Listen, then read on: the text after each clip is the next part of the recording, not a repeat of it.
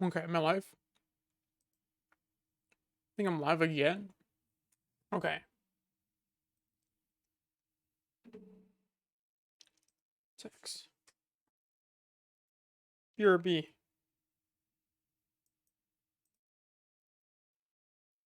Select font.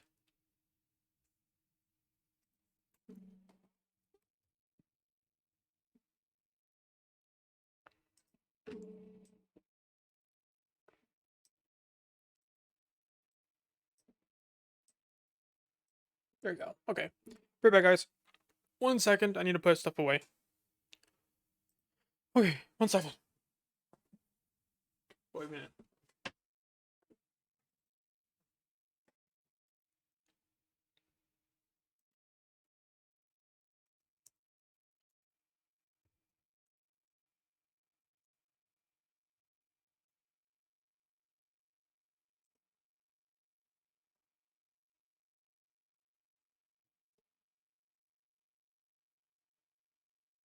Okay, right back.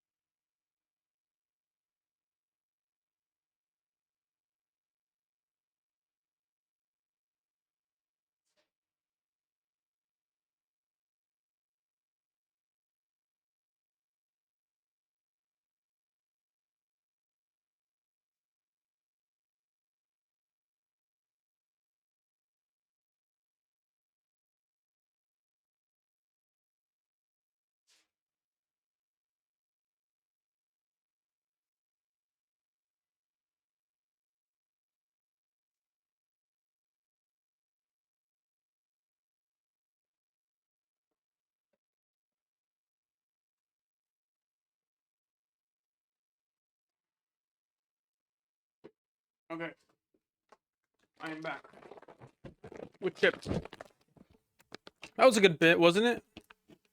Going live from my kitchen and cooking a Hello Fresh food. I have one more meal actually in store. So I might do that in the future. Pretty alright, pretty alright. I am enjoying it. I'm enjoying it. Let me plug some stuff in right now. 1 second.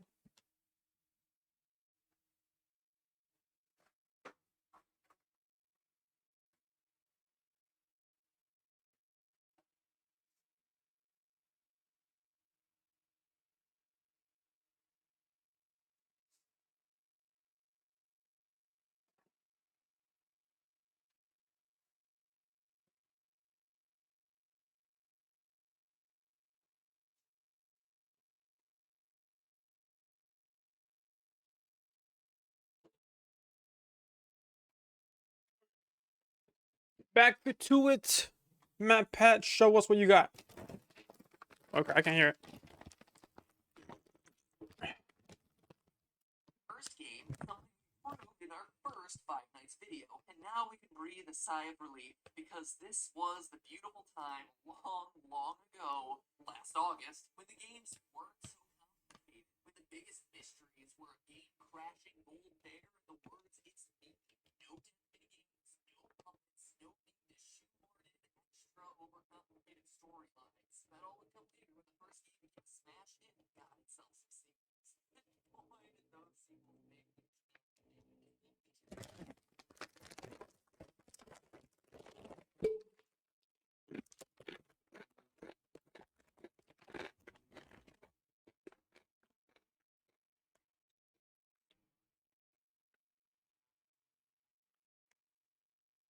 No.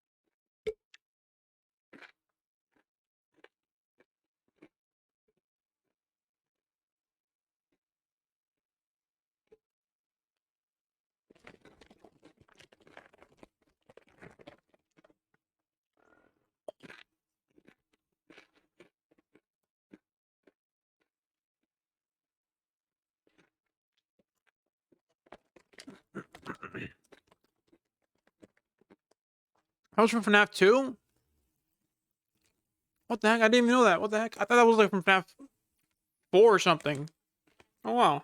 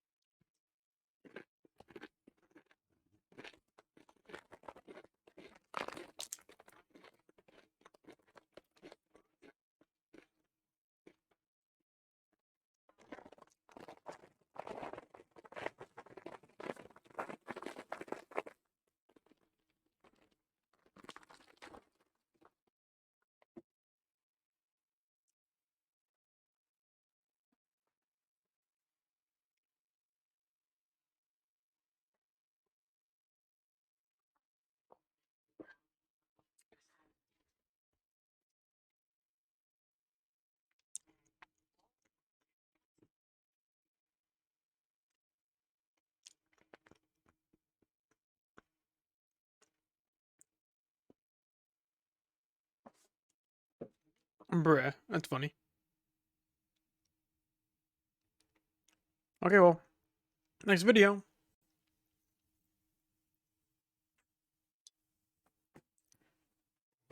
I'm gonna throw this kind of away.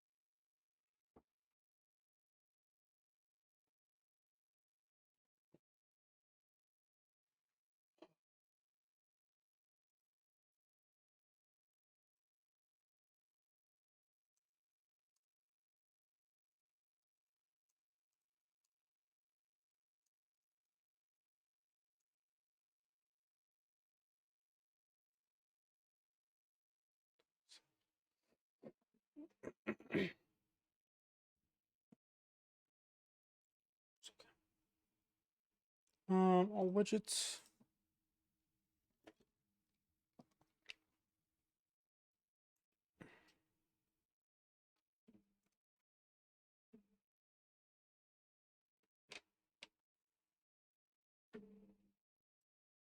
Wait, why can't you hear it?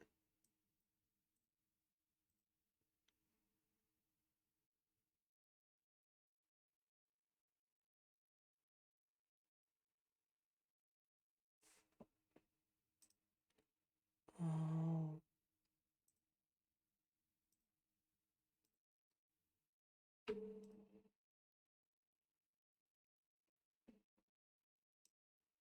Wait, why is it? Oh.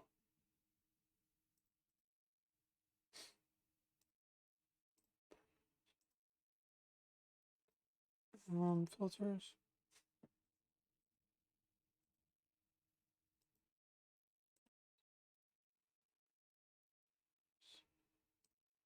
What do you, bruh? Um,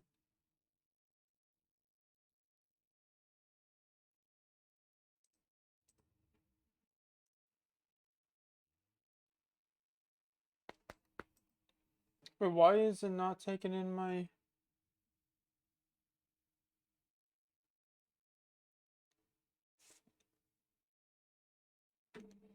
The frick no.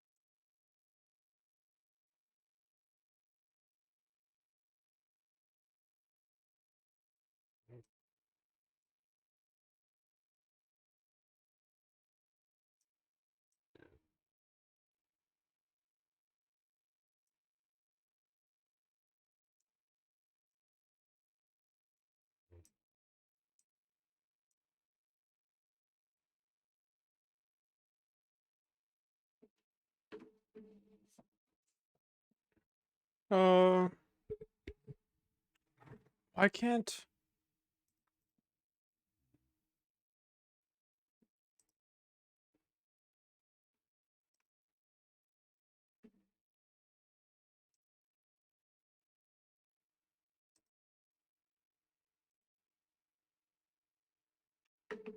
Hello. Okay, hold on. Why is it? Wait, why is OBS not taking in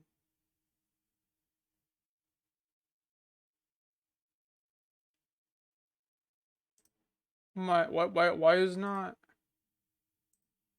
Hello. Hello.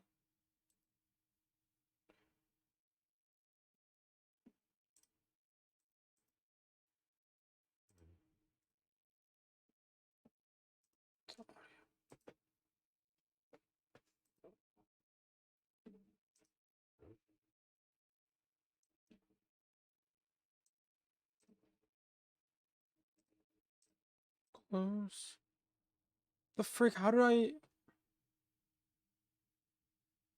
What happened to my audio? Do I need to like? Bruh, what is this? What did I press?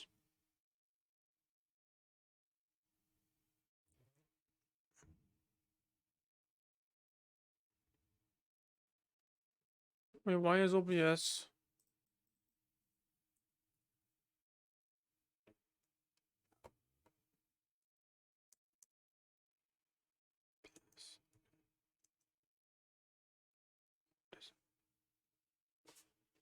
Audio device settings.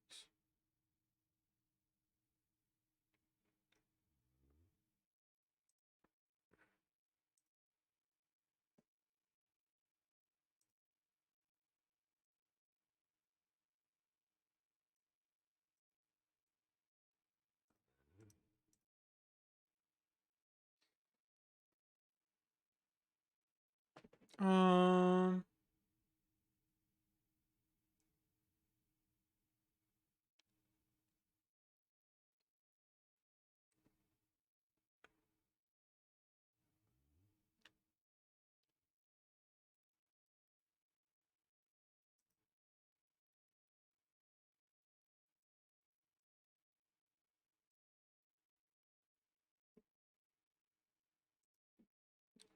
Frick.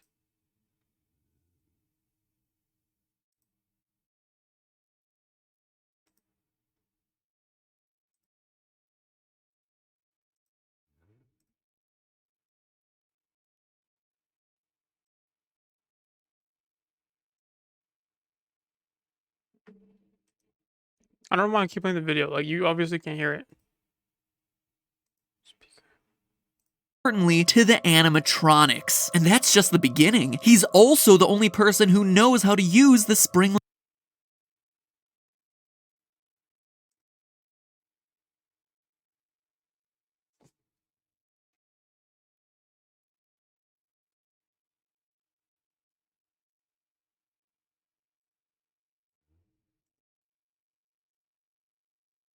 of A, where they were hidden, and Okay. B, how they were operated safely. Now, I know a lot of people have said that it couldn't have been Phone Guy because he knew better. He knew that they were dangerous and could kill him, so if he was indeed the purple guy, he wouldn't just hop into a Springtrap suit like we see depicted at the ending of FNAF 3. But there's one key detail that everyone has been overlooking and that Scott carefully included in this game. Listen.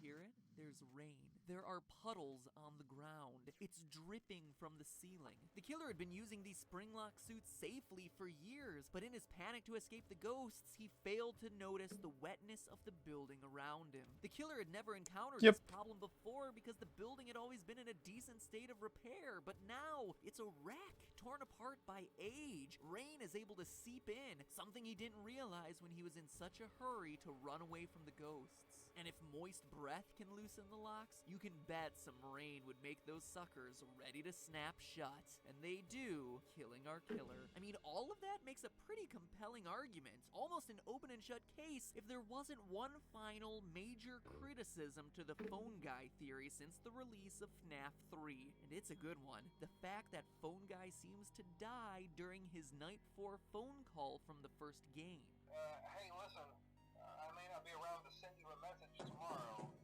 It's been a bad night here for me. I'm kind of glad that I recorded my messages for you when I did. If Phone Guy was the killer, why would the robots still be active after his death and the ghosts disappear? Sorry. It just wouldn't make sense unless you stop to consider the rest of FNAF 3's endings. The big twist in FNAF 3 is the inclusion of a good and bad ending. By completing the game normally, you get the bad ending, in which we see Purple Guy die in a flashback minigame, and the whole thing ends with 5 masks representing the 5 main animatronics with lights on behind their eyes. The good ending, meanwhile, requires using some not-so-subtly hidden clues to unlock minigames, then basically ignoring those games, glitching them out, and giving hidden dead kids cake to make them happy, obviously referring to the victims of Purple Guy. Beat the game this time, and the ending is largely the same, but with one fewer animatronic mask and no lights on. The obvious difference here is that in the good ending, the souls of the dead children have been put at peace. When they disappear for good. They don't go back to their animatronic bodies. But the bad ending? The lights on behind the eyes of all 5 masks mean that these guys are still active. Angry, restless spirits still haunting the robots to this day. Because here's the thing. The good ending doesn't exist until you, as the player of the 3rd installment, give cake to those kids during FNAF 3's hidden minigames. What you play in FNAF 1, though, is the aftermath of the bad ending. when the animatronics have killed Phone Guy but are still out for vengeance. Yeah, you made it through those first 5 nights at Freddy's. You overheard the death of the purple guy recorded live on the phone, but it wasn't enough. You got the bad ending. Even with the killer crippled in the back room in a spring-lock suit, the lights are still on in these animatronics. They're still roaming the halls, attacking anyone wearing that much-hated security guard outfit. People like Mike Schmidt, an innocent guy just trying to do his job at a failing pizza restaurant. And as the final nail in the coffin, what Phone Guy says in his Night 4 recording perfectly foreshadows what we see in the games. Maybe sometime you could check inside those suits in the back room. I'm gonna try to hold out until someone checks. Maybe it won't be so bad. Yeah, I always wondered what was in all those empty heads back there. Think about what Purple Guy does. He hides in a back room, the safe room, hides in a suit, and despite getting sprung trapped, actually does hold out until someone checks. Holds out long enough for the phone dude to find the hidden safe room, recover the animatronic, and set him free in Fazbear Fright. Exactly what the Phone Guy said he'd do in his final moments. And as Springtrap, he comes back in FNAF 3. Comes back like he always does. And with no real animatronics present at Fazbear's Fright, remember Springtrap is the only real one they've found, with all the rest scattered, probably located in dumps, which is why their bodies and faces are decaying. All that the spirits can do is appear as phantoms, hallucinations. Well, all except one.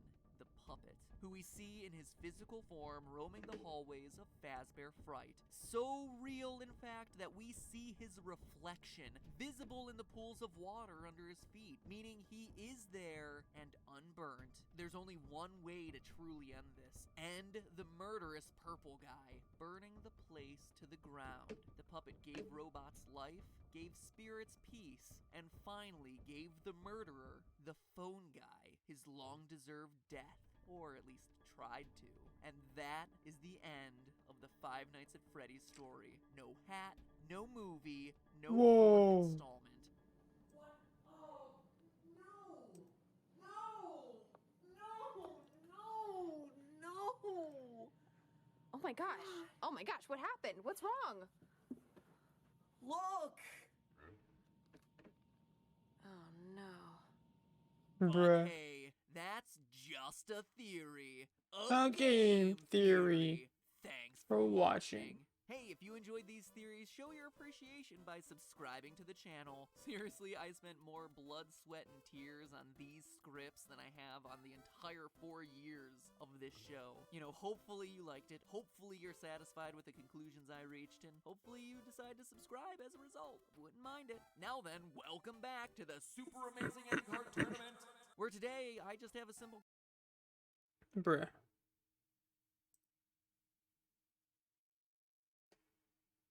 Sorry, Scott Cawthon. I'm tired of waiting for you. This time you'll have to keep up with me. Oh, never mind.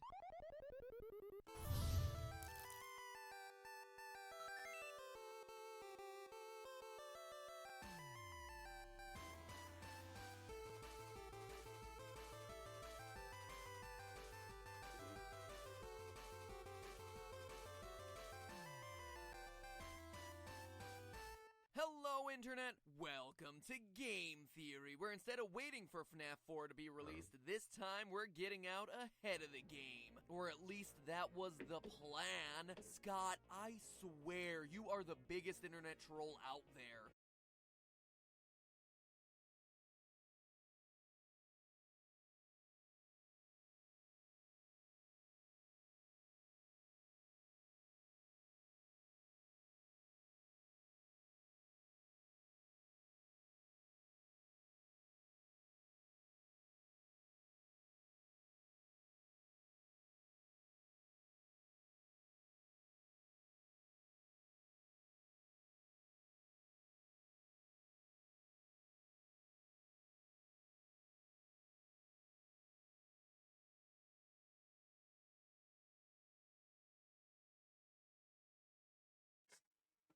Okay. My bad. Sorry. Everything. Lols. Here's the the full version now. You, Scott Cawthon, are the reason I have an emotional dependence on Diet Coke. But today I'll be sipping that sweet, sweet Diet Coke in sweet, sweet victory. Because guess what? I win! Scott, in your rush to get the game out, to get out ahead of my theories and completely flim-flam the internet and shock everyone by releasing the game 3 months early, you missed a huge detail. Maybe before releasing the game, you should have spent a bit more time researching, because this game, as you've presented it, is impossible. Let me explain. Basically, it's all but confirmed at this point that in FNAF 4, you play as the victim of the bite of 87, and that this game is either his nightmare or what he's seeing in a coma as he recovers from his injuries. Let me run you through the evidence real quick so that we're all on the same page. First, in the months leading up to the release of the game, there were clues hidden in the source code for some of the teasers on Scott's website, with the numbers 8787 repeated over and over again. 2 numbers that anyone who hasn't been living under a rock will recognize as a key date in the franchise's lore, the bite of 87. This is further supported by the text on the teaser images. All of the pictures released on the site basically ask the same question: was it me? Which seems to refer to the actual attacker of the bite itself. But there was one more word we saw repeated throughout the teasers: nightmare. Hidden over top of multiple teaser images was that exact word. That, combined with the Freddy Krueger-ish design of the animatronics, with teeth and claws everywhere, something far different from how we've seen these things designed in the past, seemed to indicate that this would be the way a child would imagine these creatures if he had had a traumatic experience with them, making it seem like what we would be playing would be a dream. Couple that with some evidence from the trailer. The first words are, "What is it you think you see?" making us question the reality of the images in the game. But there was also something that everyone seemed to overlook about this trailer: the appearance of the number 4. Scott doesn't do things randomly, as I'm sure we're all aware by now. And notice the movement of the 4. It starts off in a horizontal plane, like it was laying down on something, say a bed, but then wakes up to stand vertically before the trailer ends. Even that remnant red rectangle is meant to symbolize the bed. Everything seems to be letting us know that what we're seeing isn't really real, it's a dream, or better yet, a nightmare. Now, fast forward to the game's release, or I suppose casually meander to the game's release since it wasn't too long afterwards, and we see that this theory still holds. Flowers, an IV, and pills will occasionally show up next to your bed, classical medical supplies that show us that this is a child in recovery. Foxy, who's hiding in a closet, will transform back to a plush toy if you hold the door closed on him long enough, making it seem like this was all a dream or hallucination. And of course, the biggest piece of evidence of all, the cutscene that ends Night 5, which, if you don't want a spoiler, click here to skip. All of you skipped now? Good. Actually shows the bite of 87 take place in the mouth of the golden Fredbear. This is further supported by the quote-unquote boss of the game being that same golden Fredbear, where in the final nights, he's the one who ends up stalking you. All the other animatronics disappear. You're being haunted by the suit that bit you. So yeah, that's it. All the evidence points to the victim of 87 being our protagonist, the character we're playing as in FNAF 4. Good job, Scott. You finally put together a game with a coherent plotline. Except you didn't.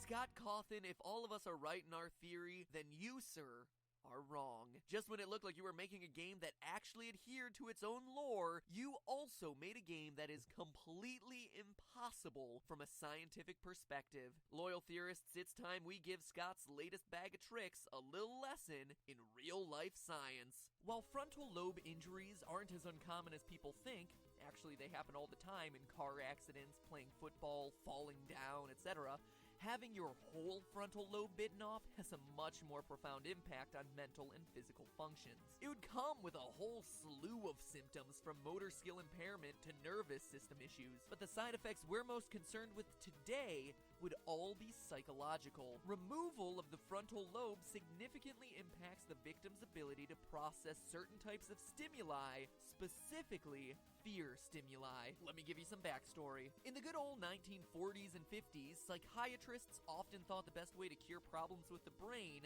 were to cut pieces out. Feeling depressed? Well, let's slice that out. Overly aggressive? That chunk probably wasn't important. As such, there are extremely well-documented studies of patients without frontal lobes, and what's fascinating about them was what happened to their fear response. Patients without a frontal lobe become uninhibited because they no longer have a fear response. Way back in my Fallout episode, we looked in depth at the most famous accidental lobotomy in history, Phineas Gage, who literally had an iron rod shot straight through his head, completely destroying his left frontal lobe. One of the most striking differences between pre-pole Phineas and post-pole Phineas was his sense of inhibition. And by that I mean post-pole Phineas had none. He had no sense of caution, no sense of fear or self-consciousness. He was described to be impulsive to the point of being rude and vulgar in public. No fear, no anxiety, no social pressure anywhere. Going back to the game, one of the things Scott does a great job of throughout the FNAF franchise is putting you in the eyes of Mike or Jeremy or whoever. We feel invested in our protagonist because we are that character. But in this case, that's scientifically impossible, specifically because of the bite of 87. If the main character of this game truly is Little Timmy Lost a Lobe, he wouldn't wander around a house clicking a flashlight on and off. Why would he? He doesn't care, because tragically, he no longer has the capacity to care. His brain structure no longer allows it. As if this weren't enough, a frontal lobe injury also tampers with concentration and attention span. The main character in the game is still supposed to be concentrated over a long period of multiple hours. But the thing is, patients without frontal lobes don't have this ability. In fact, they can only stay focused on what they see immediately happening in front of them. A child missing a frontal lobe who repeatedly turned a flashlight on and off in a hallway without seeing anything would lose interest. They wouldn't have the mental wiring necessary to concentrate on self-preservation. They would literally just go back to bed. The game is impossible the way it's being presented, because it would literally be over before it began. But the final and biggest nail in the coffin for this one is how frontal lobe injuries affect the imagination. The frontal lobe controls a ton of mental processing abilities, including dreams. You might think that an uncontrollable imagination would lead to exactly the kind of nightmares or hallucinations you see in this game, but in fact, it's the exact opposite. Rigorous studies have been done on the imaginations and dream states of lobotomized patients.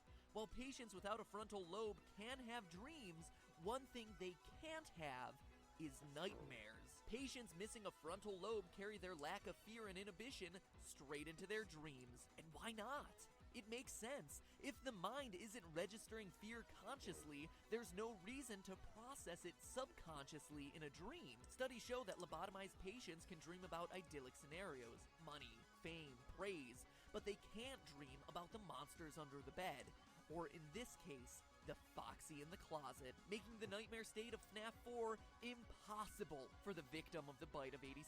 In fact, going back to the dark days of psychiatry, some patients who experience the kind of recurring nightmare we see in FNAF 4 actually had their frontal lobes intentionally removed to stop these dreams from happening. One famous case describes a patient who was experiencing a recurring dream of being chased by ferocious animals. After the patient received the lobotomy in 1953, yes, he still had the dream, but would instead describe it as being a nice dream with some nice animals. His visions in the dream were no longer threatening. The animals were happy, he was happy, and he was no longer able to perceive any of the fear he once had prior to the surgery. So scientifically speaking, there is no single way the main character of FNAF 4 can be the bite of 87 victim like Scott seems to have indicated. Sure, the game could be about another kid, I guess, but that would be lame. No, this game is meant to be about the victim of the bite of 87.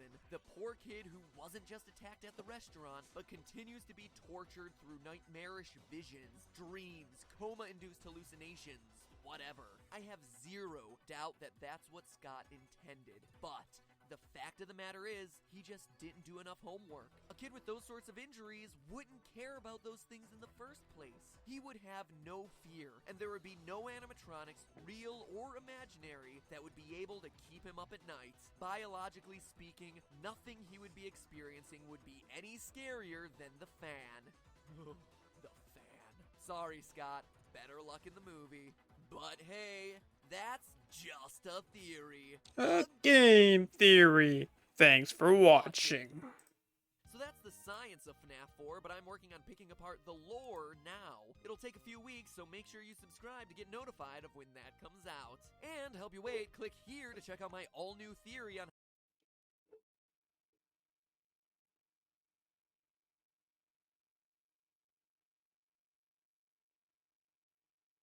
There's gotta be a code to open this. Byte of 87. New text? I must be close! Incident of 83. One movie. 11 animatronics. 11 kids. One phone guy. One killer. Hex code for purple backwards. Is that Markiplier? Yes, MatPat, it was me. It was me the whole time. And that's no theory.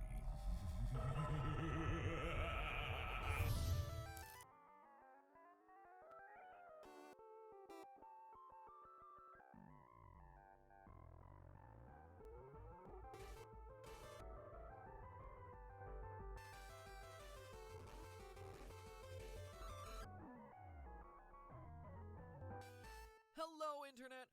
Welcome to the Five Nights at Freddy's podcast. Oh, sorry, I mean Game Theory. Game Theory. The show that covers theories on other games in the 2-week intervals between new installments of FNAF. But if I'm ever gonna see requests for games other than FNAF 4 in my Twitter feed, this video needed to be made. Because, I have a confession, Internet, I made a mistake in my last FNAF video. Not in my research, mind you. My conclusion that this kid scientifically could not be the Byte of 87 victim was actually 100% right, both scientifically and, as you've been eager to point out, lore-wise. No, I was wrong in calling this the Byte of 87. I'm man enough to admit my mistakes. Hey, it's why they're called theories after all, right? Anyway, in this case, Scott was sure to let me know my error in his first comment on any of my videos on the franchise to my knowledge, which was really exciting, but it did leave me wondering, should I feel honored or trolled? And let me just say, because you were asking, I didn't delete that comment. I only delete comments from game theorist bots. No, I don't want your free PSN codes, okay? So I guess Scott must have deleted it himself. Maybe there was a typo. Or maybe a clue to FNAF 5. But before we get that far ahead, let's close the book on FNAF 4. First, let's set the record straight on where it takes place. It does not take place in Fredbear Family Diner, but rather the first location of Freddy Fazbear's Pizza, the one from the old phone guy tapes found in FNAF 3. But the spring-lock yellow suits are the only ones there, I hear you typing. You're right, they obviously are, but remember, Phone Guy's tapes in FNAF 3 welcome you to Freddy Fazbear's Pizza, not Fredbear Diner, before he tells you about their, quote, specially designed suits. Roll that cassette tape. Welcome to your new career as a performer/entertainer for Freddy Fazbear's Pizza. Right now, we have 2 specially designed suits that double as both animatronic and suit. Specially designed, i.e. not in existence during the Fredbear era. Plus, in that same set of phone calls, Phone Guy tells us the suits have become decommissioned after an incident where there were, quote, multiple simultaneous spring lock failures. What do we see at the end of FNAF 4? An incident where multiple spring locks fail simultaneously and a child dies. And let me be clear, because the terminology is pretty confusing. In the game, the word spring lock is used to describe both the suit as a whole and the individual locking mechanisms within that suit. A spring lock suit is made up of multiple spring locks. To have multiple simultaneous spring lock failures, like Phone Guy says, would either mean multiple suits going down at the same time, which is a bit coincidental and hard to believe, or that multiple locks within the same suit collapse at the same time, causing a catastrophic failure. Say, for instance, because a child is squirming to escape and his tears are moistening the locks. Crunch. And besides, don't you think it'd be weird for Fredbear's Diner to use these suits, have them kill a child, sell the company, and then Freddy Fazbear's Pizza starts using them again? It just wouldn't make a lot of sense. Long story long, although Fredbear and Springtrap are the featured attractions at this restaurant, this is a Freddy Fazbear branded joint, one dating back to, as we see on the TV set, 1983. But enough about the timeline. I don't want to dwell on it in this episode. To me, having a general placement of the timeline is enough because the most interesting part of this game is the ending and its overall meaning. Like I said in the other FNAF 4 video, if this was just a random kid who got bit, that would be really lame. So how does this particular kid fit into the overall lore? Why is this incident of 1983 so important to show? Who is the FNAF 4 kid, and what does the ending line of "I will put you back together" mean? Well, let me tell ya, the evidence points to him being the puppet.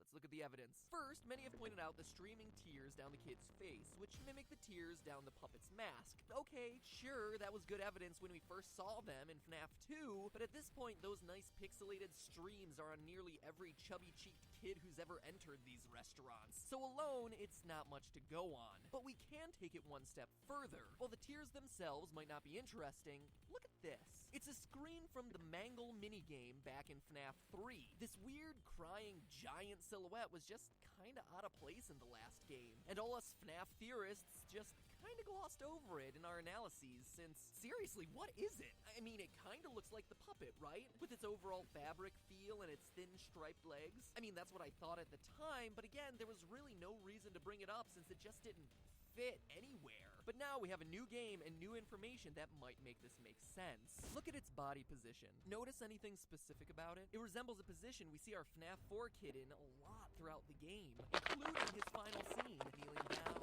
2 streaming tear tracks, and his face turned 2/3 toward the camera. Do you see the connection here? But not only that, look at what our kid wears. A black and gray striped shirt. And remember, this is in a world where all the other kids are generally wearing single color outfits. It's an oddly specific detail. Now I ask you, what's the signature look for the puppet? None other than black and white stripes. Whoa! Design details Breakthrough. there's no sign of the puppet anywhere in this game, and yet practically every other animatronic is present in some form, meaning that this game likely exists at a time when the puppet has yet to be created. Remember when he just kinda showed up in FNAF 2? Which, I should remind you, takes place 4 years later than this game. He just kinda came out of nowhere. Well, this could be the puppet's origin story. This idea of kid as puppet also works really well with the locked box at the end. What's in there besides Markiplier's stunning face and buttery voice? A puppet. As we see in FNAF 2, he has a habit of coming out of boxes, and he's the only one who can bend and fold up into a space that small. But there's even more evidence when you look at the timeline. Now, I challenge you to ask yourself one question. What exactly is the child afraid of in this game? Why does he hate this restaurant so much? The easy answer would seem to be the animatronics, but that'd be wrong. It's important to note that at the time of the cutscene minigames, he's not scared of Freddy, Bonnie, and Chica. When you walk over the pile of plushies in the corner, we see that he considers these characters as his friends. Foxy is kinda in that camp too, but to a slightly lesser degree because his brother has started scaring him with the Foxy mask, hence the head being pulled off. Even the weird psychic friend Fredbear isn't a scary presence for him. So clearly he's not scared of the characters. Is he scared of the people working at the restaurant? The purple guy? Maybe, but that's not quite the full answer either. Again, watch how he behaves. When trying to escape the worker in the Fredbear outfit, he can't muster the courage to run past the show stage with the yellow suits. He collapses in fear. And when the bullies drag him over to the stage, he's freaking out. Clearly, what he is specifically afraid of in this restaurant is the yellow Springtrap suits, whether in animatronic mode or suit mode, which begs one question. Why? Well, the answer lies in psychic friend Fredbear. Look at the dialogue running through the kid's head. Hurry the other way and find someone who will help. You know what happens if he catches you. That line would be easy to write off as this just being a scared kid who believes the ghost stories he's heard from the dead-eyed girl he talks to on the way home. She's creepy. If it wasn't for one thing, this other line. No. Don't you remember what you saw? This kid actually saw something, a crime, something terrible in these restaurants. It would seem to imply that he saw another child get shoved into one of these suits. This would also explain the strange brown pixels sticking out of the yellow body backstage. A tuft of hair, perhaps? All of these details also fit with the character I've been lovingly calling Psychic Friend Fredbear. He's here, he's there, he's everywhere. Who you gonna call? Psychic Friend Fredbear. I mean, seriously, what is this thing? Sometimes he's a bear, sometimes he's referencing it, and sometimes he's a flower?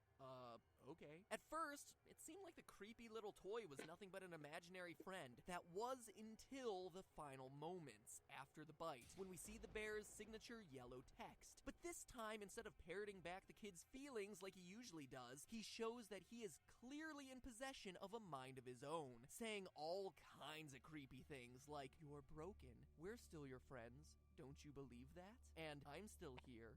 I will put you back together." This isn't just a split personality of the kid or anything. This is a separate entity. This is a spirit. This is someone who knows the danger of getting caught by the people wearing those suits. This is the victim that our FNAF 4 kid saw getting stuffed. This is Golden Freddy, Purple Guy's first victim. And I know you're rushing to the comments now to say that this changes a lot of things and goes against stuff we've been saying for a while, but don't worry, we'll address it. Just get excited. We've pinpointed the identities of our two most mysterious animatronics. This is an awesome revelation from an evidence standpoint, but to be honest, it's a little disappointing from a storytelling standpoint. Here's why. We humans all have a proven psychological need to complete things. This need is called, unimaginatively, the completion principle. We want to fill in the blanks in the stuff around us so that the world makes sense and we feel in control. It's the biggest psychological reason why you want to beat a game, or even just an individual level. You know how you just can't stop and save in the middle of a level? You have to play until it's done. This is the reason why. Weirdly enough, it's even the reason why it's so hard to leave just one slice of cake, outside of sheer deliciousness, or leave out the last two pieces of a puzzle. I mean, even just looking at it on the screen, Earl, just put the piece in. Just finish the last two just animate the pieces to move over into the open slots, and I beg you, just finish the last... Thank you. This isn't just you being, OMG, I'm so OCD. It's actually because the brain is wired to respond to knowing when you're done with a task. The brain can now take the mental energy it was using to focus on that activity and use it on something else. But what happens if you don't finish that piece of cake? Or if you walk away from a game right before beating the level? Your brain can't put that activity away because it's still not finished. You literally continue to spend mental energy on it in the background, even when you're doing other things. As long as there are unknowns, your brain can't feel in total control and can't let things go. And whether he knew this when creating the first FNAF game or not, Scott Cawthon has done an amazing and infuriating job of creating a story that looks like it goes one way, but also looks like it might go somewhere else. This keeps us thinking about FNAF lore, talking about FNAF lore, pestering our favorite YouTube theorists for more FNAF lore for weeks, months, watching every video released on everything from top 10 details you missed in the FNAF 4 teaser to top 10 facts about the cupcake. The cupcake! 10 facts about the cupcake. Seriously. Once we're into the lore, our brains literally cannot let the pieces go until there's some kind of resolution, a completed story. But Scott has done such a good job of keeping the game in flux that the pieces never quite feel like they fit in a way that feels satisfying. We never get that moment of ROLAIDS.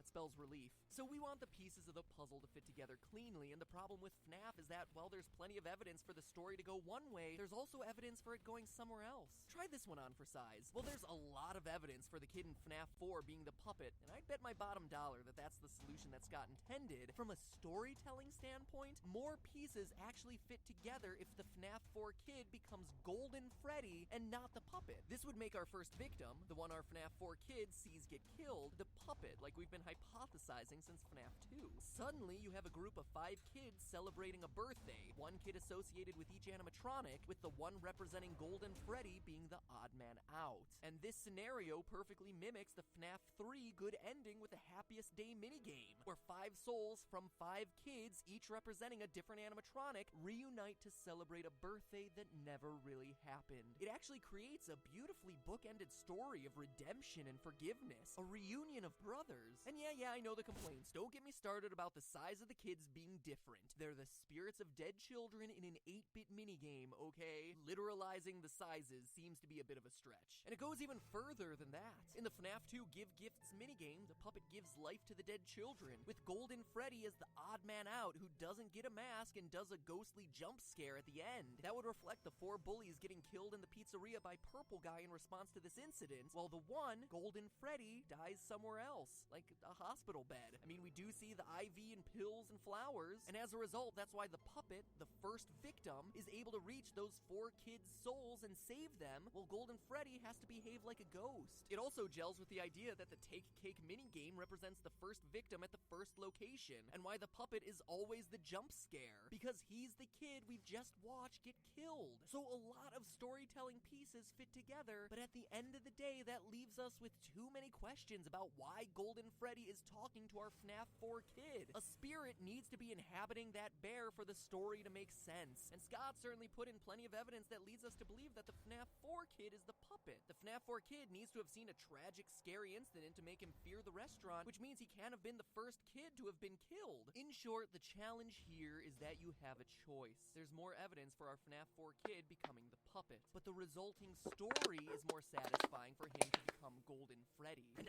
either side leaves you wanting more, because not all the evidence works in either scenario. And that is the true secret to FNAF. The completion principle demands that we get answers, that the scraps of evidence across the 4 games come together cleanly. But if and when they do, our brains will just be able to move on and forget about it, making it just another game that we played and is collecting dust on our shelf, or taking up memory space in our Steam account, I guess. In the meantime, good on Scott for making sure FNAF is always on our minds. He didn't do it by giving us endless levels or a whole bunch of stuff to complete. He did it just by making sure the pieces that are there are never quite enough. So GG, Scott. GG. And GG to all of you too, theorists. All of us. For trying to complete the story and solve the mysteries. I may complain about it, but honestly, I've been having a blast. It's like the Gravity Falls of video games. It's been my honor to work with all of you on this quest over the last year, and I look forward to trying to continue the quest in the year to come. In fact,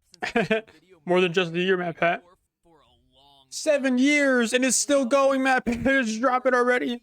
Pacific time, I'll be live streaming right here on the Game Theorist channel, answering all the remaining questions you have about the FNAF franchise.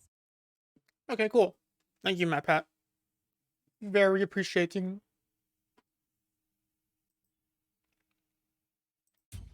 Today, we end the horror. Today, we solve FNAF. I wonder.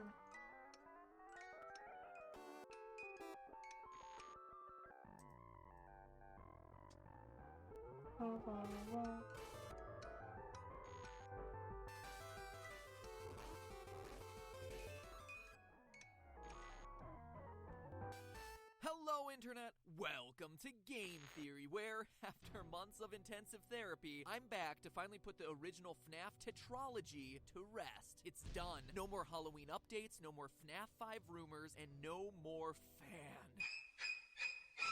Suck on that, you multi-bladed propeller of air. So shortly after my last theory, I arranged a live stream with some fellow FNAFers to close the book on the series. And what I only know one of these guys, bro. that none of us expected. We have internet. We're back. No, not the stream issues. Scott started talking to us. Well, kinda. He kept updating his site, scottgames.com, with cryptic messages as to the true meaning of the game. As Scott usually does. Shadows is easily misunderstood in the mind of a child. In the FNAF 4 minigame, why would the tiny toy Chica be missing her beak? And finally, 4 games, 1 story. It was incredible! After a year of taking shots in the dark, finally we were, in a way, hearing back from the man who knew all the answers. Scott Cawthon, the creator, was reaching out from the shadows to give us, for pretty much the first time ever, concrete leads as to where to look. But what did these cryptic clues mean? In the moment, the best I could do was this. Is it possible that FNAF 2 didn't actually happen? But in the days that followed, those 3 clues led theorists on Reddit, Steam, and YouTube to completely throw out everything that they knew about the franchise. What if we were looking at the franchise all wrong? Instead of counting animatronic toes, calculating minimum wage rates, and tracking Purple Guy's work history, maybe we needed to take a step back. What if everything in FNAF was just a dream? That's right, a FNAF dream theory. That everything we play through in these games was created in the mind of the FNAF 4's crying child. It sounds like a cop-out, right? Like a lazy storytelling cliche. Maybe. But stay with me. Even if you think you've heard parts of this theory before, you'll want to stick around. I've unearthed the clues that finally put our year and a half of FNAF speculating to rest. Of the 3 clues Scott gave us that day, the most damning one was the last one. Why would Tiny Toy Chica be missing her beak? What? In the FNAF 4 minigame, you can talk to a small girl on the playground with toy versions of Bonnie, Freddy, and Chica, but her beak is missing? During the stream, we were all like, Scott, please. But when we looked, sure enough, there it was. A few orange pixels laying on the ground. What? Seriously? This was the crucial detail all of us had missed. And yet, for as absurd as it may sound, those 5 pixels changed everything, upending a year worth of theorizing. Because that missing beak directly parallels FNAF 2's new version of Chica, who loses her beak when she goes on the attack. It was something we all had written off as a graphical glitch or a design choice, not as a clue to the meaning of the entire series. And yet, here it was from the creator's mouth. And that is when it started to click. FNAF 2's shiny new animatronics. What are they called? Toy animatronics. And that's not just a cute name the community came up with, like Freddles. It's right there in the custom night menu. It's canon. That's a strange name for a bunch of robots, right? Unless it's meant to be taken literally, and then they're all just a bunch of oh my god. What if they are toys, and this is all just a dream scenario inspired by these little guys? Well, let's keep going with this toy clue. I mean, obviously, the toy animatronics are shiny, plastic-looking fake, just like a small plastic action figure would be. But it explains a bigger question about... I mean, this theory was never, like, added onto. The story we're told to believe in this game is pretty absurd. That kids just rip it apart and put it back together again. It wasn't a toy. Please just leave it as a mangled collection of parts for small children to play with. What parent would ever be comfortable letting little Timmy touch that thing? Oh, and here's a cute thing for you to play with. Oh my gosh, who could have seen that coming? But if we assume FNAF 2 is in the mind of a child who has seen all these toys, Mangle makes a whole lot more sense. He's just a dismantled toy. Think about Sid from Toy Story, who fuses various toys together to create hideous abominations. This explains Mangle's 2 heads. I don't care how much you redesign Foxy, no one planned him to have 2 heads. In fact, note that Mangle appears in a girl's room. An insignificant detail? I don't think so. The Chica Beak shows that this girl's toys fall apart, just like Mangle, the tear-apart, put-back-together toy. And toys explain FNAF 1, too. The crying child of FNAF 4 has 4 plushies in his room. The crew from FNAF 1. Plushies, as in soft, stuffed animals. What are the original 4 animatronics made out of? Soft materials. Fur and fabric, not plastic like the toys. So much so that the one thing that we hear about them throughout the series is that these old animatronics collect odors and never get washed, just like an overused and overloved stuffed animal. But the parallels don't stop there. Why is Foxy out of order in FNAF 1? Well, the plushie he's based on is missing its head. How about Foxy's jump scare popping in abruptly from behind a wall?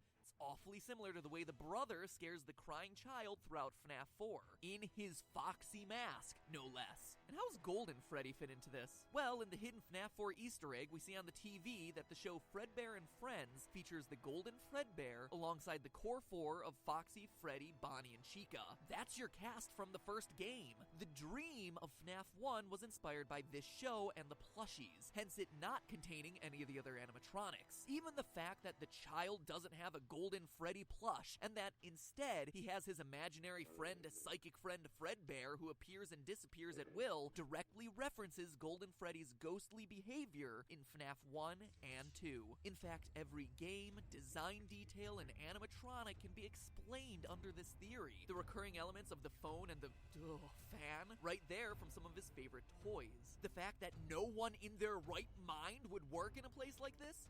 dream, firing an employee for something like odor? It's a child's imagination of what employment is like. How about the weird metaphysical hoops that you have to jump through to access FNAF 3's minigames? Well, dreams have weird rules where dialing codes into cinder blocks makes perfect sense. FNAF 3's Springtrap is directly inspired by the girl in her golden body finger puppet that pinches and traps her finger. The idea that the animatronics stuff you into suits comes from this girl spreading the urban legend that if you die, they hide your body and never tell. The naked endoskeletons come from his time trapped in the supply room. Balloon Boy is the dream version of this kid, excited to go to the birthday party. They even have a single balloon each. Even the oddballs of Shadow Freddy and Shadow Bonnie fit under this theory. They're the product of the crying child being freaked out by the shadows that Golden Freddy and Bonnie cast onto the wall. And while we're on the subject of shadows, Dream Theory even rolls up the purple guy. Let's pull in Scott's second clue. What is seen in shadows is easily misunderstood in the mind of a child. Yes, he could be referencing the shadow animatronics, which are literal shadows, but what he's more likely referencing is purple guy helping a fellow employee put on the yellow suit. They're in a dark, shadowy room, and what the kid sees, or what he thinks he sees, is someone getting violently stuffed into a suit when it's just a mascot putting on its head. Think about how traumatic it'd be if you were a kid and you were at Disneyland and then saw Mickey Mouse suddenly take off its head. It would blow your mind. But we all know that there's no murder happening. It's just employees going about the daily grind. In fact, that's why Purple Guy is purple. In the Atari-style game, Purple! shadows are represented not with black, but with purple, as indicated by the shadows cast by the animatronics on stage. That's why Shadow Freddy, Shadow Bonnie, and even the innocent employee in the dark back room, the shadowy purple guy, are such an unusual color. Still skeptical? So was I. Sure, it answers a lot and smooths out the timeline, but there was still one piece of the puzzle that was missing. One thing that was nagging me. It still felt like a convenient explanation, but not an intentional one. Not something that Scott had planned for the series. All I needed was just that one detail that made everything fit together. But then, while writing this script, it finally dawned on me. The nail in the coffin. The one piece of evidence that no one can deny and that, to my knowledge, no one has talked about in the months of theorizing. The detail that convinced me this theory has to be true. Are you ready to have your mind blown? Listen to the sound that you hear at the end of every night of the first 3 games.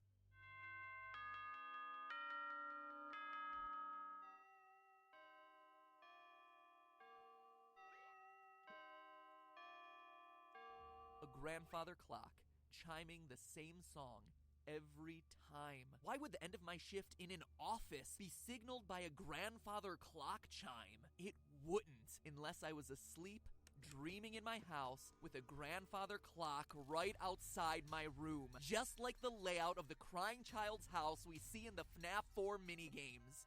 6 o'clock a.m., time to get up. Whoa! FNAF 4, how does each night end there? A beeping alarm clock. Why? Because we're no longer in the crying child's house. We're in a hospital, trying to recover from being bitten. Hence the pills, IV, and flower Easter eggs. No hospital has a grandfather clock, but they're all equipped with a generic digital alarm clock. This, to me, was the missing link, the piece of evidence that took this theory from convenient explanation for a lot of the game's weirdness to definitive proof that this is what Scott intended. My heart is racing right now. I'm so excited about sharing this with you. It feels like finding the Rosetta Stone, the one detail that unlocks everything else in this huge mystery we've been trying to solve. But at the same time, it's bittersweet, right? Remember what I said at the beginning of the episode? It sounds like a cop-out, right? Like a lazy storytelling cliche. How many of you agreed with that? If you're honest with yourself, I bet a lot of you. You'll notice across my videos I don't cover dream and coma theories very often for exactly that reason. They're too easy, too flexible. Because it's all a dream, weird stuff can be written off. Logical errors overlooked simply because it's not actually real. In the theory world, they're OP. They're hard to argue against and can be molded to fit any random collection of details. And for a game like FNAF, where us theorists have spent thousands of hours combing through all the details, making and remaking timelines, bending over backwards to make every last piece of information fit together across the 4 games, it was just a dream reveal invalidates all of that that work? It says that none of it really mattered since none of it really happened, and Scott knows this. Let's look at a quote from Scott in his update on Steam regarding the Halloween DLC for FNAF 4. Quote, "The story remains completely hidden. I guess most people assume that I filled the game with random Easter eggs this time. I didn't. What's in the box?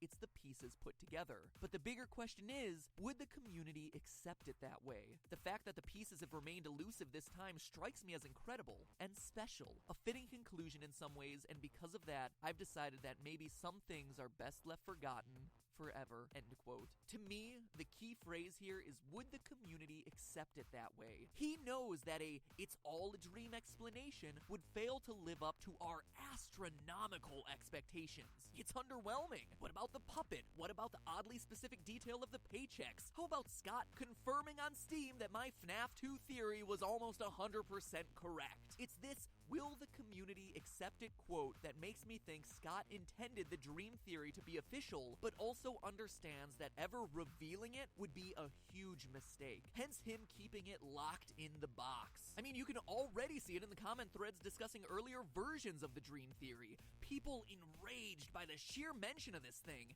Heck, you'll probably see it in this comment section. But it doesn't have to be that way. Sure, the nights themselves may be a series of dreams, but the lore contained within those dreams doesn't have to be meaningless. In fact, it's not. Think about it. The urban legends the kids are sharing had to start somewhere. That crying child clearly saw something that made him scared of these restaurants. And then how do the Atari games fit in? Are they just dreams within dreams?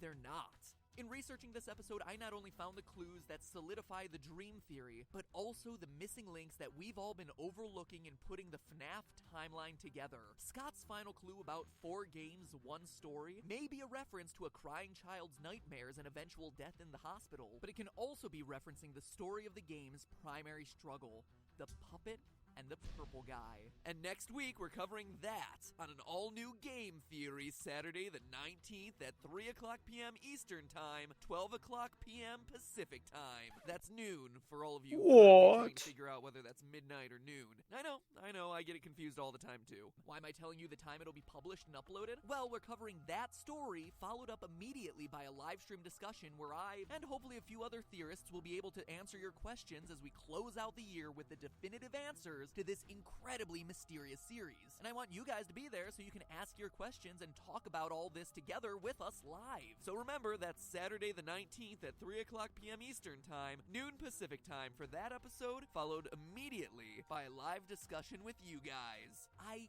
cannot wait to share all of this with you guys. And in the meantime, Remember, that's just a theory. A game theory. Thanks for pooping. I don't know why I said that. That was immature. Oh, let me do this. So the video is up to the right. There's like, it's like, that's weird, huh? What if I go like this? Nope.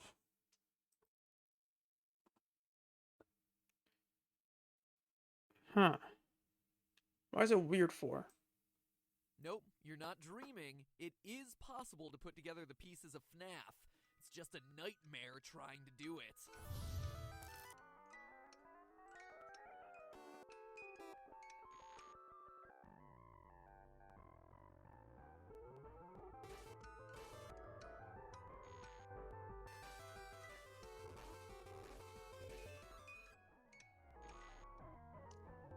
Hello, Internet!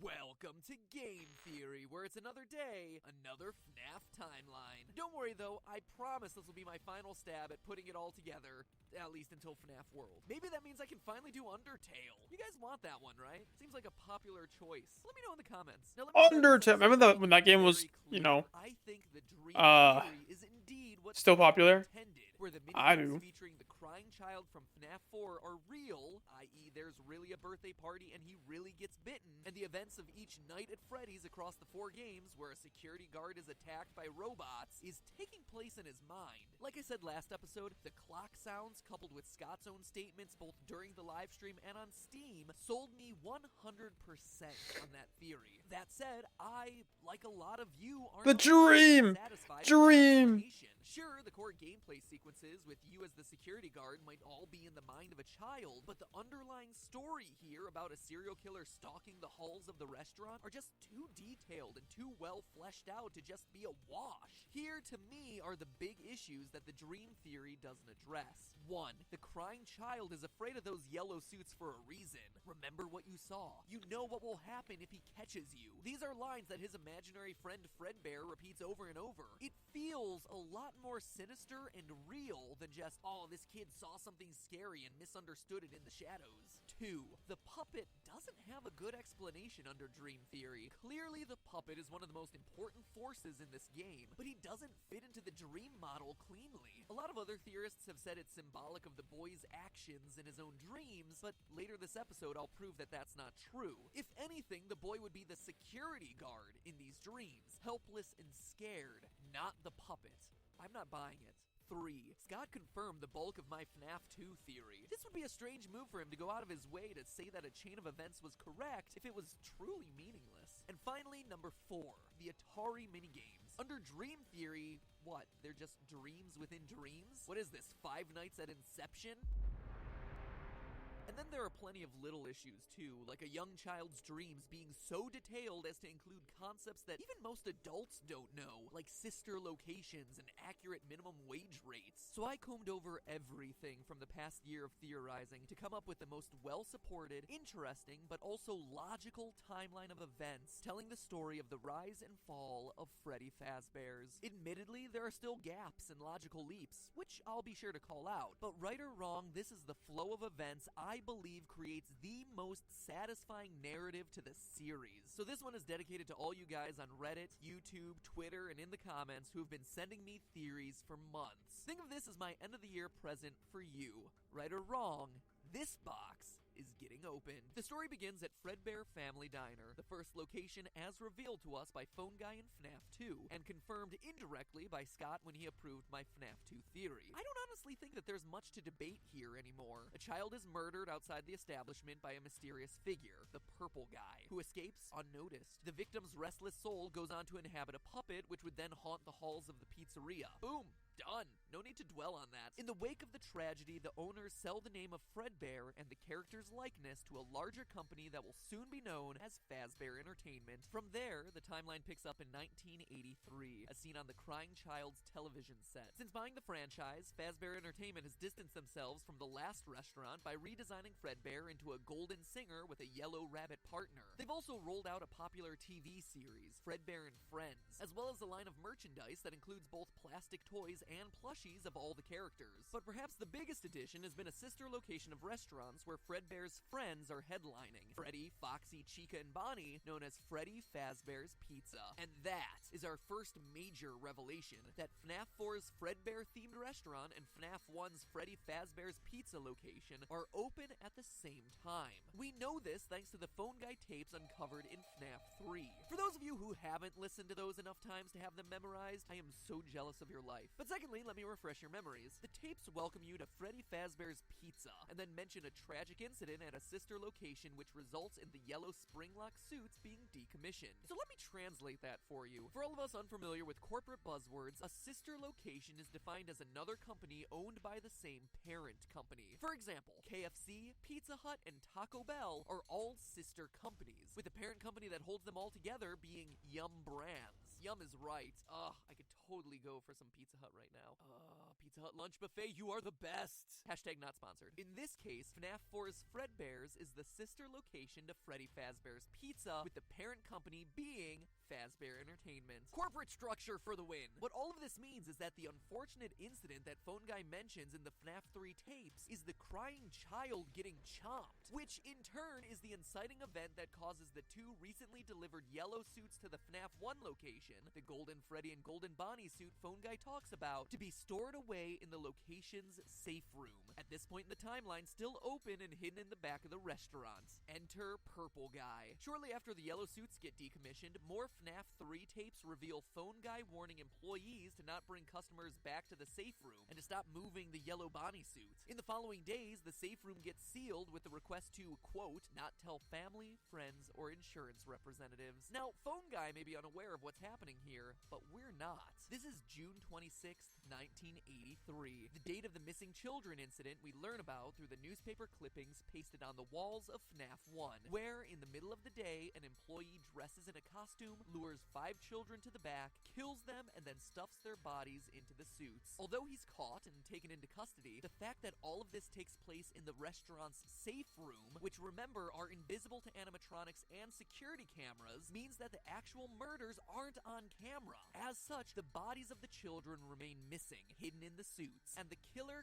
can't be charged due to a lack of evidence. This is all represented in the game by the Foxy Go Go Go minigame, where the layout of the game parallels the layout of the FNAF 1 location. Pirate Cove, to the right, a dining area. And as we see in the Give Gifts, Give Life minigame from FNAF 2, the puppet saves the kids by giving them life inside the animatronic suits. So now at this point in the timeline, we have Freddy, Foxy, Chica, Bonnie, Golden Freddy, and the puppet alive and well.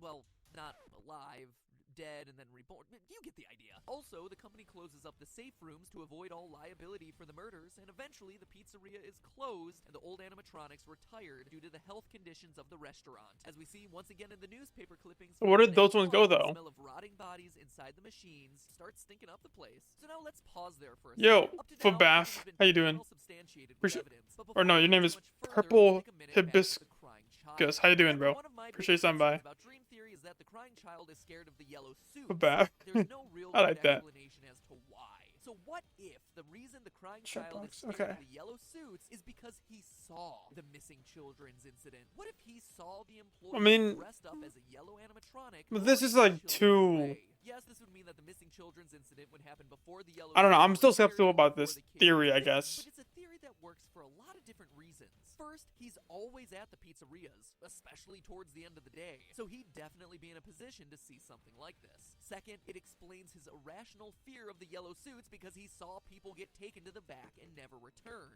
Third, the lines of "remember what you saw" and "you know what will happen if he catches you" that psychic friend Fredbear keeps repeating makes a whole lot more sense now. And finally, and Yo, appreciate the follow. importantly, look at this Oh, you line. triggered the thing. These are my friends.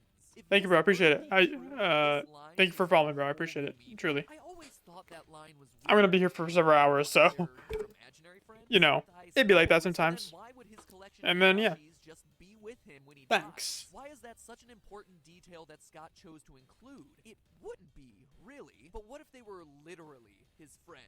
That he knew the kids That the kid is schizophrenic, maybe? and the plushies That could being be there in the a final possible scene solution. represented not his plushies, but the spirit of his friends, the ones possessing the suits, being there with him as he So I'm trying to dies. see. Now that gives you a reason to be scared of this restaurant. But we can take it one step further. There's one more issue with the crying child we've yet to cover. What happens to him when he dies at the end of FNAF 4? My original theory put him in the puppet because of design details, but in retrospect, that was wrong. Reddit user 3IEYIJ 3IEJ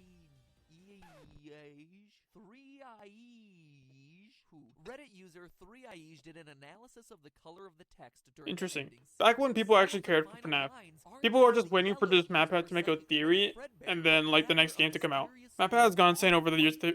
Dude, The final lines of I'm like watching through the playlist right now. It's a subtle detail, but it's very clear The that FNAF this playlist is an on intentional Maphead's difference page. that Scott There is included 37 in it. hours So who's speaking? Well, who else of but the FNAF one figure we know videos gives life to children dying in a on film Game of the Theory. Fazbear Entertainment franchise.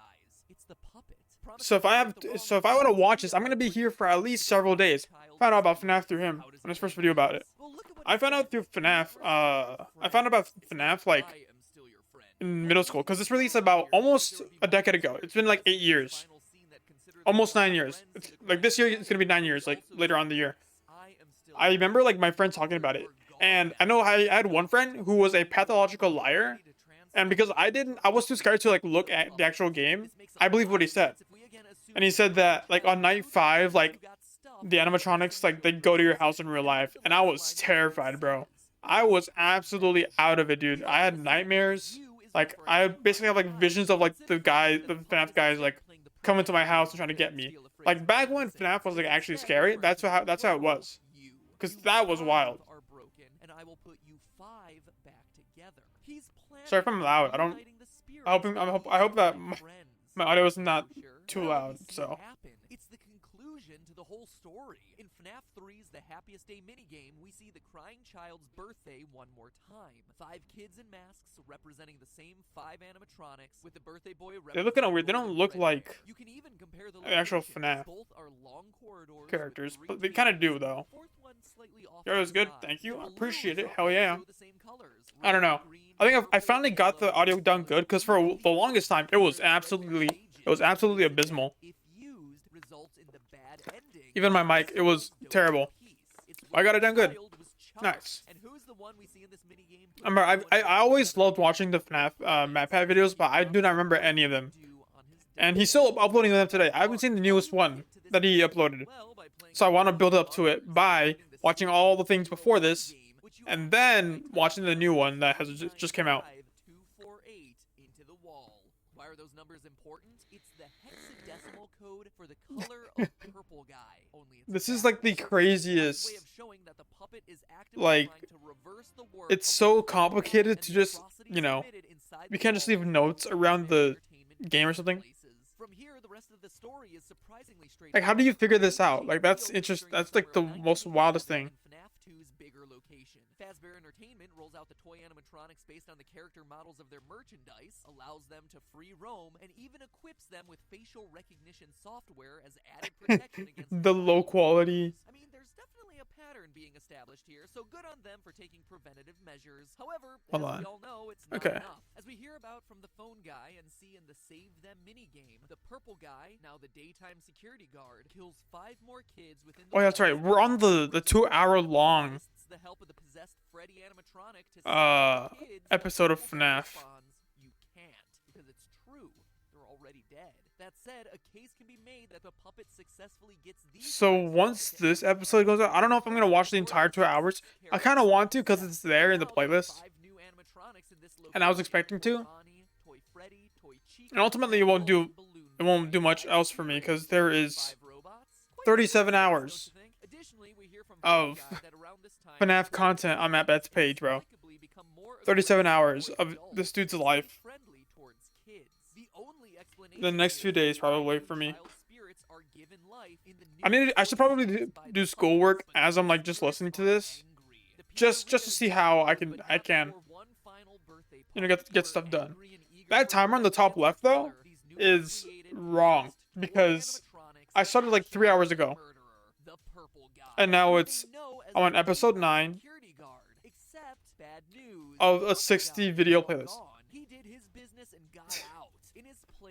I am absolutely going crazy, bro.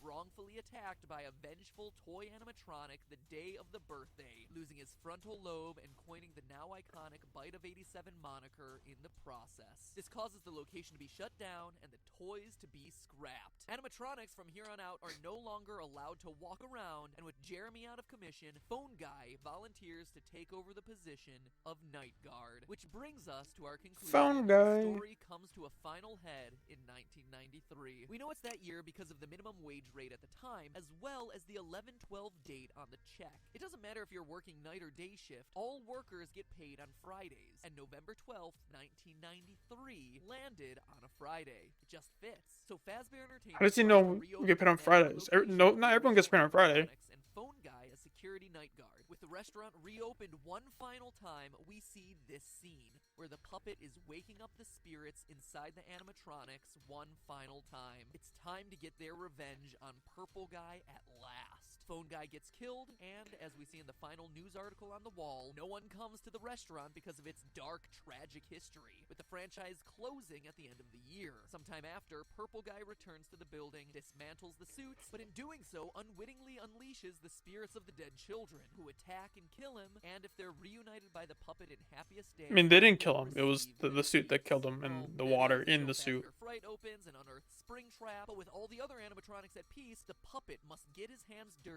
one final time, returning to burn down the building and finish Purple Guy off for good. Wasn't it Or the puppet not, like didn't even show up in this game? Horror story ends. Hope it But wasn't about even there for like the rest of animatronics, the Shadow series. Freddy and all that, I don't think stay so, at tuned. We're least. going to talk about those during the live stream immediately after this episode. The video's getting really long at this point, so I want to kind of close it out here. But as we close out here, I have to ask you this. Was that answer satisfying? You No. see, that's the beauty of the dream theory and the frustration of anything else. There's so much lore, so many puzzle pieces to fit together that in order to account for everything, Oh, Matt the Pat, you story have no couldn't get idea. much simpler than that.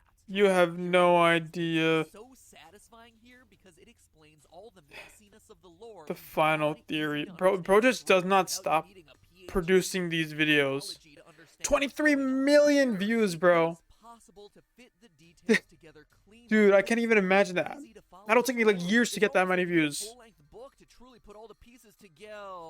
Okay, I have that book. Scrap everything I just said. Scott's got a book. Another FNAF video made movie. I didn't finish it, though. Scott Cawthon announcement or not. This is actually a last-minute update. I'm recording this literally hours before the video and live stream tomorrow, but it was just too important to leave out, because it looks like Scott agrees with my conclusion. For once, the story is indeed just too crowded to be satisfying. When talking about the new novel, which, true to form, released early, he said the following. Quote, "The truth is that after a while, lore becomes so dense that there isn't room for a story anymore. Sometimes the timeline gets so full that the only way to tell a real story is to have the story set in a different timeline." End quote. So there you have it. Dream theory for your simple answer, and a 20-minute long timeline for those of you who want something a bit more complete. So which do you find more satisfying? Well, let's talk about all of that live right now. Welcome to Game Theory.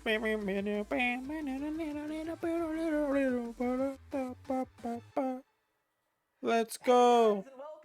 Oh, they look so young and so full of life. Theory, FNAF theory, talk back. Why does my head look like that for?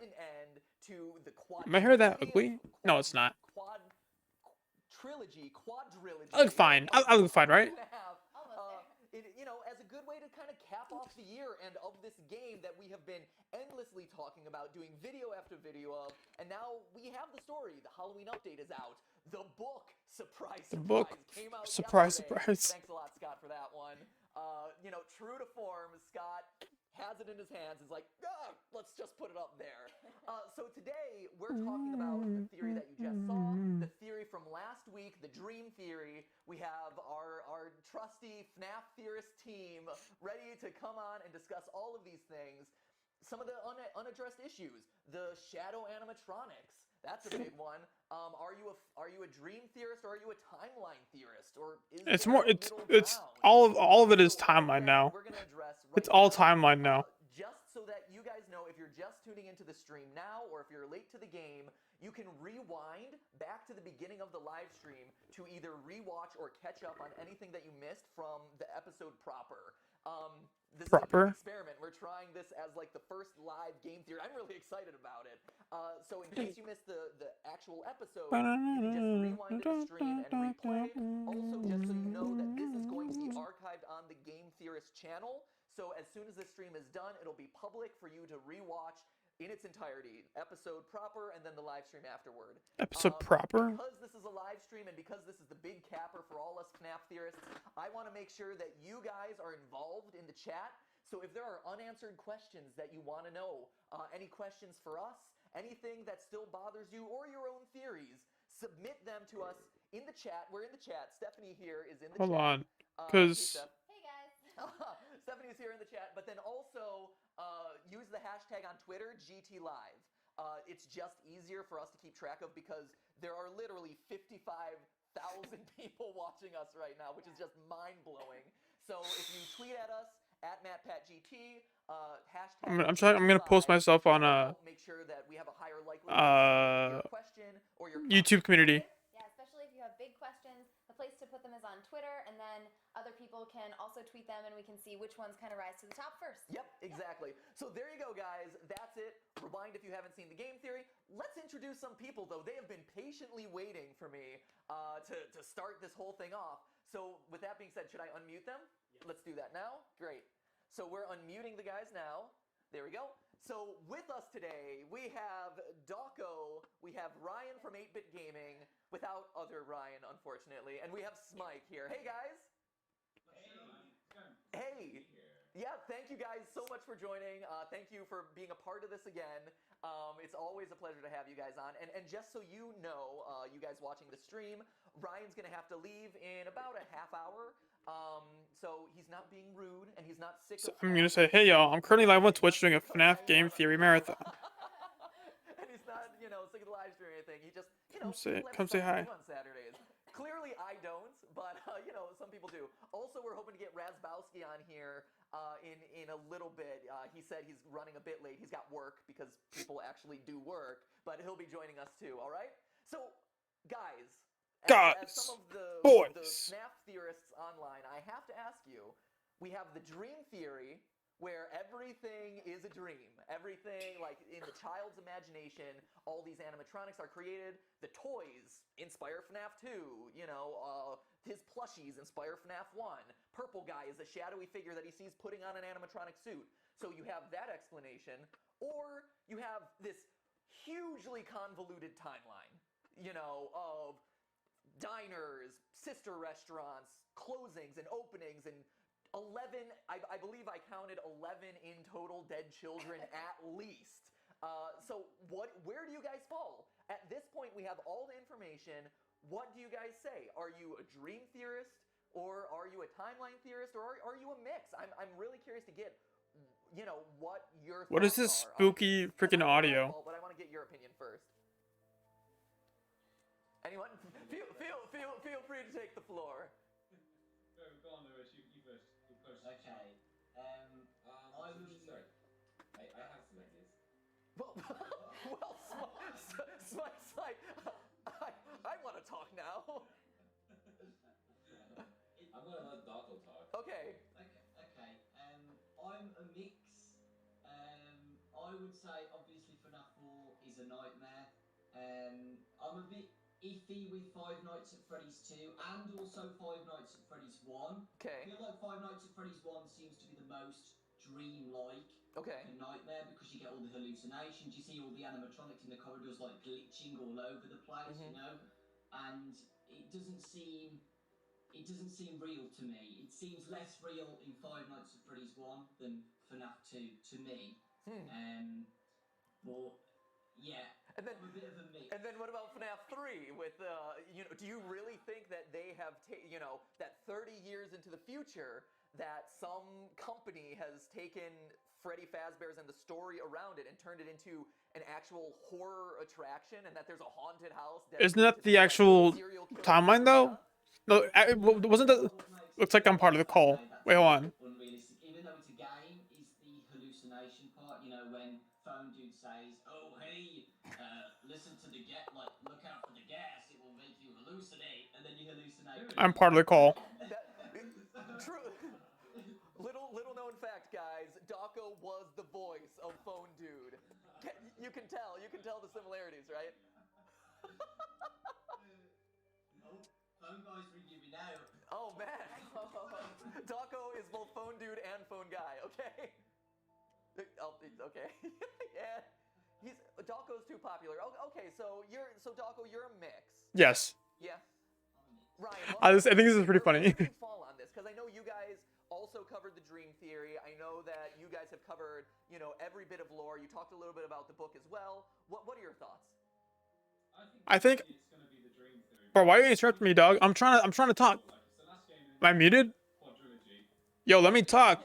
MatPat, give me a second, MatPat. Hold on, I have a theory. Am I muted? Hold on. MatPat. MatPat.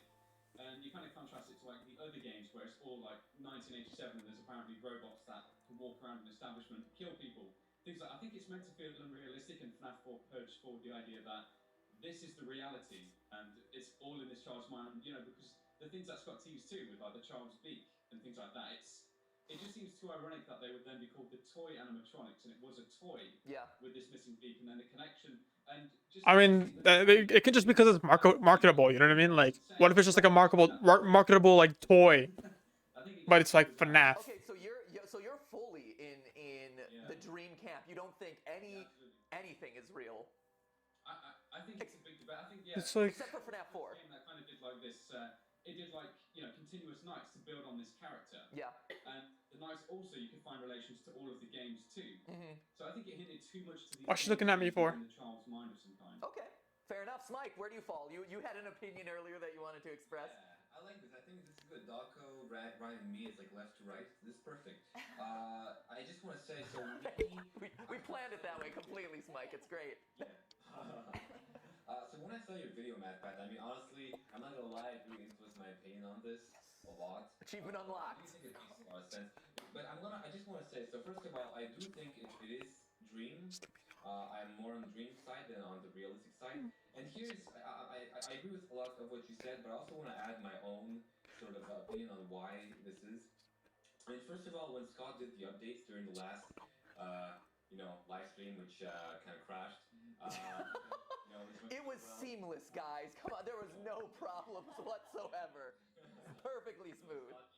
It's because of Scott's mind. He kind of, but he added these, teasers that really hinted at, I think, sort of unrealistic, dreamlike sequence, especially when he said, that there are shadowy figures that can be misinterpreted by the mind of a child. Yeah. And when we talked about, for me, really, the game breaker was She Could Speak. Right. And when we talked about She Could Speak, and obviously in FNAF 2, there's this personification of Chica losing her beak, just like in the garden and the mind of the child. Of course, the child's very young, very impressionable. But also beyond that, I mean, if you really want to think about it logically, animatronics, the way they're made, the way they are built, they're very. Especially if you look at FNAF 4, I think you can see on the stage they're very. I'm stupid. I don't know what I'm doing. I'm just trying to like pretend to be this dude. I have no idea who either of these dudes are except for Daco. Exactly. I only know who Daco is. Exactly, and they have a very binary movement. They go up, down, up, down. The Up, Smike down. animatronic. Yeah, Bro, the only time there's like a warehouse that like builds animatronics. That's like near my house. human in there. It's pretty interesting. Yeah, exactly. And it's really in the child's mind that they become so animated and they go like in your face like that, Right. And they really open their mouth, and that's just so far beyond the line of what animatronics, especially back in those days in the 80s, I'm just gonna just block out the third dude. Those Chuck E. Cheese era, animatronics, not cutting it, huh? They were brutal. Yeah, and they're on ropes and everything, they're not very good. And So like I'm part of the call. I'm part of the call. like today, like those creepy YouTube videos you see, especially in the restaurant, it just doesn't make that much sense. And also the second thing, which is I just don't believe in ghosts, I guess. So when we think about like logic, When in a game with the animatronics are going insane. say maybe like in the FNAF World demo, there was a purple geist. You could say there's like some kind of a poltergeist in the game, maybe.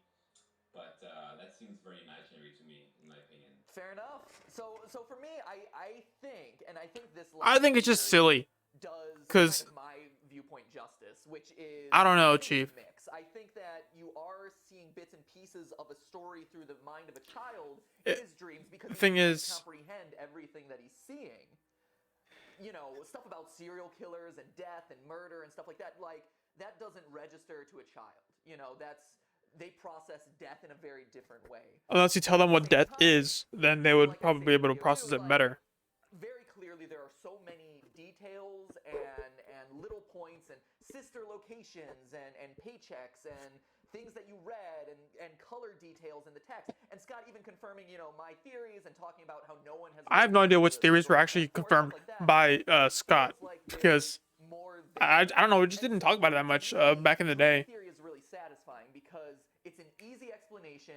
You don't have to know, like for me, at this point, I have listened to these phone calls so many times that I literally have them memorized. Recites them. Yeah, all the time. I recite them. He like recites this guy. phone calls, bro. So, Bro, what a nerd! at this Nerd! in order to really appreciate Ah, yes. and get Me in a call something with out of, like, several other white the whole dudes. Timeline theory, that's as simple as you can get. You need 4 or 5 different locations across 40 years of time with 11 dead children and, X number of animatronics and Foxy's toes evolving from 2 toes to 3 toes to 4 toes. Yes, that is true. In FNAF 1 he had 2, FNAF 3. Yeah, so like there's so many different pieces and parts to it that, that to me I'm trying to like get it to look good. But yes, it is kind of being filtered through the mind of a child, and you are getting these bits and pieces of the underlying theory. That's the one that's most satisfying to me. You want to check where the chat is? Yeah, actually, Steph, if you can hop onto Twitter and actually create a poll Twitter. around, so on Matt. If only they knew what was gonna happen in like the next decade. You know what I mean? We're gonna create a poll to see where you guys stand. You know, are you dream theory? Are you timeline theory? Or are you a mix? So let us know on Twitter, and by the end of the stream, we'll have. I am autistic. Right, guys? I'm kidding. So I'm kidding. anecdotal stuff from the chat, That is a joke. To watch and see where everybody's netting out. It's very divided. Yeah. Everyone's like, well, falling one way or the other. There's like a small portion that's mixed in the middle. There are some people who are like, it can't be anything but the dream theory. It has to be the dream theory, and there's a whole other contingent. It's like, no, timeline. Right. No, well, okay then. So Ryan, let's toss it back to you as a pure, because this, and I say it at the beginning of my episode, as a pure dream theorist, what is the puppet? That to me is the number one complaint I have against saying that this is purely dreams. Because yes, I can write off the animatronics. Yes, I can write off the purple guy. Yes, I can write off the toy animatronics. Write off your mom. All this stuff. Like, I don't know. Get that, and I can get behind that. But the biggest question mark for me is, what is the puppet? Because we see the puppet in multiple forms, right? And I think FNAF 3 is the most interesting, because you see the phantom puppet, but then you also see Hold on, I'm gonna be right back. Incarnation of the puppet. I'm gonna be right back. Fazbear Fright Restaurant. I'm gonna put some food away real quick. Physical form, you see his reflection in the water. Hold on. What is he? Like, is he a personification of the crying child? Is he some other force? Is he God? And that's another thing that's interesting here is, you know, we know that Scott is a religious figure, that his past games had religious undertones. Is there a religious element to this that all of us have been overlooking, and does that play in? I don't know. I'm just tossing that out there for you guys to think about. But Ryan, I'd love to hear, as a pure dream theorist, how are you factoring in the puppet? Because to me, I don't have a clean answer to that. Well, there's one really interesting thing that I discovered in FNAF 2, which I think almost kind of it determines the differentiation between two minigames. If you look at the minigame where you just see the one establishment and this Freddy Fazbear character, compared to the one in the FNAF 2 establishment, they're two different characters. They're totally different, unique pixel models, which almost means that the situation in the FNAF 2 game where you see the puppet jump scare you, it could potentially be real, because we're seeing this guy driving a car too. In the FNAF, you're talking about the difference between the FNAF 2 Give Gifts, Give Life minigame, It's the help them save them when you play as Freddy with the microphone. Versus Give Cake. To the children. Yes, okay. Yeah. So it brings in this kind of like, this realistic tone where you've got this driver and this different character, not the purple guy. Is it the purple guy? Have you seen it? I swear it's the pink guy. It's oh god! Don't even get me started on. Don't get me even started on pink guy. Sprites on this, but it's. I think the important message of it is the fact that it's totally different to all the other ones where we're playing as these weird animatronics, and this guy like giving cake to these children. It almost seems like you're inside a. That's why it's pixeled and designed to be different. Sure. When we see in this help them save them. Yes. So that sequence may be real, for all we know. It may have actually been an original murder, because I think that other than that, there is really no explanation truly that defines the puppet's origins. Hold on. There you go. I am back. There Hello, was everybody. a really big theory about the puppet Hello. linking with the dreams, that What's going on? the puppet Crap. is the dream creator. Yeah. Where the puppet has created all of these animatronics, and that's the kid himself creating the dreams. Okay. And what Phone Guy says as well, he's always thinking in Five Nights at Freddy's 2. People were saying that's the child's mind. He's always thinking of these dreams, what he's creating. Okay. I found that interesting. Interesting. So, but if so, it's interesting because to me, if I hear that the puppet is the kid himself, the dream creator, what that makes me think of is he would be more associated with the security guard.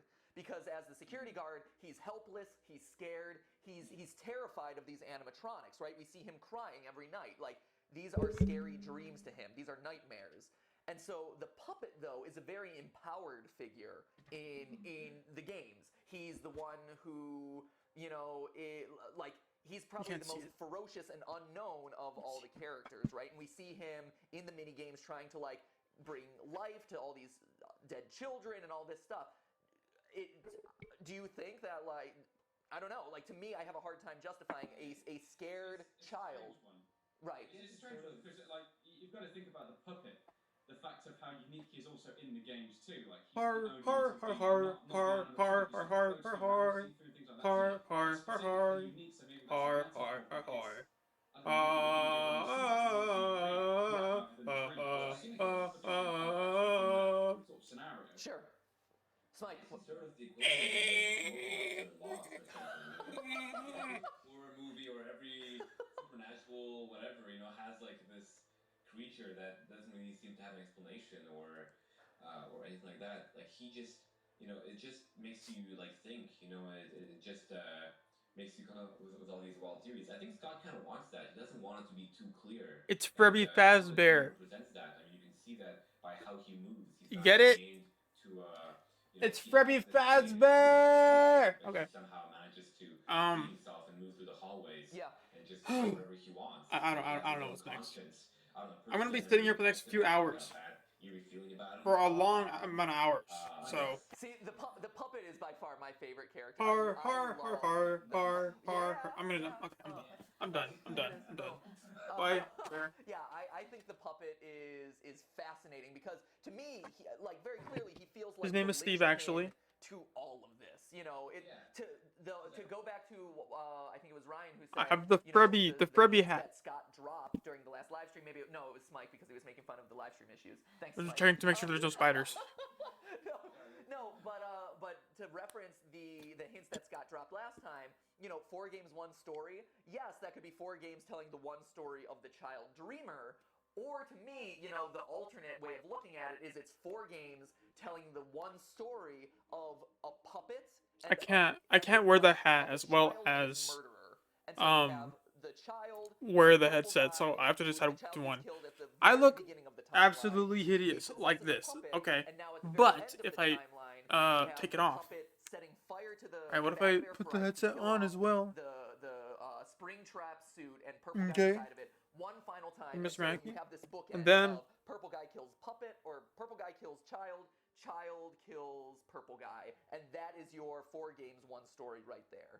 That to me feels satisfying.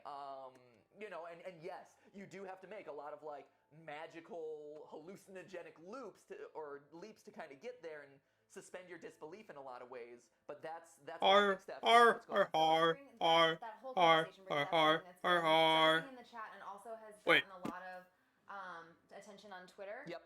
Including something that's been retweeted quite a bit at this point from our buddy Shane at Did You Know Gaming. Oh, Shane! Hey, Shane!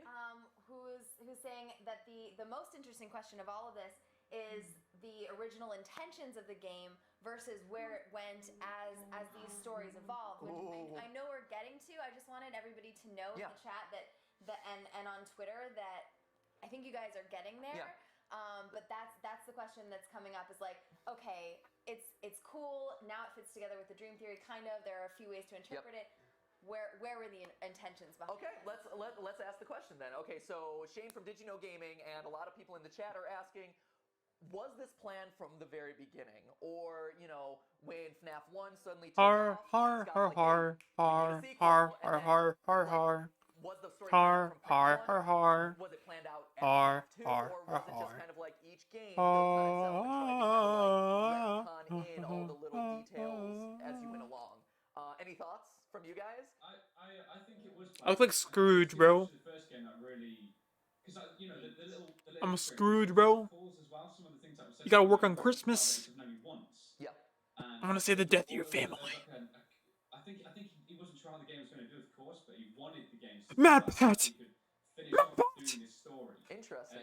Save me from this prison. But it did play much like a game, and you know, you didn't look into the aspects of the lore. Yep. I think you'd see it that way, and you could enjoy it just for that. But I should think probably not point that on my webcam. To it as well. Yep. And that's my thoughts on it. Yeah. That's great. I think you're wrong. I wish I had my air horn. Cover the light. Really? Okay, it's Mike. Okay, what do you? I'll cover it from the screen. Look, I mean, first of all, I mean, you know, it's it's okay not to know exactly. It's kind of like, you know, when you go into an interview and you start a sentence and you Hi, don't know exactly where the it's me, sentence is Adrian. going to lead, but you kind of Hope like you're enjoying the go for it, stream. and then it Make sure comes to out follow, okay, you know, Smike's had some weird subscribe. interviews. Check out my I YouTube. feel I like with post this there game, once sometimes. he starts off a Bye. story and he doesn't know exactly where it's going to lead, especially because he's an Hey, independent game can you developer, guys that's clip something that's when very I do common. stuff? That'd be That he nice. starts I'll a need to game, upload a he TikTok knows tonight, and something. I'd I like to think this use the game stream takes as lessons in the a reason, way say, the Binding to of Isaac, you know, the franchise and everything. post on And TikTok. I mean, that developer, Edmund McMillan, he had that something similar where he starts a game and the game is very coherent and has a lot of really interesting stuff. But he didn't know everything in the beginning, you know. He just kind of gradually. Is FNAF 4's crying child actually Isaac from Binding of Isaac? If you look at the tear tracks on his face, if you look at his height and measure pixel measurements across the two, theory confirmed. Yes, Scott Cawthon is Edward McMillan. Done, done, boom. Dropping the mic. I like it. Average FNAF theory. I like that chat. I mean, I don't know. Personally, I just like stories where, you know, you see that kind of stuff because it feels personal. Like, I don't know what happened to Scott as a child, or I don't know him personally, but it just feels like he's putting something Why are we just like into talking a about realm where it's Scott something that he's Cawthon trying like to this for, bro? desperately reveal, you know, through the game. Scott, I don't know. Scott, if you need to lay down on the couch and just talk through things, It's okay. we're here for you. You got the four of us here. We're here to support you, my friend. Okay. So Smike thinks it was just made up. Dawko, how about you, sir? I agree with Ryan. I think he knew it from the start. Wow.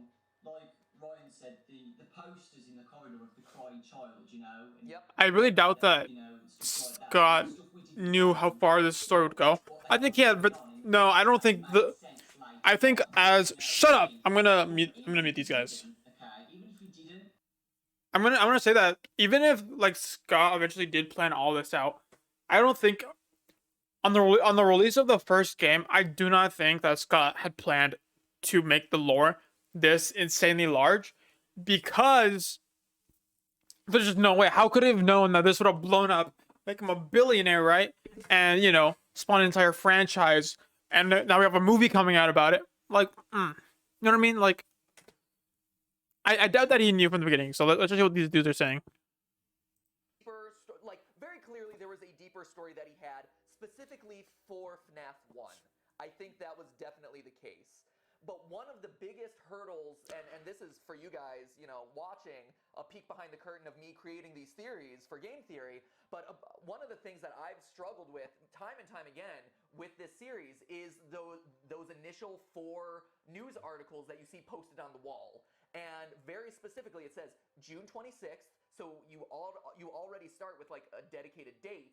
But then the last of the article says that Freddy Fazbear's Pizzeria is set to close at the year end after that tragedy that happened there many years ago. And it's that many years ago where Many years ago. one article out of place and use those 3 for earlier, and this one is just like years down the line. It appears that one doesn't have a clean place in the timeline. It's the missing children's incident, which is again the thing that starts off all of this whole franchise. It is the first like piece of hidden lore that we all uncovered. Like, that's the thing that is actually the hardest thing to fit into the timeline. And so that's why I think with Smike, I think that once he hit FNAF 2 and started including the death minigames and some of that back lore, that's when he's like, hey, I need to start providing some level of answer or some level of deeper conversation here that'll keep people talking. And then Hello, everybody. My name is Markiplier. Though was he Hold on. didn't expect people to go as deep into the lore as they ended up doing, right? Like, I think he expected people to analyze the death mini games. He expected people to try and fit it in with the missing children's incident, all of that stuff. But when people start going, Hello, everybody. My name is Markiplier. Welcome to Five Nights at Freddy's, an indie horror game that you guys suggested in mass, and I saw that Yamamas played it, and he said it was really, really good. So I'm very eager to see what was up. And that is a terrifying animatronic bear. Family Pizzeria looking for security guards to work at the night shift. Oh, 12 a.m. the first night. If I didn't want to stay at the first night, why would I stay any more than 5? Why I stay any more than 2? Hello? Okay. Hello? Hello? Oh, I can't move. That is a creepy skull. There's creepy things on the wall. Oh. Hello? Hi. Hello, hello? Hi. I wanted to record a message for you to help you get settled into your first night. I actually worked in the office before you. I'm finishing up my last week now, as a matter of fact. So I know it can be a bit overwhelming, but I'm here to tell you that there's nothing to worry about. You'll do fine. So let's just focus on getting you through the first week. Sounds good? Okay? Okay, let's see. First, there's an introductory greeting from the company that I'm supposed to read. It's kind of a legal thing, you know. Welcome to Freddy Fazbear's Pizza. Okay, a magical place for kids and grown-ups alike. Where fantasy and fun comes to life. Fazbear Entertainment is not responsible for damage to property or person. Upon discovering that damage or death has discovered, a missing person will report to be filed. Fazbear Entertainment is not responsible for damage or property or person. For damage to property or person. Upon discovering that damage or death has occurred, a missing person report will be filed within 90 days. Or as soon as property and premises have been thoroughly cleaned and bleached, and the carpets have been replaced. Blah, blah, blah. Now that might sound bad, I know. Yeah, but there's really nothing to worry about. The animatronic characters here do get a bit quirky at night, but do I blame them? No. If I were forced to sing those stupid songs for 20 years and never got a bath, I'd probably be a bit irritable at night too. So remember, these characters hold a special place in the hearts of children, and we need to show them a little respect, right? Okay. So just be aware, the characters do tend to wander a bit, know they. They're left in some kind of free roaming mode at night. Something about their servos locking up if they get turned off for too long. They used to be allowed to walk around during the day too, but then there was the bite of 87. The bite? Yeah. What bite? It's amazing that the human body can live without the frontal lobe, you know? Why? Now concerning your safety, the only real risk to you is that Great. Cool. So Speechless. he has been rendered speechless. okay. I got anxious for a second. I thought they were listening to me for a second. I was like, okay. It's amazing that the human body can live without the frontal lobe, you know? Why? Now concerning your safety, the only real risk to you as a night watchman here, if any, the fact that these characters, if they happen to see you after hours, probably won't recognize you as a person. Yeah, they'll most likely see you as a metal endoskeleton without his costume on. Now, since that's against the rules here at Freddy Fazbear's Pizza, they'll probably try to forcefully stuff you inside a Freddy Fazbear suit. Oh, I get it. Now that wouldn't be so bad if the suits themselves weren't filled with wait, hold on. Now that wouldn't be so bad if the suits themselves weren't filled with cross beams, wires, and animatronic devices. Especially around the facial area. So you could imagine now having your head forcefully. Oh my gosh. Hello? Hello? Come inside.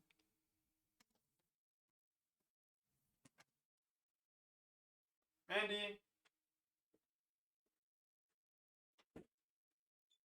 Hey, Mandy, you scared me.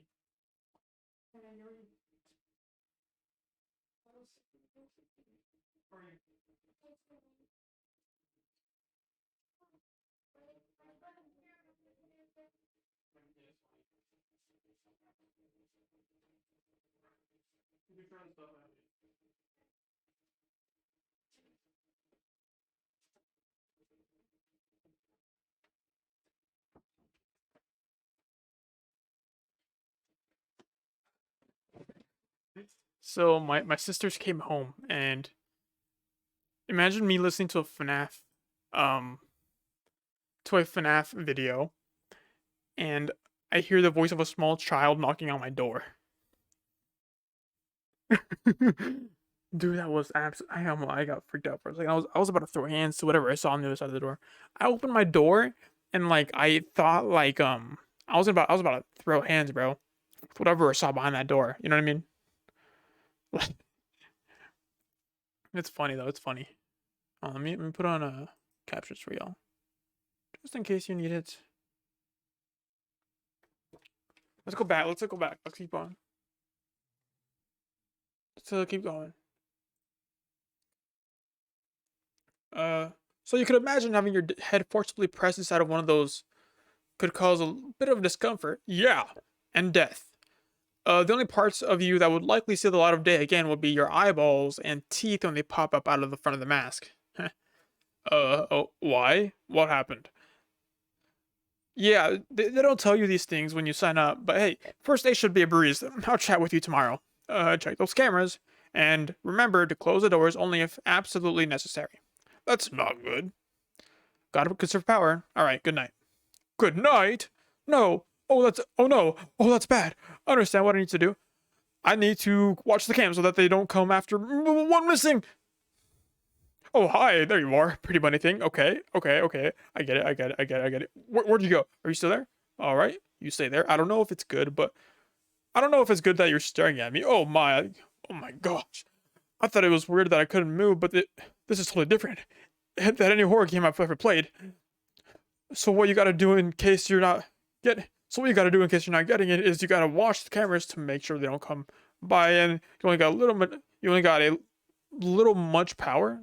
You only got a little much power. Is he still there? Hi, you're still there. Wait a minute. Wait, did you move? Okay, you didn't move. You don't move either. You don't move. Nothing. If I see you moving, I don't want to see anything. Oh my gosh. Oh my god, terrifying. Why do I leave the doors open? Why isn't there enough power? Hi, okay. You moved again. Hi. What are you doing here? I'm getting a little close there. Oh no. Close it. God damn it. You'll never get me. Okay. You're over here. All right, it's okay. Why can't I even have enough power for the lights? Stay right here, you douchebag. Stay right there. Stay right the F there. God dang it. This is like the most terrifying game I've ever played. They're gonna pop out at me. Oh god, he's gone. Hi, okay. You're just gonna alternate between the two places? That's totally fine. Your other friends, they ain't moving. They ain't moving much. See where I am? You're not near me, so that's good. I'm just gonna periodically check. How much longer do I need? I need to last to 6 a.m. Oh god, I'm gonna have enough power. Oh god, if I run out of power, I may be able to get. Will they be able to get me? Will they be able to get me? Oh god, you stay right there. Why am I still using some? Why am I still using some power? Oh god, seriously, what? This is bad. Okay, you're still there. This is the first night. They said. This is the first night. They said it should be easy. They said it should be easy the first night, so I'm only assuming one of them is gonna wandering around and it's just a creepy bunny guy. Happy fun time at Freddy's Fun Land. Having such a wonderful time. Okay, still there. Okay, you're still there.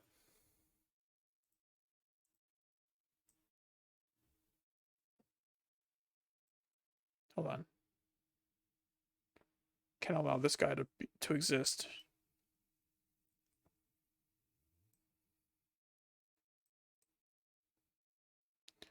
Five Nights at Freddy's. That's where you wanna be.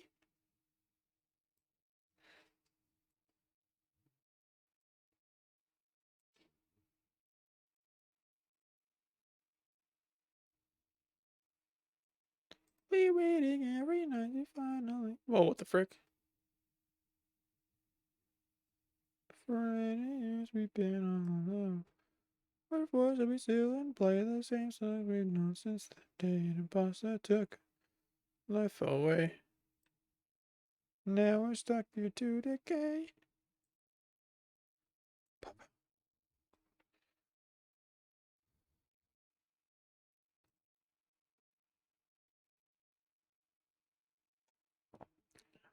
Oh god, where'd he go? Oh god, is he here? Hello? Where'd he go? Hi again. Okay, you stay right the F there. I don't want it to have to deal with you. Probably shouldn't do that. I need to conserve power. God dang it, that was like half the damn thing. I think the doors were dead. Still there? Okay. I hear that. Oh god, where's the other one? Where is he? Where is he? Where'd he go? We're both of them. Both of them. Hi, you're really close to me. Oh god, it's not since the game yet? Hi, okay. So I think I'm just gonna need the left door closed. Not okay, not okay. Is he behind that door? No, where'd he go? Where'd... Oh, okay, I don't have much power left. What are you gonna do? This is the other one. Hi, you moved again. Oh, where? Scared. What do I do? Oh, you're so right behind the door. What happens if I open the door? I'm gonna run out of power. Where is he? I don't want to die. Oh, I don't want to die. I have 1% of power. No. Oh God, how are you doing? Did I make it? Yeah. Oh God, not again. Why would I do this? How would I do this stupid job? Okay, so I ran out of power. But hi again. How do you have any sage advice for me? Yep. Okay. Yep. Oh, yep. What can I do for you? Oh, I know. Oh God. Hello. Hi. Hello. Well, if you're hearing this and you made it to congrats. Then you made it to day 2. Congrats. I won't talk quite as long this time since Freddy and his friends tend to become more active as the week progresses. What? It might be a good idea to peek at those cameras while I talk just to make sure everyone's in their proper place, you know. No. Interestingly enough, Freddy himself doesn't come off stage very often. I heard he comes a lot more active in the dark though. So I guess that's one more reason not to run out of power, right? I also want to emphasize the importance of using your door lights. There are blind spots in your camera view, and those blind spots happen to be right outside your door. So if you can't find something or someone on your cameras, be sure to check the door lights. You may only find a few seconds to react. Not that you would be in any danger, of course. I'm not implying that. Of course. Also, check the curtain in the Pirate Cove from time to time. From time to time, the character in there seems to be unique in that he becomes more active if the cameras remain off for a long period of time. I guess he doesn't like being watched. I don't know. Anyway, I'm sure you have everything under control. Talk to you soon. Where's Pirate Grove? Why are you going to leave me with this? Don't leave me like this. Where's Big Yellow? There's Big Yellow. Why is he still there? Why is he still here? Why are you still there? Very good. Oh, I don't like this. Why is he still here? I'm still gonna run out of. Oh, okay, he left. Okay. We're okay. We're gonna be fine. We're gonna be totally fine. Hello. Bubsy. Where's the guy? Where is he? Where? Oh, there. Okay, there. He's not there. Hi, Freddy. How you doing? Okay, you're gonna be nearby. You stay there. Where's the other one? Where there he is? Okay, I am. I'm losing my crap right now. Oh, I'm not okay with this. Oh God, not again. You don't you dare do that. No. Don't you beat. Oh God. He's right at the side of the door. Okay. I'm gonna keep an eye on you. Maybe not. Where'd you go? Okay, good. Thought I was lasting forever. Okay, that's not okay. Oh, okay. So one's by the. Hi. Let's eat one. Are you still there? Okay, he's gone. Good. Stay gone. Forever and ever. Oh, you're coming back. Either that or you're leaving. Okay, I'm not gonna have enough power to survive the night. My body's gonna be munched. I'm gonna be shaved into a teddy bear. I'm gonna be shoved into a teddy bear outfit, and they're gonna laugh. Where is he? Where'd he go? That bunny wants to eat my giblets, but it can't have them. Not today, not ever. Good thing Freddy is staying in this house. Hi, mister. Wait, bunny, are you just outside my door? Okay, where's the ducky? Where's Mr. Is that... No. Ducky there. Mark. Where's... Hi, Mr. Ducky. Oh God, this night lasted so long. I just want to go home. I never want to play this game again. I'll be a good boy. God dang it. This would be like terrifying if you control the cameras with like an Oculus Rift or something. Oh my God, because you just move your head back and forth. Oh my God. Hi again. There's another one. Where'd you go? Where he is? Oh, okay. So long as you two stay here, you'll be good. Look very pretty. Where's the Pirate Grove guy? Oh yeah, here he is, Pirate Grove. So I just gotta keep an eye on you guys. Gotta be fine. Oh, I bet using the camera takes power too. I'm down 34%. Got 3 hours to go. No, you're still here. You're looking at me now. Hi, Pirate Cove man. Oh, where'd they go? Still here? Still there? Pirate Cove man, how you doing? Oh man, I love working at Disney World. It's my favorite. Hi, what are you doing out of your cage? Please get back in. I don't want you out of there. I thought he's coming for me. Why do I have to watch 3 of them? I am like legit freaking out right now. I'm not okay with this. Oh God, they moved. Where'd you move to? I'm coming down from the hallway. I'm coming from the hallway. Which one are you? You have not left Pirate Cove yet. You're still there? You're coming down that hallway, Pirate Cove Man? How you doing, Pirate Cove Man? No, I got 2 hours left. No, no, no, no, no. What is that sound? Oh, he's right there. Well, he's not here just yet. I don't want to. I don't want to run out of power. Oh, the sounds. I don't like them. Ah, frick. No. Oh gosh. No, frick. I tried pushing it. No, no, no. Oh, the game's over. Oh, game's over indeed. Oh, are those my eyebrows? Oh, hi. Okay. So that was Five Nights at Freddy's. I couldn't even survive 2. God damn it. Oh god. Oh, I tried to hit the door. I tried so bad. Okay, okay. Thank you so much for watching. Check out the other scary games that I've played. If you want to play this for yourself, you can check it in the description below. If you really want me to play it again and try to beat it, let me know in the comments below.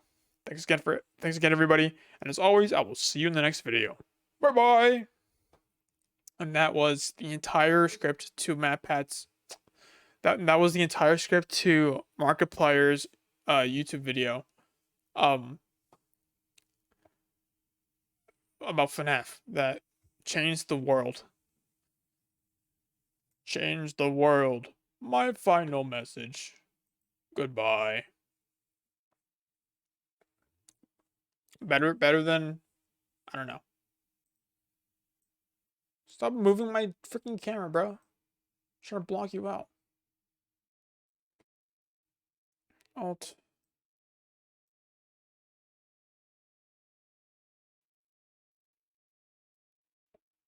What are y'all doing? I like how it's just quiet now. Like I somehow like ruined the integrity of my stream.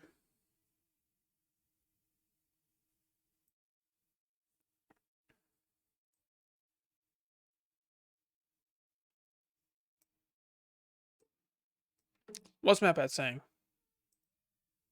So one of the things that I was gonna bring up now is obviously the book, right? So the book is kind of the big question mark now. Like it was announced last week.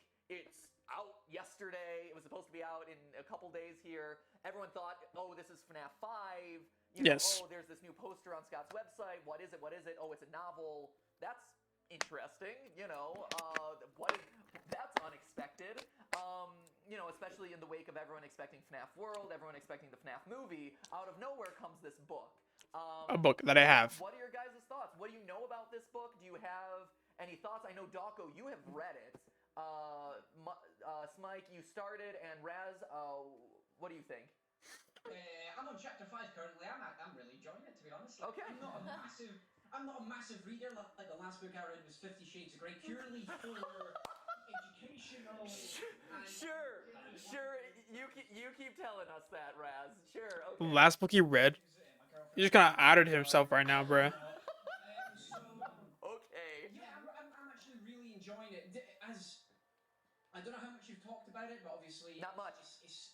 It's both from what I've read so far, it's like a retelling of the story. And if you go into it with that mind, like Scott said on his Steam posts, then you'll thoroughly enjoy it from what I've seen. It's the same sort of idea, the same sort of mythos, the same principles behind things, but obviously it's reimagined for a book. Yep. Like the lore in a game isn't going to match entirely up with a film or a book. It's just not going to happen. Yep. Without like full on hours and hours of dialogue. Yep. Of thing. But I'm thoroughly enjoying it from the 5 chapters that I've read so far. Cool. So Dawko, I know that you have read the whole thing. You know, you recently did a video about this, kind of covering some of the major points. Without getting too much into it, you know, Scott has made it very clear on Steam that this is taking place in an alternate timeline, alternate universe. You know, it's not 100% adhering to the story that we know. Or at least it's adhering to the story, but not all like the details about every single thing that we come to know and expect about Five Nights at Freddy's in the games. So, to you, what does the book show us, or like what does it kind of like elucidate about the story of the games, and what doesn't it do? What does it deviate from? I'm really curious to see like what is this actually something that will help theorists moving forward, you know, piecing more of this puzzle together, or is this something that's just kind of like a side story, more like fan fiction, or just like more immersed in this world, but not something that's going to help those people who are really looking for the answers of FNAF proper? Am I allowed to say spoilers? You Because there's a lot. as much as you can, keep it as like top line as possible. You know, like don't reveal too much, but like any general themes or thoughts. Yeah, okay. So apart from the ending, a lot of the book actually, to me, and I don't know, you got to chapter 5, Raz. When you read Yeah. the book, some of the stuff matches with what we've been talking about. Like, oh, okay, so that's how it works. Yeah. One of the parts which isn't spoilery at all, I'm just going to say something what's not spoilery, is that in the parts and services room in the book, there's these costumes which are temporary costumes, and they are like different coloured costumes which we've never seen before, which we wouldn't see in the game. Yeah. And that solves what Scott was talking about in the game about the temporary costumes being used. Okay. So I feel like in the book he has added a lot of things for us to feel like, okay, that's been solved. You know, let's theorize about that. Sure. But I know what he's talking about. He's talking about like the thing about Yes. the character that's like an actual animatronic that's like Okay. multiple animatronics like as one person, like the person that was an animatronic as a child, and then like became a new robot and into a new body as like a teenager or whatever. Then like as an adult became a completely new robot. Like they're all robots, but Do we but know what which are like aimed at location different like age groups. this book takes place in? Like which of the FNAF locations it does? Yeah. The book. I think you can say that, and that's not spoilery. That's just more setting. The cover of the book is the FNAF 1 characters, so Sure. it's at the FNAF 1 location. Okay. Because he talks about Pirate Cove, doesn't he, Raz? That Yeah. Pirate Cove's there. None of the other places have Pirate Cove with the purple curtains and stuff. It also talks a bit about Fredbear's Family Diner, which was really cool. Yep. Like the main character goes back to Fredbear's Family Diner. So we do go back all the way to the beginning of the timeline then with Fredbear Family Diner. Okay, that's cool. There are actually dates. He mentions dates about when it was built. Am I allowed to say that? Yeah, no, absolutely. What date? I'm guessing it's somewhere in the like mid to late 70s. We need to learn how like to not shout when we're like on a video call because having shouting on a video call is like it strains your voice and you just hear it. If you could if you can just talk casually like on Okay. a video call, right? It'd probably be just a little bit better. Because and for you guys watching the stream, this episode of Game Theory, I almost Watching my stream on this episode of Adrian Cast. Origins of animatronics, because animatronics actually. What am I gonna post for TikTok today? The first version of the script was talking about like Walt Disney and Oh, yeah. like the opening of Disneyland and stuff. It was crazy. went in a It was different also going to be like Dateline Unsolved Mysteries presents style, and then I'm like, what am I doing? What a stupid idea this was. And so I'm like, rewrite the whole thing. This I kid you not, the episode that we aired today has been rewritten no less than 4 times. Because new information, me suddenly having a realization and adding in stuff, changing the style that it's being presented, all that. But one of the things that I wanted to bring up was, so Chuck E. Cheese, which was also founded by the founder of Atari, funny enough. The creator of Atari is actually the founder of Chuck E. Cheese, which is... Yeah, exactly, Nolan Bushnell. It was all kind of a means of getting kids to stay in arcades longer. That's why Chuck E. Cheese, right? And that started in 1977. And so I'm like, oh, around that time, that's when you have Freddy Fazbear's or Fredbear Family Diner. But anyway, so we get so Fredbear starts in 1982, according to the book. Yeah, I've got another timeline date as well. The murders are right. It happens in June, the June 26th, isn't it? Yep. I've got a year now from the book. It's 1985. Oh, interesting. Okay. And then, like the book, like they say, the group of people, the teenagers who saw the incident, go back to the location 10 years after. Yep. And that's 1995. Yep. They all meet together. So 10 years before, that's obviously 1985. Which again lines up with kind of the established timeline here, where we have Fredbear Diner, we have 1983, where kind of that weird Fredbear incident with the chomp happens, but then we say before around that time, that's when the FNAF 1 missing children's incident happens, closes down the restaurant. 1987, we have the FNAF 2 restaurant. Yeah. So that does fit into the established timeline that we've been concocting. Oh, So it's maybe there's more than just a dream here, guys. You know, I was leaving some comments in the chat talking to fans, and I got banned for leaving too many comments. While you guys were talking. Aren't you getting banned, Too bro? many comments? What? I don't know if I got. It said like I got muted for a little while because I left too many comments. It said you should take a little break. So I don't know. What? Really? That's not from our end. Not us. Yeah, Not us. that is not us. So maybe just It's your stuff, YouTube. Okay. yeah, maybe it's just YouTube being like, hey, stop spamming. Smike, stop spamming, man. God. You're the one with all those Star Wars spoilers, aren't you? Like that's such a classic. Yeah. Or Terry Chicken Cheese with the arcade machines, and you can see Scott took a lot of inspiration from that. But back to the book, it actually says like the father of the main character, he would make her these little animatronic toys when she was little. He had Okay, all 1 these second. different I'm gonna designs get that he something real showed us quick. in the beginning, which a lot of them didn't make it into the restaurant. Yep. But you can see the point of these designs was to keep her. I forgot her name. Charlie was to keep Charlie company when she was sleeping because her mother. I mean, this is a slight. It's not. It's revealed at the very beginning. But anyway, so she you know she's lonely. Let's say I don't know. Sure. She's a little girl and her Why is father travels the a lot. subtitles not She showing needs up? animatronic robots to watch over her, and that was the original design. That was the original reason why they existed, actually. Interesting. And so one of the big reveals this week that happened was the name of the book, which is The Silver Eyes, which to me is very strange, and it made me want to go back. And one of the things that like I've kind of kept track of, but never really included in a theory, is when are there little pinpricks of light in their eyeballs, and when aren't there? You know, because that's kind of a recurring element of the different animatronics too. Well, for you guys who are familiar with the book and have read some of it, what is the significance of the silver eyes? Is it spoilery, Raz? Is it? I don't know. It's you could sort of put it together by chapter four. You know, it hints in chapter 3, Sure. but it tells you pretty much in chapter 4 what it means. Okay. Well, if it's spoilery, then I don't want to spoil. Like, how about I ask you this then? Does it add a lot to the lore? Is it a big significant thing? If you look through pictures online, you'll see silver eyes. Okay. It is obvious. Okay. Once you look through, like in the actual screenshots of the games, you'll see silver eyes in the thing that's intended to. Okay. But I don't know whether we're on the same plot here though, Raz, because I know the exact reason for the silver eyes, but you've only got to chapter 4 and 5. Okay. Okay. Basically, you know, Raz, like the girl's scared of that twitchy endoskeleton in the garage. There's an endoskeleton in his father's garage what's always twitchy and horrible. Okay. And she's scared of it. She thinks it moves. Yeah, that's the actual endoskeleton of Foxy.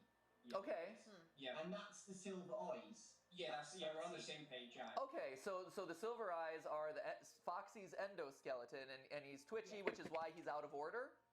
Yes. Okay. That's exactly what I was gonna say. That's not spoilery. That like I think. I think that's fair. I think that's pretty Yeah, we know that there's endoskeletons walking around. Like that's just a common part of the lore. That's fine. Okay, so it really doesn't have like a big reveal. I mean, maybe there's a deeper significance to Foxy and why Foxy is his favorite. Interesting. Is there? Again, does the book reveal anything about like Foxy being my favorite, and so like it may point to a Ducko is flipping out right now. There's a point in the novel, right, where Charlie has like a dream, or is it a dream? She thinks where she goes outside a room and she sees Foxy down the stairs staring at her. Foxy walks up the stairs. Her dad comes out in front of Foxy and starts caressing him. It's weird. That sounds weird. It's weird, but he starts caressing him and he calms down. Okay. It's a weird moment. All right. Does that make sense? Like, he's got a personal feeling with Foxy. Interesting. So what it. Interesting. Didn't that like have no actual like comeuppance in the story? Like not to get too deep into things, but you know whoever this Charlie is, it sounds like maybe the dad is the phone guy to some extent, because if Foxy was the favorite and they have this personal connection with Foxy, I don't know. So let's leave it there. I don't want to get too involved with it. So So the ending deviates, but there are kind of these little like hints and allusions and references to the lore that we know and love and have overthought to death. To what we see in the games. Okay, so that's good to know. Steph, any questions from the chat that we want to know? So one question is, so for those of you who have read the whole book or part of the book, after having read it, when do you think Scott started writing it? Do you think he started writing it or does it say? Maybe it says in the book when he started conceptualizing the actual story. Well, I do know one of his Steam posts said it was 10 months ago, I believe. So it would have been right after like. So that would put it. That is crazy that he actually got within a 10-month like time span. He got it done. Yeah, between FNAF 2 and 3. I can see possible.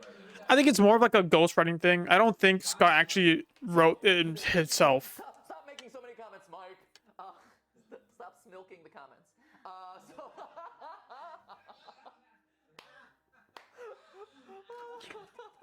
Wait.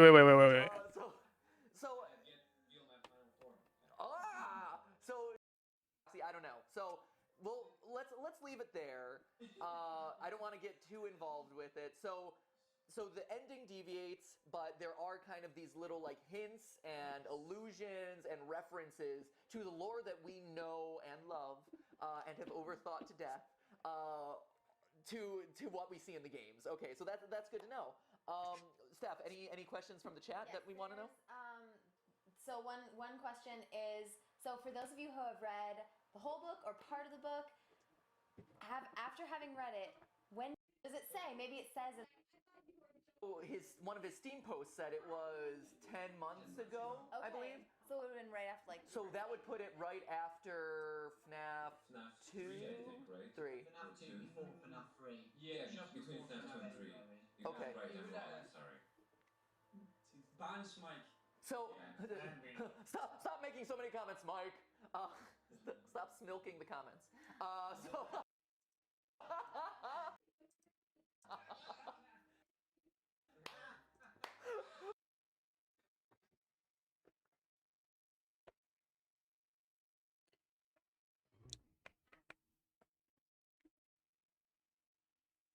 Looks like this too.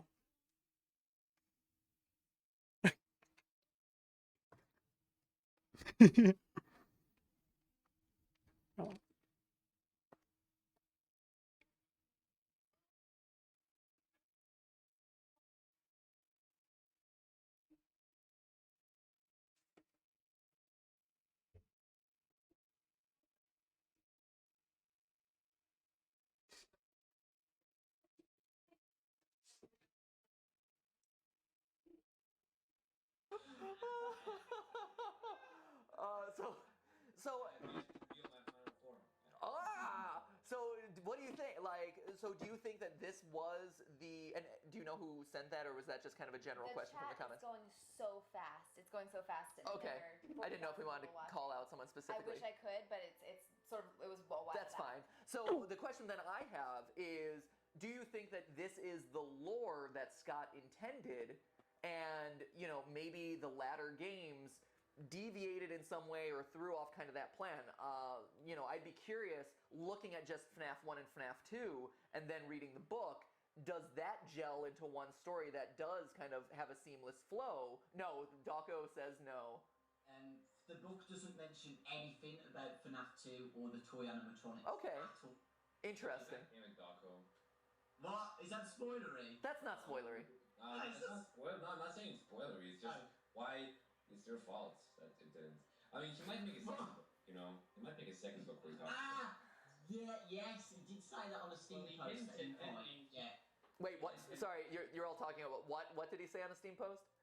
That he'll make a second book, possibly? Oh, okay. See, for me, what I think, and this was just my theory, my lame theory, which was, the FNAF games have such this elaborate lore and like all these details and this and that, and we know that the movie is supposed to come out in 2016, or the movie is coming out in the near future. So and he's made it very clear that the movie is going to exist in the world of FNAF and Five Nights at Freddy's, but it's not going to exist but it's not telling the Five Nights at Freddy's story like from the game. Obviously, right? Because the book takes place in an alternate timeline. Okay. It's okay, I guess, right? Because it's a completely different story. Because you can have a lot going on in like a single book, right? So I think it makes sense that Scott Cawthon would decide to make a whole book. I may explain stuff in the game, but then would be its own different like timeline. If you get what I'm saying, right? But I mean, you could also have like characters that also are in that book as well as the actual gameplay. So it's interesting. It's an interesting concept to talk about. Now, when the FNAF movie comes out, that they are able to continue this story that isn't burdened by Easter eggs, newspaper articles, Atari mini games, whatever, and it can kind of craft its own story that is more accessible to more members of the audience. That was my theory. You guys who are in the process of reading it, do you think that? I think it branches out to a new audience that doesn't play games but would rather read a story. I think Scott Cawthon should actually. Agree with this as well. When you read the book, I was imagining it. I think that Scott Cawthon should actually eventually like release like an entire book that's just the entire story from beginning to end. It's like boom, a giant book, the FNAF book. Imagine how great that would be. Just the FNAF book that would sell like crazy, dude. The entire FNAF story in a single book. Like no theories, no secrets, just boom, boom, boom, boom, boom, boom. FNAF 1, FNAF 2, FNAF 3, FNAF 4, FNAF 5, FNAF, all the FNAFs like in a row together. I would like that. That would be enjoyable.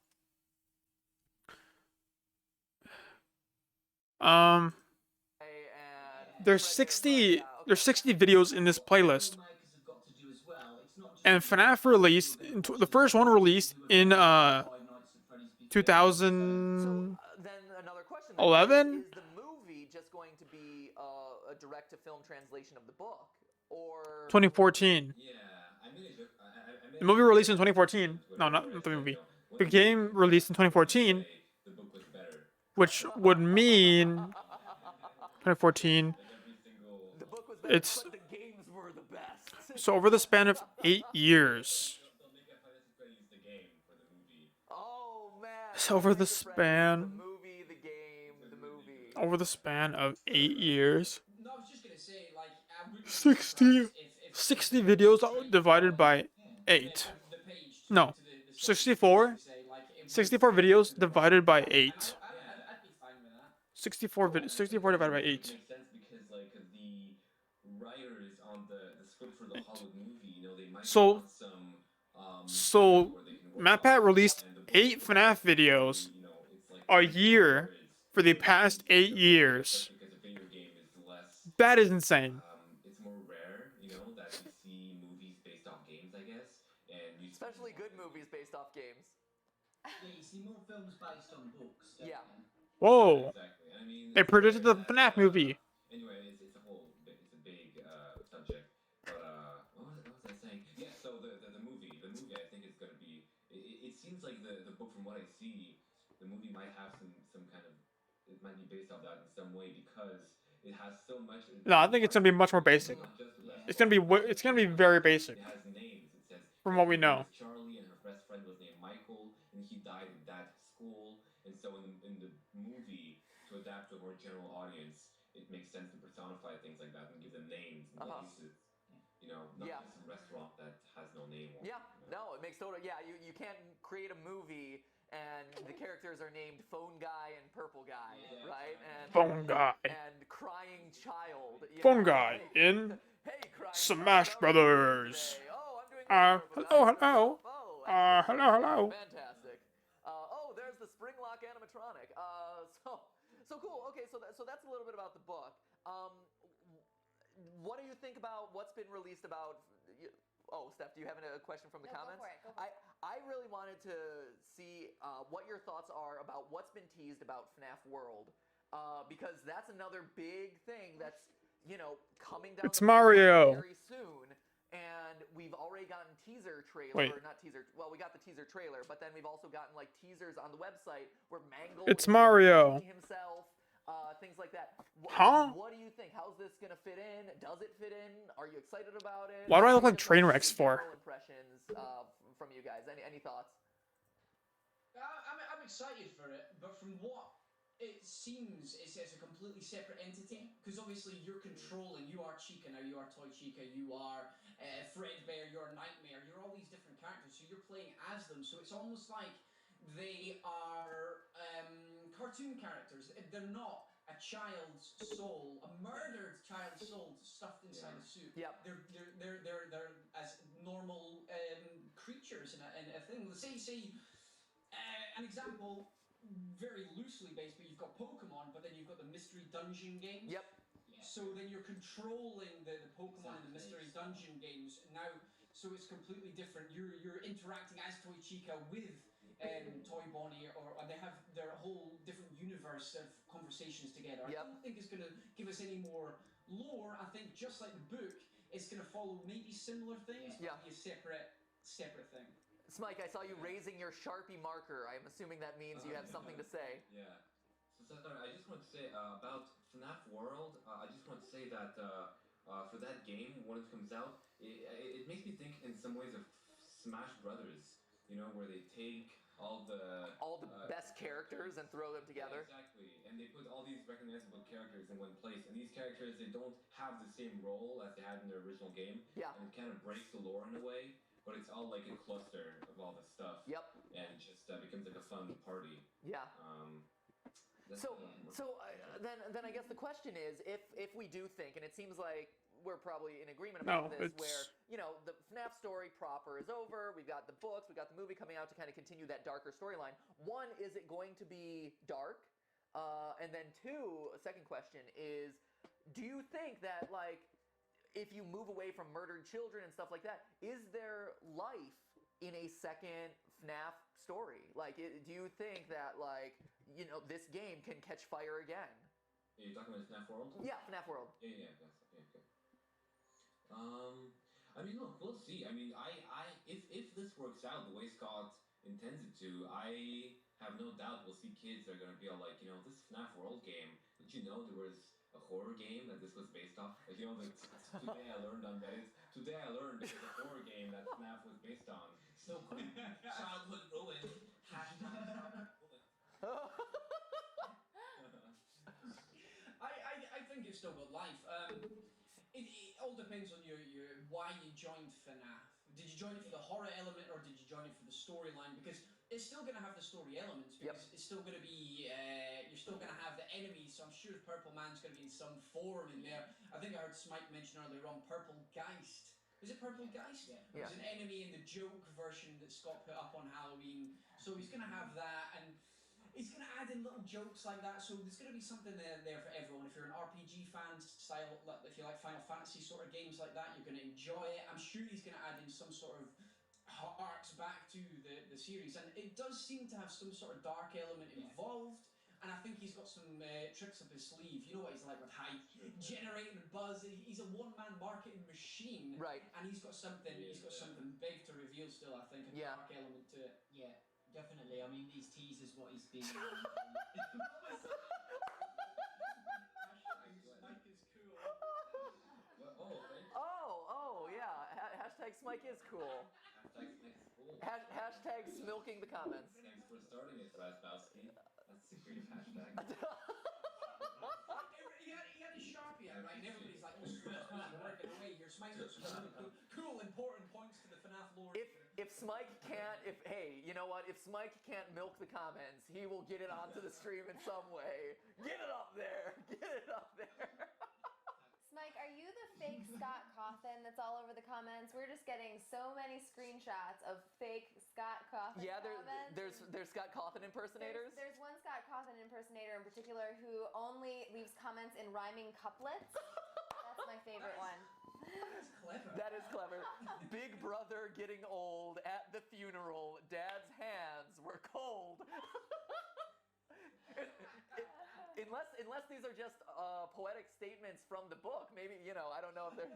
Maybe. Wait, Yeah, Wonderland at Time FNAF on Twitter has been tweeting at us all these screen caps in the FNAF 4 minigame. Why do we see plush golden Fredbear in the drain? Right, in the sewer, as we know. We're digging pretty deep. Right, so that's why, there's always got to be those Scott Cawthon impersonators. Was something happening on the website, Steph? I saw a couple people call out website. That was also fake. That was fake? Trolls. Trolls, man. Yeah. They're like, oh, look at the website. Look at the website. Yeah. As though that's not an easy one to confirm, guys. Yeah. Guys, look at the new thing on. I get emails where someone says, Scott Cawthon is like my brother's uncle or something. Improve it. It's like what? It's just I get these so often too. It's anyway. I like the theories that Dawko is Smike, or no, that Dawko is Smike. That Dawko is Scott Cawthon because of your connections with him. Or like, oh yeah, I'm talking to Scott Cawthon right now. He's emailing me right now, guys. Update my website. Update my website. It's you. It's been you the whole time. Confess. Confess. So what do you have planned for us next, Scott Cawthon, aka Dawko? The website is just updated.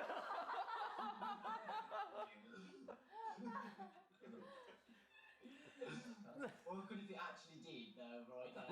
Right, and then all of a sudden it's like, oh, it's totally confirmed. Hashtag confirmed.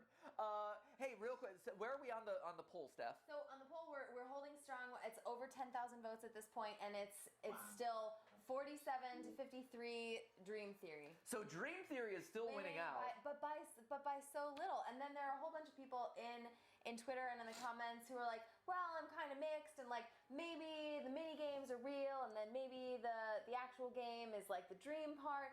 But I think a lot of that's been addressed at this point. I think it's been talked about. The big questions that are starting to come through are more like, hey, at the end of this, like the year of FNAF, what was everybody's favorite FNAF? Ooh. What would you have done differently? How would you have ended it? Or that's interesting. Something like that. So we're getting a lot of those in. If you guys want to pass those around. Okay, yeah. So I'm curious about that. So because we asked about favorite animatronics last time. What's your animatronic spirit animal? What's your favorite game? All that. I am curious though, for the story, what is your Dream Theory aside? Throw Dream Theory out the window. What is your ideal storyline for these games? Like what is the most interesting part of it to you? What is the story that you would have liked to have seen fleshed out more? If you were Scott Cawthon, you had a game that took off called FNAF 1 or FNAF 2. How do you complete your story? What is your most satisfying ending to this? Or maybe it is Dream Theory. Maybe you're like, you know what, I'm happy with this being a dream. But Raz, you said yourself, you were a slow adopter to Dream Theory, as was I. You were hoping to come up with a solution that wasn't a dream. So if you were in his position, what is the story that you would have liked to have told? It's hard to come up with a satisfying ending that everyone will just accept. Because Sure. you either hand it to them on the platter, or you make it so obscure that we're debating it for ages. Sure. I think the way he's done it is very smart, because it's going to keep the franchise alive. Yeah. Because it is going to get people like us discussing it for days, and as you said, the poll is so close. Right. So people are still on the fence about everything with all this evidence in front of us. Personally, I would like to have seen Smike, peace out. Smike's like dropping it. I'm gone. Dropping the headphones. Peace. Just a little nap. I'm done with this. Smike's too cool for this place. Right? Too cool. He's got his shout out on the internet now. He's off. he's like, yeah. Now that hashtag Smike is cool is trending, I'm done with you guys. I got it happening. I'm out of here. Smike, glad you could join us. Thank you so much for tuning in today. It's great to have you as a part of the stream. Thanks for rushing here to get here on time. You're the best, buddy. In general here right now? Sorry, Raz, I didn't mean to interrupt. I just had to rib Smike a little bit. No, that's cool. I'm always in favor of stopping stuff for jokes. It's Right now, right? It's the best way to stay alive. Okay. Bear that, okay? As is eating and sleep. Yeah, other other good ways of staying alive. Jokes, a close third place though. Maslow's hierarchy of needs. It goes like your physiological needs, jokes, clothing. There you go, done. All right, so anyway, Razbowski, back to FNAF as told by Raz. I would have opened the box because I think that's the most infuriating thing for everyone. I like the mystery about it, but unless he was just clever and didn't put anything inside it, but was it I would like... I don't know, it's hard. I didn't make a game, so I can't make a game, but it would be interesting to find out if he ever intended it to be opened. Yep.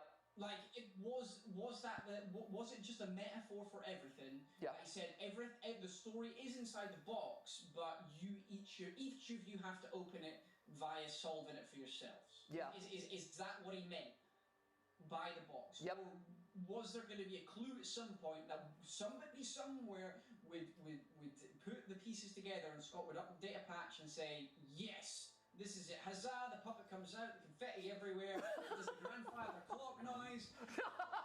6 a.m. Scott comes out the box beside the puppet going, yeah, solved it. And then he places a fight. I actually love that idea, and I think that's a great point, right? Where to know whether or not the box was open, to me as well, one of the questions, I think a great question that follows that is there something physical in the box? Like, is it actually a physical thing, or is it a metaphor? You know, it could be a physical thing. It's all the pieces put together. Is that? Well, it could be. Seems unlikely at this point. No. If it's all the pieces that are put together, similar to me with the clock. Like, for me, the clock was the piece, or all the pieces put together, like, was symbolized to me with the clock. Like, that was the one that suddenly, like, oh, I get it now. Here's where all these things come together. Similar to the Chica Beak. You know, that was another one where the Chica Beak was like, oh, here's a lot of things that suddenly connect. And so, to me, if there was a physical thing in the box, and of course we're talking about like virtual games, so obviously it's nothing real, but to me, I feel like it would be, you know, those 1, 2, 3 objects or items that suddenly like make a lot of things snap together, and it's like, oh, I get it. Or maybe it's a picture of the crying child with like purple guy behind him and phone guy behind him, and it's like, oh, it's the family photo or whatever. But that to me is what a physical object would be in the box. But I agree with Raz. I think especially now that he's starting to branch out of the main video game storyline with FNAF World, with the books, with the movie, if the quadrilogy of games is truly done and that story of the crying child, the puppet, whatever, has been told, I would love to know kind of his take. And I think at this point the community, and Scott, if you're watching right now, we're talking to you, I think at this point the community is okay with it. You know, I think that similar to, you know, frustrations around Lost, you know, where that story got drawn out and you never really got answers, and then at the end you kind of got unsatisfying answers, but like it was able to be put to rest. I think here there's enough support for dream theory, there's enough support for timeline theory, and knowing kind of where you fall, what your thoughts were, how the pieces fit together for you would be interesting. I think the community would be accepting of it, because I know that was your concern. Still talking to Scott, aka the camera right now, but I know that that was one of your big concerns, so it's okay, man. We'll support you. We love you. Hashtag love equals love. There you go. So hugs. Oh, hugs for Scott. Hashtag hugs for Scott. So okay, so Raz wants to open the box. I want to open the box. Michael, Dawko, what do you guys think? Michael, how did you know my real name? Yeah, we've met in person. You know, we're beyond just Mike at this point. You and me. That's true. Okay, for me... Yeah, what is the story that you want to tell, Dawko? For me, I wish, if I created the game, I would have branched out the mini-games so we understood it easier. Yeah. For example, I wish Scott did some more cutscenes, like in FNAF 2 when you're in the Freddy costume and you scan around the room. I wish he did more cutscenes, which explained a bit more, for example, because... for example, my favourite trailer for Five Nights at Freddy's was Five Nights at Freddy's 3. Yeah. Because of the amazing animation he did. So I wish maybe he did like a cutscene at the end of FNAF 4 or something where we started to see some things like through cutscenes rather than mini games. Yep. That makes sense. Yeah, that makes total sense. You know what though? This is gonna sound so trite or like trivial, but I wish, if I were Scott, I would have added more of these cool little moments that have like very, very little chance of happening and that just scare the crap out of you. Like FNAF 1 was Sure. the best at that. Like there was so many of those. Like for example, the secret Bonnie death screen, where literally if you die, you have like 0.1% chance that you have like Bonnie standing there with like a static noise in the background for 10 seconds, just staring at you. Yep. You die. And that was just so cool. That's just something I always thought about in horror games. It'd be awesome. And I think it's nice because when you're an indie game developer, you're not a big company, you can do these cool little things. And I feel like we kind of slowly lost that as FNAF games, progressed. Well, FNAF 3 had the Springtrap animatronic like deaths. That's one that came to mind for me. FNAF 2, maybe not so much, and FNAF 4, maybe not so much, but 3 was definitely the one that comes to mind for that as well, where it's like, the Springtrap suit and purple guy kind of like emerging from that. But no, I agree. That was a really cool... And again, like those are pieces that didn't necessarily directly relate to the lore of the game, but were cool little Easter eggs that made you realize that, hey, there's something more here. There is more to this story that I want to explore and experience. So that's really interesting. One more time, since it's been a while since I reminded you guys, if you're just tuning in for the stream, because I know that there's more people coming in. The beauty of live streams, new people come in all the time. You can rewind for the actual episode of Game Theory, rewind to the very beginning of the stream. There's your 17-minute long video, so that way you can get caught up on the timeline, how it relates to the Dream Theory, all that. And then tune back in to the live stream where we're starting to wrap things up here, I think. I don't know, any other big questions from the comments or Twitter that we should be answering right now? It's, a lot of it's really just around what you guys are excited about, any other like final thoughts. It feels like this is like the culmination of Five Nights at Freddy's for 2015, and it's like, okay, we're done with these games, we're done with, with the theorizing on them, and it's... You have your holiday reading assignment. And everybody's still fighting about timeline theory, but that's okay. Sure, no, that's okay. That's fine. So I guess the question I have for you guys then is, how do you see FNAF playing into the wider gaming space, right? So, the core series is over, it's starting to move into RPGs, it's starting to kind of branch out, but what impact do you think FNAF has had on gaming, on YouTube culture, on this indie games in general? Like, what do you think, stepping aside from the story, stepping aside from the lore, all the details, all that stuff, just FNAF as a series, what do you think changes from this point forward about video games, about entertainment, about YouTube? I was actually talking about this to my friend at work today. We were talking about what a success story Scott's had. Yes. Because he's such an inspiration in the fact that he's gone from just a loving guy. He's got his family, he's got his wife, and he was working at a Dollar General. Is that right? Part of the story. So that's not a particularly fantastic job. He's made all these games in the past, and he's obviously got a passion for it. And then he gets this hit, he gets this one hit, he gets his break, and he capitalizes on it. And not only has he continued to create games that have inspired so many people, he donates so much money to charity. He's such a nice guy. I mean, the support he's given us as YouTubers, the community in general, the almost one-on-one interaction he gives fans on a daily basis on the Five Nights at Freddy's forums and stuff is incredible. And I think a lot of people have taken stock from that. I mean, you have all these inspiring kids, basically. They're like 10 to 15, sometimes they're a little bit older, and they're going out and making their own FNAF games. They've seen that anyone, if they've got the passion for it, can create a game. I'm useless to that kind of thing. I'll stick to being on the camera, but... the amount of fan games that I've played, that Doco's played, that Smike's played as well, some of them are really, really good. And I think FNAF gaming, the games alone is going to leave a huge impact and potentially create one of these people that's been inspired by Scott is going to create the next big game at some point potentially. And I think his legacy will last for a long time, maybe hidden away slightly underneath everything, but one of these kids that's been inspired by him alone might make the next big game. And I think that's beautiful, man. Yeah, I think that, and I think you bring up a really good point there, which is something that, you know, I'm thinking about, you know, game developers wanting to include more Easter eggs, more seeming randomness to things, more unsolved mysteries in order to get people talking about it and all that stuff.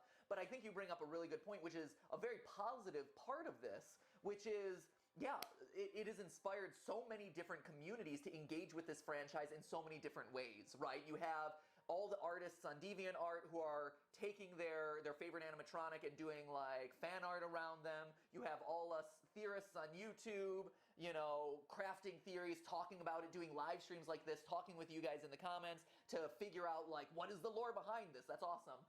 But to your point, Scott, in doing this, has inspired so many people to be independent game designers, to go out and make their own fan games, to show that, like, hey, you can be one guy who has a passion, and look at what you can accomplish, look at what you can do, and that's an incredibly positive impact to leave for a very dark, scary game, you know?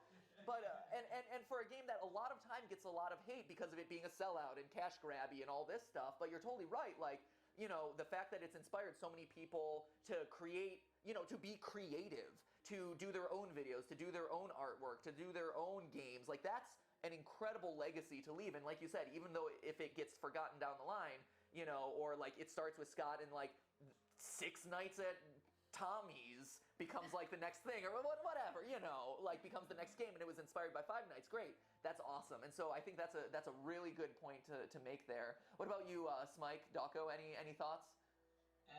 Well, if it wasn't for FNAF, I wouldn't have met any of you guys. I mean, I know this is getting a bit close here, but you know. One of my best friends is Raz, and without Five Nights at Freddy's I wouldn't have met him, and I wouldn't have even started YouTube without Five Nights at Freddy's. I wouldn't have started a career on YouTube without the game, and that's had a really deep impact on me, because when I'm older and let's say I'm not doing this anymore, I'll always remember this game, and I'll always remember Scott, and I'll always remember everybody who was a part of this like part of my life. It's a big part. I mean, it's been a whole year. Yeah. All about this game for me, and yeah, what Raz said as well. A lot of songs as well. The musicians like Nate Wants to Battle and Graveyard. I can't think of his name. And It's Me. Yeah, is it right? Yeah, It's Me. And Puppet Song. Thanks, Mike. Great songs, right? Shameless promotion, Smike. Hashtag shameless. Because Smilk it. Because they use Click Team Fusion, right, to make Five Nights at Freddy's. I don't know whether that's an easier thing to do to make an actual game, but it's gave a massive opportunity for people who haven't even made games before to, you know, try it out. And Game Jolt, you see so many fan-made games based around Five Nights at Freddy's, and some of them are absolutely amazing. Like Ross says, one of my favourite ones is One Night at Flumpty's. Yeah. And it's absolutely amazing, you know. But other games as well, indie developers have made games like The Boogeyman, which is a really good, it's FNAF inspired. Slaughter Me Street is FNAF inspired. Emily Wants to Play is a really good one as well. The games are like you survive till 12 AM to 6 AM. Yep. It's not really FNAF, and they've got a mystery, like you said, Matt. And it's really good, you know. I love seeing games with a lot of mystery, and it seems like Five Nights at Freddy's has inspired a lot of people, including myself as well. Yep. I just want to say a quick shout out to John Chrome, because he made One Night at Flumpty's. I know he had some trouble, like just dealing with you know, his game, and he ended up not doing a third one. And I know he had a lot of self-doubt, so I just want to say he makes some great games. And everyone who, honestly, one of the best FNAF fan games out there, one of the most creative ones. And not only was it a good fan game, but it also changed the game's design itself a lot. Yes. He kind of broke the rules of the game in some ways and changed it to, you know, his own style. Yeah. Which is amazing. Cool. Yeah. Smike, any takeaways for you as far as like as we kind of wrap up this core part? Oh, I got the honor. Okay.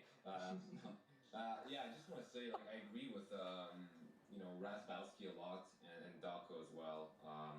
And just want to say, Scott Cawthon, like, just to me personally, and to a lot of other people, I'm sure he's been a big inspiration. Yeah. And I think the fact that I think Five Nights at Freddy's is almost like a poster child for the possibility of, not just independent game developers online, but just literally any independent person who is either alone or in a small team of what they can accomplish, in the age of the internet, where you don't need a huge team or a huge production budget. You can have, one guy, a family man who lives with his wife and children and lives and works at the dollar store, and how far he can get. And people like me and you guys, you MadPat, you Dako, you Rispowski, Markiplier, we didn't start rich or famous. We kind of built that over time, and we didn't have much. Wait, you're rich, Smike? Smike! I'm not rich. No, You built your rich and famousness over time? Oh man, Smike! Hashtag Smike is cool. Must be doing really well for you, buddy. No, but I'm just saying, we didn't have we're not like Hollywood, we're not like the Kardashians where we're born into this, or something. It's something Your that hair is very is very pretty. inspiring, I think. And whether you're an artist or a game developer or a YouTuber or whatever, I think this is, it shows that you can do stuff. You can do it by yourself. You don't need to, go and find 50 people and build a huge company to make a mark.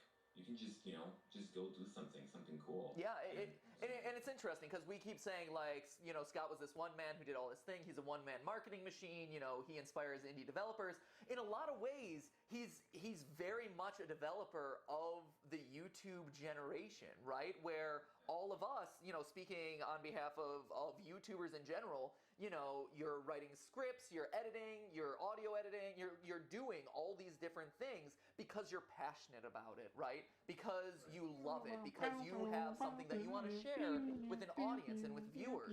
And Scott did that, even though his first couple games weren't successful, he persevered and, he found kind of that spark that lit a fire under so many people. And similar to YouTube creators where they're trying for years, making all these different videos, staying with it, staying committed to their community, and then finally all of a sudden it's that one that finally they hit on something and there it is, and it's a really interesting story to parallel Scott in kind of the gaming world to YouTube in kind of like the entertainment or like video creation world and how similar, those mentalities are.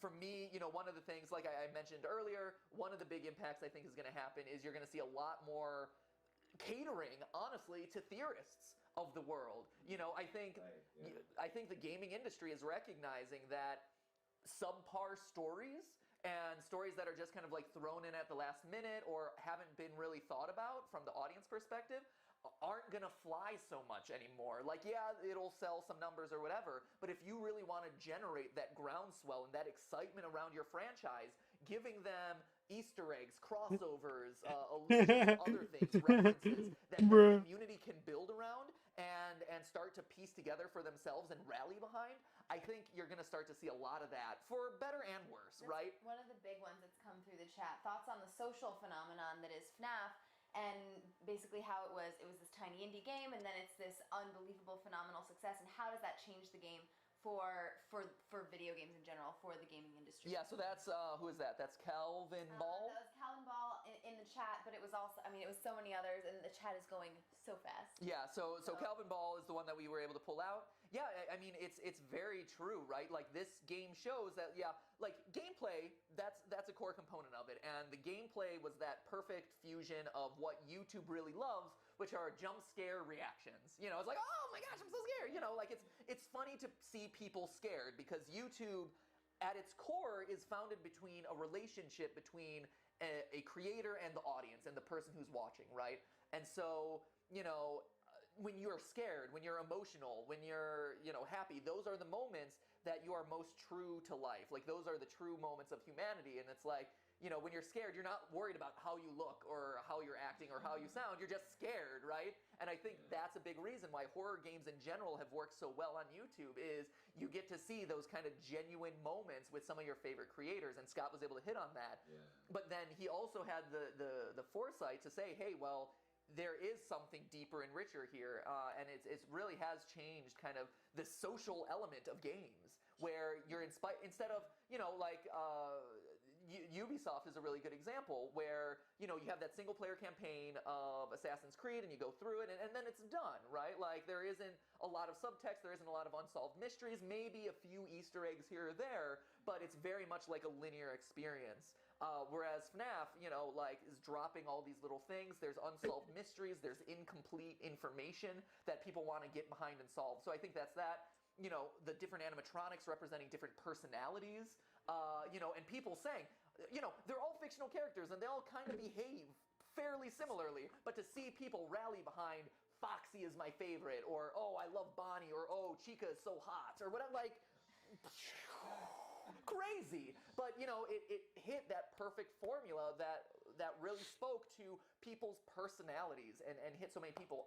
One of the other things, Raz, to your point earlier about inspiring a bunch of creators, one of the other communities that we haven't mentioned is the 3D animation and like machinima community, which again is one of those kind of, you know, small up and coming communities that are like, especially when it comes to FNAF, driving just like tens of millions of views on every single video where, you know, people are going in and 3D animating these characters and crafting their own storylines around them, you know, engaging with their own adventures with these characters. And that's, you know, a whole new part of, you know, gaming, entertainment, YouTube, digital video, that like I haven't seen any other game really do. Like machinima and like Halo and stuff has kind of been a thing, but like to the level that people are 3D animating these characters and then making them come to life in these videos, that's a whole nother thing, which I think is super cool.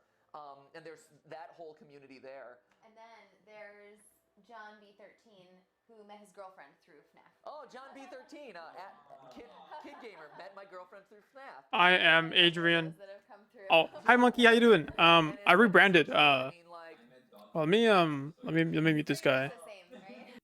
So I rebranded my name. I removed the man in the locker. I do miss it. I do wish I could go back a little bit maybe, but I do kind of just. Are you still in the locker? I mean, I'm still here. You know, I'm still, you know, in a compartment. But yeah, I kind of just rebranded. I wanted a simpler name. I wanted a cleaner name, Adrian. It's my name. Basically, my name is Adrian, Adrian, and Adrian is almost spelled like Adrian, so you know, it makes sense, right? So that's what I'm doing. I changed it on everything. So nice to see you again, Monkey. How you doing? How you doing? Appreciate you stopping by. Yeah, as you can see, I got 5 subs to the end of stream to end stream. Then up there we got watching every FNAF game theory. This is the 2-hour-long video. I'm on episode 9 of a 60 video playlist. You know how many hours I'm gonna be here for?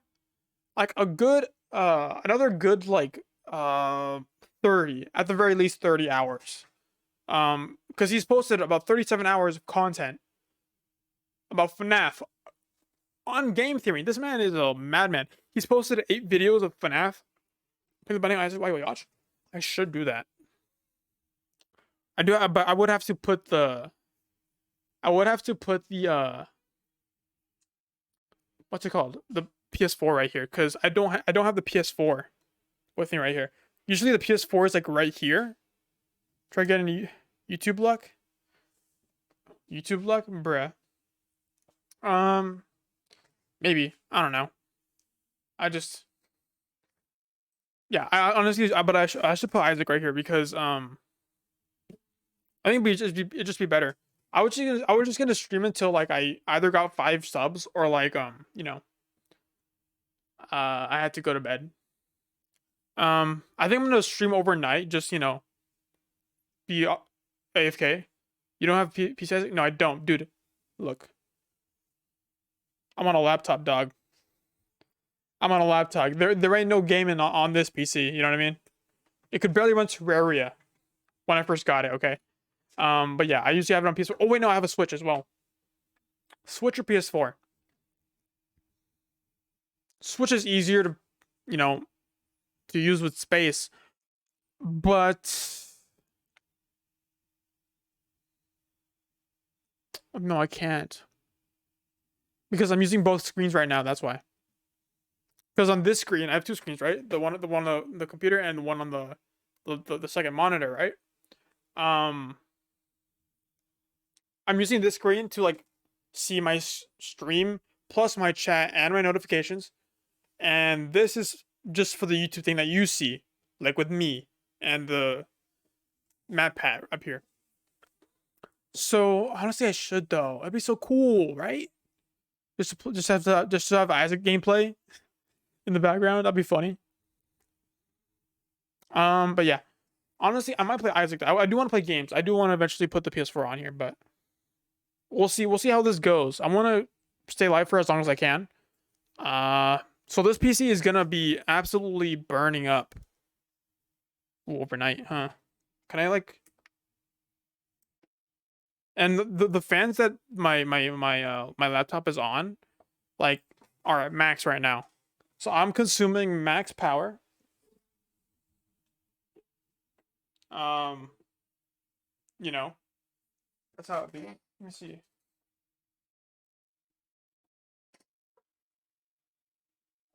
I mean, the connectors, the power doesn't have a lot of heat to it, so I think it's gonna be fine generally.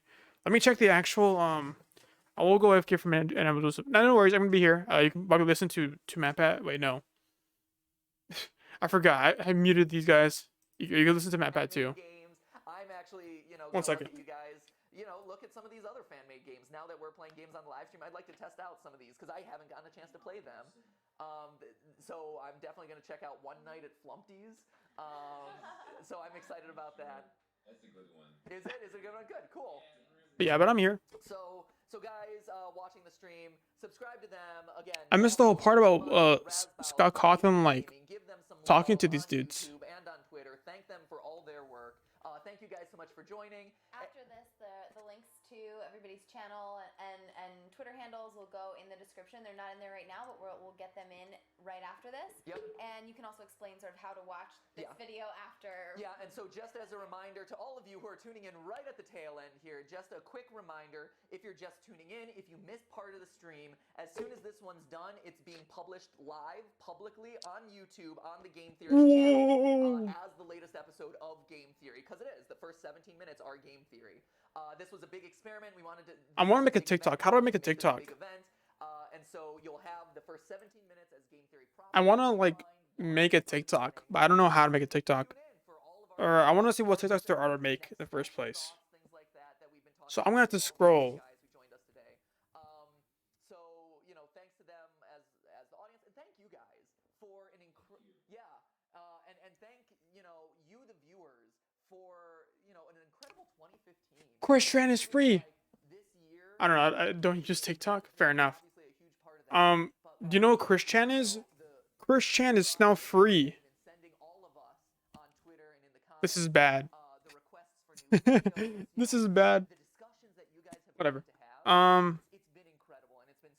don't know. So, Monkey, I don't know if you know this, but I've been posting on TikTok, YouTube Shorts, and Instagram daily for the past since 2023.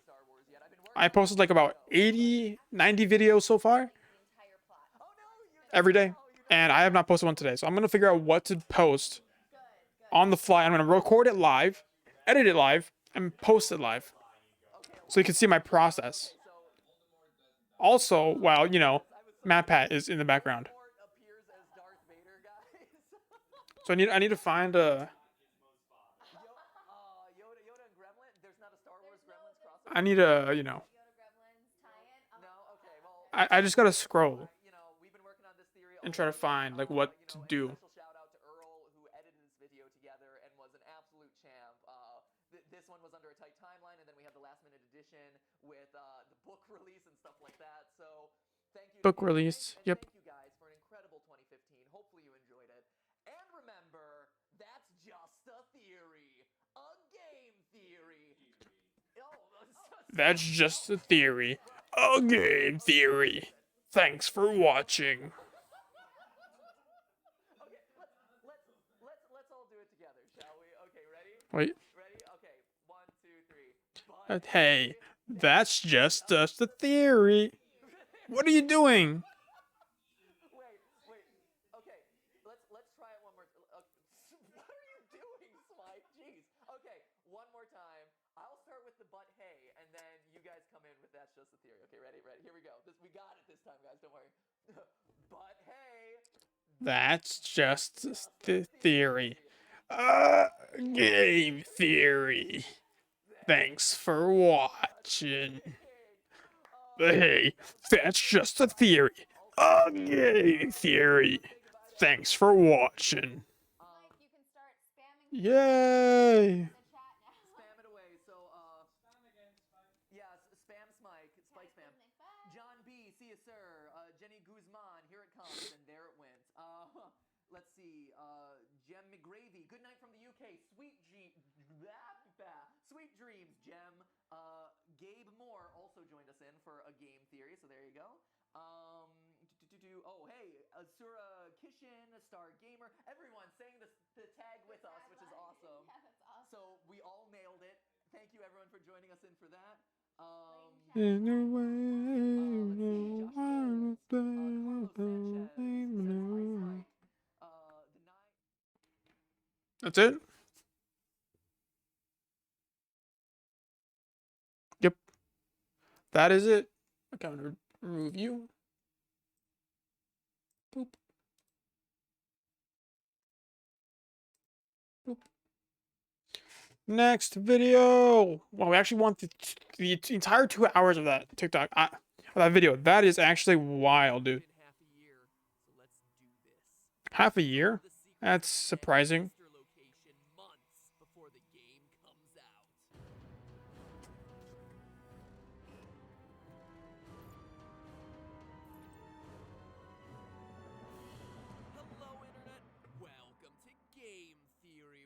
I'm gonna record the TikTok. I have an idea. It's like me. I'm like doing Chad face right, but then and it says like me wanting to do a marathon of all. MatPat can't have that many FNAF videos on his channel, right? Like MatPat can't have that many FNAF videos on his channel, right? Look at the playlist, 60, and start scrolling down.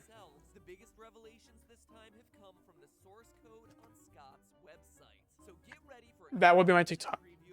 But I do need to find like a good audio for this. Let's try to find a trending audio. Because trending audio would be everything. In our attempt to expose the facts behind the next trip to Freddy's. Now, Scott hiding hints in the coding of his site is nothing new. It was the source code that started the whole 7 debate back during FNAF 4. But this time it's a bit more than just a mere hint of what's to come. At least I know I'm free. Story. So let's take this line by line. This first big chunk at the beginning starts off like a collection of letters and punctuation, but upon further inspection, you can make out repeated numbering patterns and letter combinations representing days of the week. When pieced together, it becomes a schedule looking like this, listing out the days when certain animatronics are either available, booked, needed for a private party, or mat, either in maintenance or needed for a matinee show.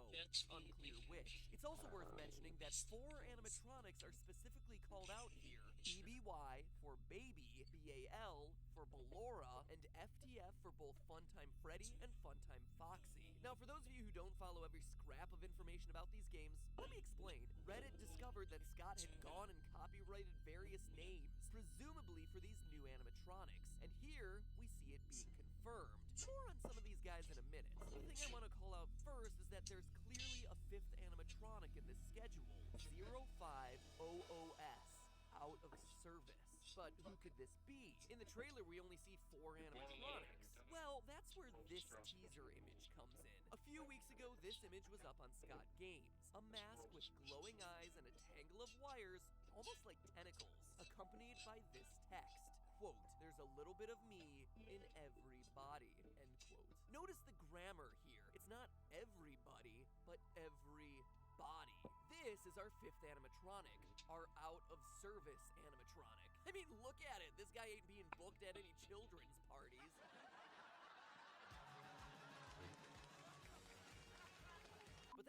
we can conclude about it. The text indicates that a piece of him, his soul, his mechanisms, whatever, is in every other animatronic body. This could have two possible explanations. Either he's possessed the other animatronics and is controlling them, which would explain the "don't hold it against us" line from the teaser trailer we hear over and over again.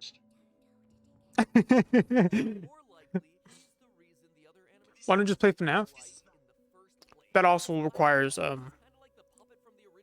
usage of my CPU, which I don't have as well. Like, this is the most I can do for now, and I'm just trying to fill time, right? Just to, you know, get a stream going, get back into the game. You know what I mean?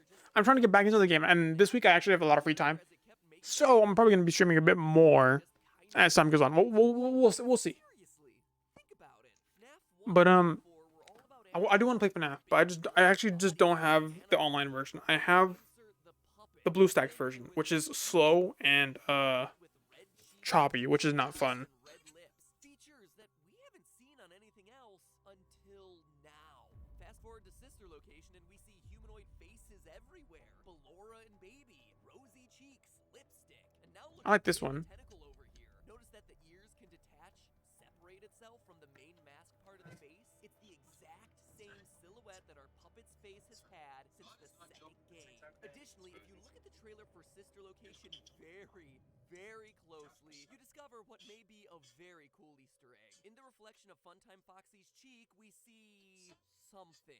For all the other animatronics, it's a part of their body. For Ballora the ballerina, we see the reverse of her arm. What sounds? I need sounds, bro. It's her finger and bow. But Just always give me like no sounds. reflecting something that has a bright red dot besides two colored streaks, aka a bright red cheek and two streaming tear tracks. It's like that time we covered reflection mapping to find Super Smash Bros. Hidden location. Could that be the puppet's face reflection mapped onto the model of Foxy's skull? Regardless, though, if you ask me, we haven't seen. I don't know if I can watch any FNAF store anymore without getting good old mental sickness. Fair enough. Might finally be giving us the origin story we've long been waiting for. Well, what the frick? Back to the source code, the next section. I should not be watching this video.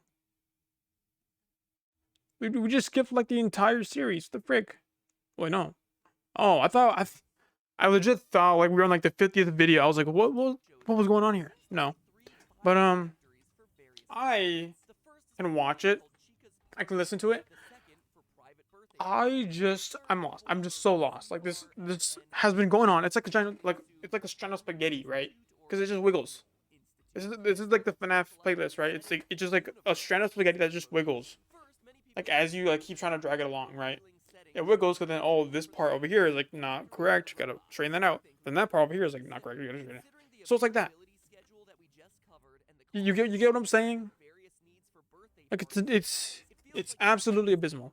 But yeah, that's basically what it is. Responsible for shipping them out to various gigs across the Fazbear locations. The reference to Chica's Party World builds out the lore of the universe, showing another spin-off location. He said 5 minutes ago? No, I do not.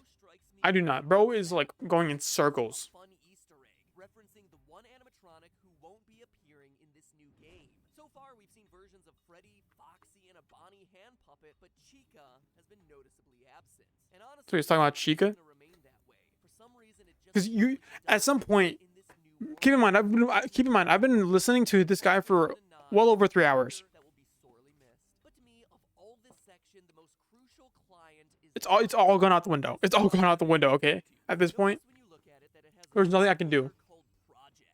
This to me is incredibly important since every teaser image Scott has posted on the site related to Sister Location has been labeled project.jpg. Seems like a generic naming convention, right? Wrong. I went to an Internet Archive database and dug through the source code of all the past teaser images from all of Scott's past games, only to find that his labeling system has been very consistent. His FNAF World images were all labeled FNAFworld.jpg. Images about the book were labeled FNAFthenovel.jpg. Even Just play Roblox Doors. It's basically the same thing. Bruh. It doesn't require a good PC. Fair enough. The thing is, I don't have Roblox on my laptop right now. Damn. Sucks. I know I can't play much right now, honestly. Ah, I bit my tongue. Look, I just saw TikTok. I'm gonna show you TikTok here. which ties Oh wait, I just. These guys are being experimented on. I just. Project at some mysterious institute, Here. and you can bet that they're not happy about it. Perhaps the most crucial detail hidden in the source code is the last line, a line that blows the door. Okay, and then here's like the up close. For this new game. Service log maintenance CO or care of AF. The thing about that is, I was a Pac-Man. I was a Pac-Man main in high school, or just like in general. I'm a Pac-Man main in Smash Ultimate, and let's just say it's incorrect. Incorrect TikTok. I mean, if you take out the past 2 years, then it is correct. But before the past 2 years, I'm telling you, it's incorrect. Incorrect. I'm telling you. The other co-owner was, ready for this?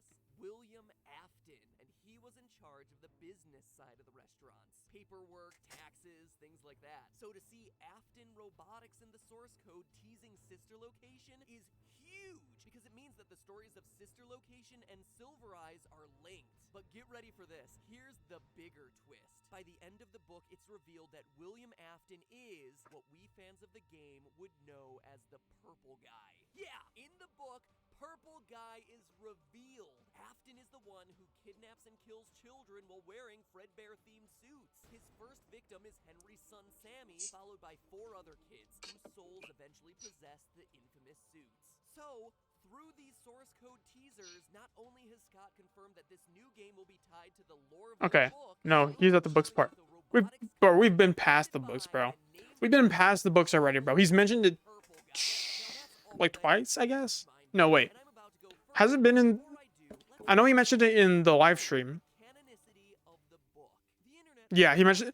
No, he mentioned it in the live stream, but not in any other video. So this is like the second time he mentions the books. If you read his entire statement, and I understand that it's hard for you, internet, since it's 3 whole paragraphs that aren't summarized with a TLDR line, he actually says. What's the fun part? That's the fun part. He just mentioned the book. True, I guess. Let me see. 4 games and the books should be considered to be separate continuities, even if they do share many familiar. Hi, Mandy. The book Can I help you? canon just as the games are. That doesn't mean that they're intended to fit The cookies are going to be ready. The book is a reimagining of the But they're not done yet. Yeah. This makes sense, right? The first 4 games Yeah. were crushed under their own convoluted lore and fan base. Who's that? Making every new toad Yeah. and epoxy mean something. Yeah. No, I'm not saying that's a bad me. thing to have people Yeah. confused Where are you? about your story, but it does become When I limiting go when like right continuity here. games or wanna do something Here goes different back. with Oof. these characters. And with the Yeah. Five Nights at Freddy's Go this way, movie go this way, go this getting way. closer, it becomes even more important. Say hi. To be rude Hi. to insert actual characters It's into the moving story. this arm now, but Yeah. when I go like this, It's the other arm, huh? yeah. Yeah, it's cool, huh? Ah, they're actually scary games. It's okay. It's not scary. Okay, it looks scary to me. And then it's okay. Don't worry. It's not scary. It's a silly bear. He can't hurt you. Oh. Rah! Is it scary? Yeah, what's his friend's name? That's Freddy. Freddy. How about the bird one? It's Chica. How about the other? How about the bunny one? Bonnie. How about that one? That's a fun time, Foxy. Foxy. How about that one? That's Baby. Baby. Yeah. Oh wow. Are they scary? Yeah. It's okay, man. You look. It's cartoons, huh? How about that one? I don't know. See, look. Rainbows. My favorite rainbows. Yeah. Which one is your favorite character one? I don't know. There's a lot of characters. Some of them are scary. Some of them are not scary. I like the bunny one. Like the bunny one. The bunny one's cool, huh? Yeah. It's a boy or a girl? Which one? Which one is the? Which bunny are you talking about? The other one. With the bear's friends. Oh, okay. What's the bear's name? I don't know. Chica, probably. You mean to a Bonnie? Yeah. The bunny. Yeah. What's his name? Okay. Dialogue from the Hi. FNAF in Space minigame. Yes, again, It's scared. FNAF World is a Yeah. Seems It's to okay. imply that Here, you Scott want is Deanna help her make cookies or what? You want to use the tablet? So if Desk Guy Yeah. isn't Can you Scott, you can use the tablet here.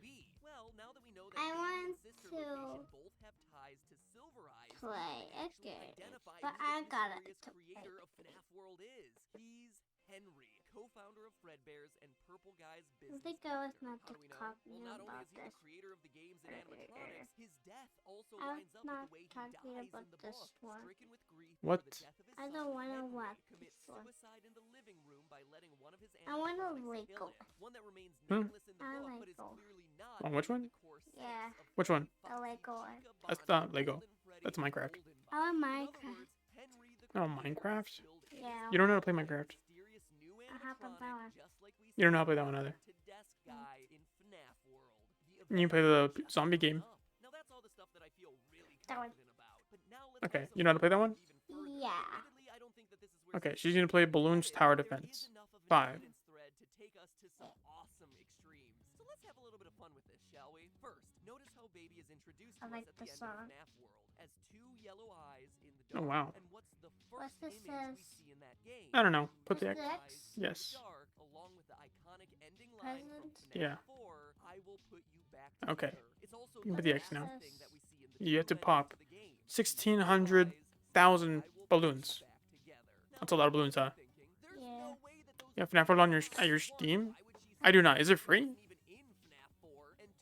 What is this? So press that guy. No, no, not that one. We'll do this one. It was free? Got deleted? Oh man. Why did it get deleted for? I never got the chance to play it. Sorry, I'm talking to the guy. Don't worry. You can play whatever game you want. My favorite. I know what is that one. What's that one look like? First I wanna do this one. Oh, that one? Yeah, the which one? You can do the easy one. Here, right here. This one? Yeah. That one? Yes. Can play at Steam. Oh wow. Not only who got it before. Oh yeah, that's right. Dang, I really want to play it. Oh well. Mandy, can you play on the bed? Yeah. Thank you, Mandy. I'll be right here, okay? Finally good content. I see you, monkey. Bro said finally good content. Hey, Mandy. How are you? Are you a zombie? Or at least we No. all thought so last When I year. grow Look up, at her design. I want to Dressed be in a a skirt human with and a reddish soccer player. pigtails and big You're gonna be a human eyes, soccer player? just Yeah. like How the cool. design of Baby. Hear that? Me too. The collective sound of minds being blown across the internet. But if the glowing eyes, shared dialogue color, similar designs, and Okay. repeated line of I will But put you back together didn't convince Mandy, you, sit down. it doesn't stop I don't want you to there. drop the tablet. Remember the biggest lingering question from FNAF Wow. World? I feel kind of weird showing Mandy No one FNAF. had an explanation She's gonna for it. scare her. They didn't have an Be scared. explanation for So it. And yet Scott felt something it was important. Okay. enough to the lore of the story to Obama. share it. And now we might actually Bro, you should know get TikTok. It's funny. what Okay, but I found the is TikTok that I want to do, the crying so I'm gonna child's do it family. like on stream right now. Why we would see her color Together. That's what I'm gonna grab. appearing in his final moments. As a family Right here. member, she would be there in the This is about a 87 hospital JoJo reference. as he tries to recover. Is that a JoJo reference? Connection with Baby, it would They should make a meme where it's like, presence of Mangle in oh, that's something too. other key animatronics we see in They should make a meme where it's like Markiplier reacting to the body of 87, but instead of him going, "Is that the body of 87?" he goes,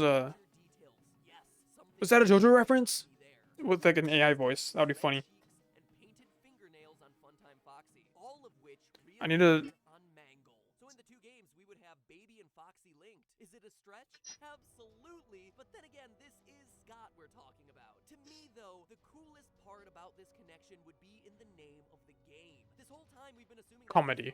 Okay, I'm gonna turn on the lights real quick, and I'm gonna start recording this. So you can see me do this live, and see me post it on my account. Hold on. Trapped in Baby, and she was indeed the sibling of crying child. The phrase sister location takes on a whole new meaning. This is her game, a game about one sister's soul trapped in the baby animatronic getting revenge for her brother's death. Just don't hold it against her.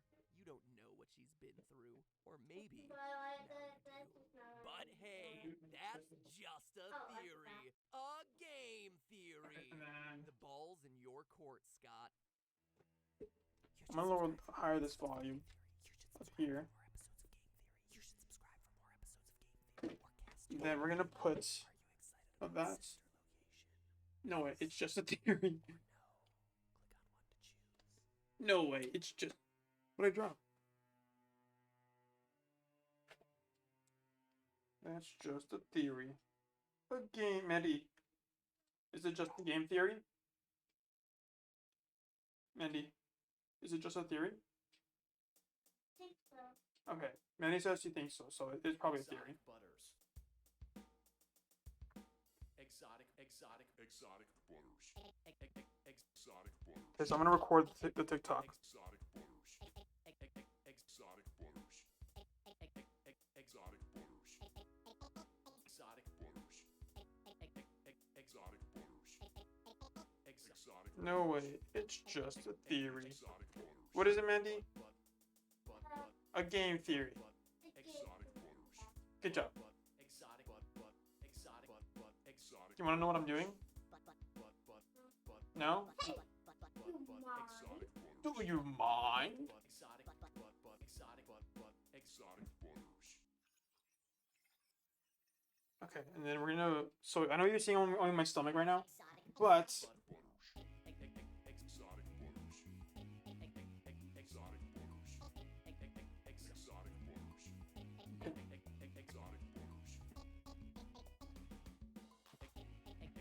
Exotic butters. Exotic butters. Exotic butters. so what we're gonna do, we're gonna download the song. Make your own kind of music. Exotic butters. Then we're gonna put it Exotic butters. on this. Exotic camera. butters. Exotic butters. Exotic butters. Exotic butters. Exotic butters. Exotic butters. Make your own kind of music. And don't worry, Monkey, if you're still here, I can see your chat messages, so don't worry. You can talk to me if you want to. Exotic butters. But I do have to download. Exotic butters. Exotic butters. Exotic butters. Exotic butters. Exotic butters. Exotic butters. Exotic butters. Exotic butters. Exotic butters. Exotic butters.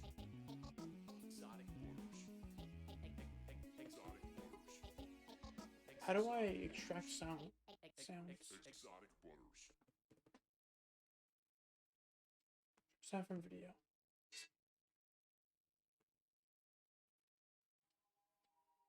When it gets dark, they will awaken.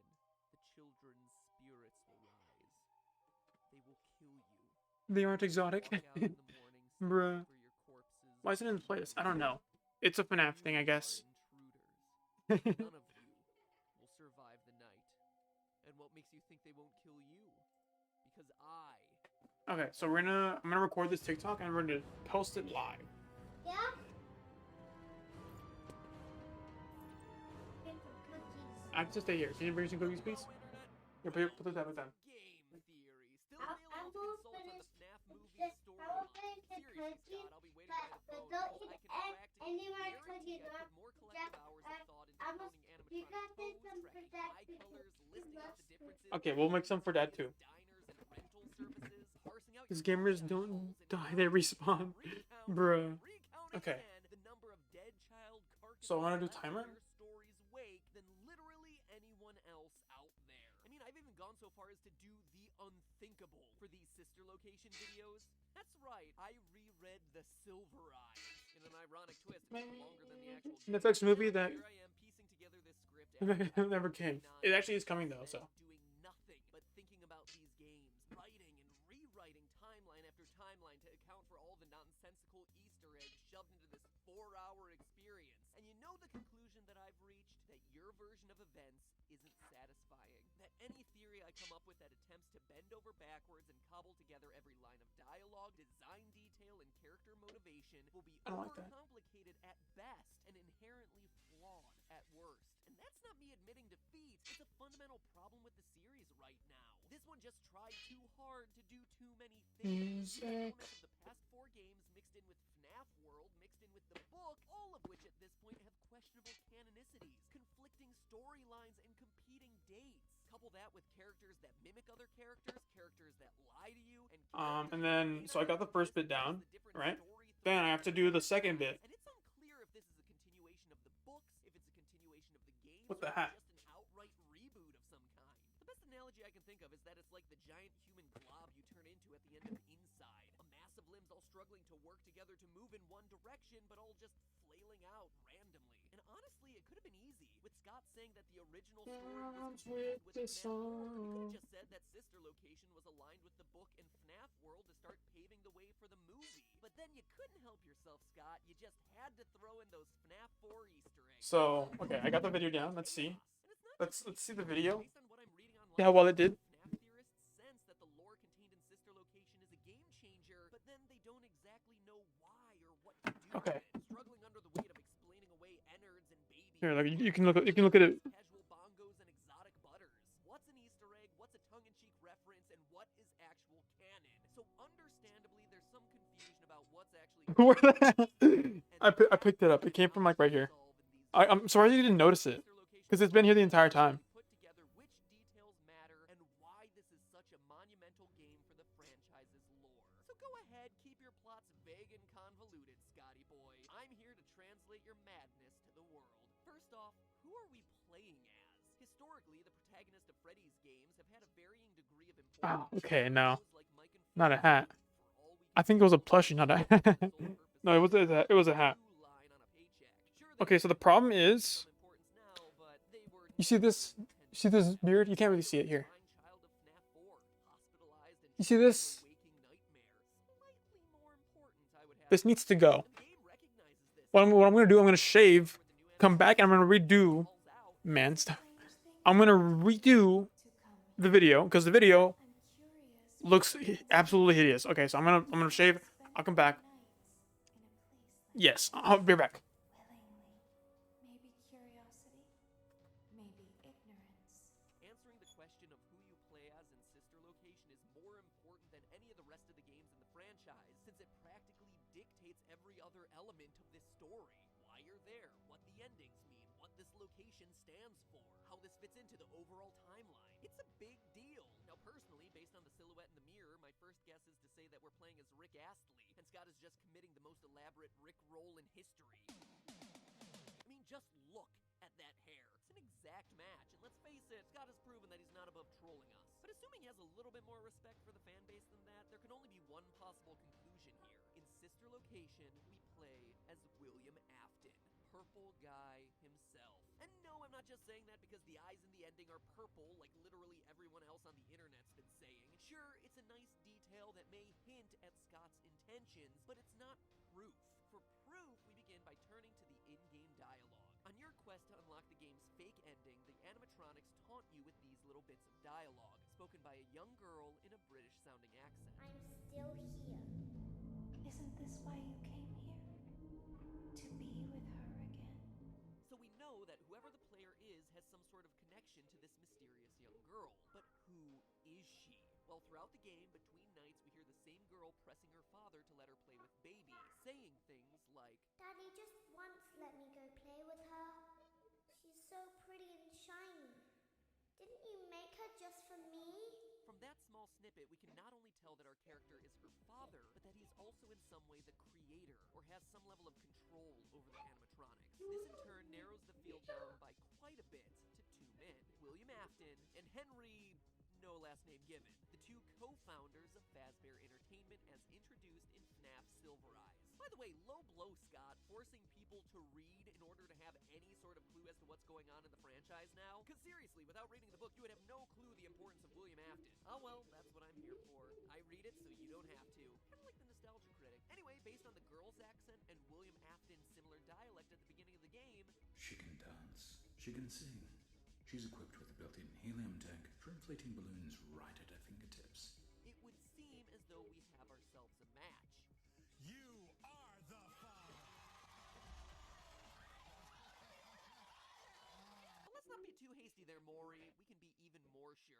In the game's real ending, you get yourself tricked, becoming animatronic fodder as the machines scoop out your internal organs and replace them with endoskeleton cords. Now, this really bothered me, since it's like the antithesis of what we expect from our stories when we beat the game. Here I am wanting to finish my night and return home to my basket of exotic butter, but no, that's reserved for the fake ending. Becoming a flesh suit is somehow canon to the series. I wanted to write it off as jumping the shark, like, hey, we're getting a little bit too absurd right now, but then I realized that this is a franchise built on haunted animatronics chasing you through a That's a restaurant. After they've been killed by a serial killer hiding in a mascot suit filled with killer springs. So, crossing the line of absurdity? Yeah, I think we're long past it at this point. Becoming a flesh suit is an oddly specific event to be integral to the lore, and yet there it is. So we're left with two options. Scott's either completely lost it at this point, or he has some other plans for this character. And indeed, he does. As the novel once again shows us why this odd story turn is so important. In its pages, we're treated to all sorts of lines that make it clear Mr. Afton is the one who gets himself stuffed. Page 407. Quote, Charlie, there's something different about him. It was as if the guard, the man they had met, had been stripped away, and what sat before them was nothing but a blank canvas. End quote. And again, 2 pages later, quote, Dave is the fake name for William Afton in the novel. He's hiding out in another identity. Long story. Anyway, just go with it. Dave's body moved upward, straightening, but the movement was too smooth. He seemed to make no effort, use no muscles, and exert no energy. Dave's eyes opened steadily, glassy, and without emotion, like the robots on the stage outside. End quote. And there you have it. That totally just spelled it out for us, didn't it? Like the robots on the stage outside. In fact, the book makes a huge deal about Afton's eyes. Over and over again. Like when the character John describes seeing Afton kidnap his friends on pages 120 to 122. Quote, the eyes.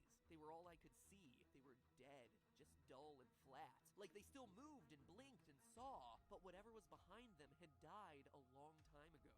End quote. Died a long time ago, you say? Like perhaps in an underground murder bunker, doubling as a robotic distribution center, perhaps. Now, real quick, let's pause here and have some real talk to Ennard, Baby, and the gang.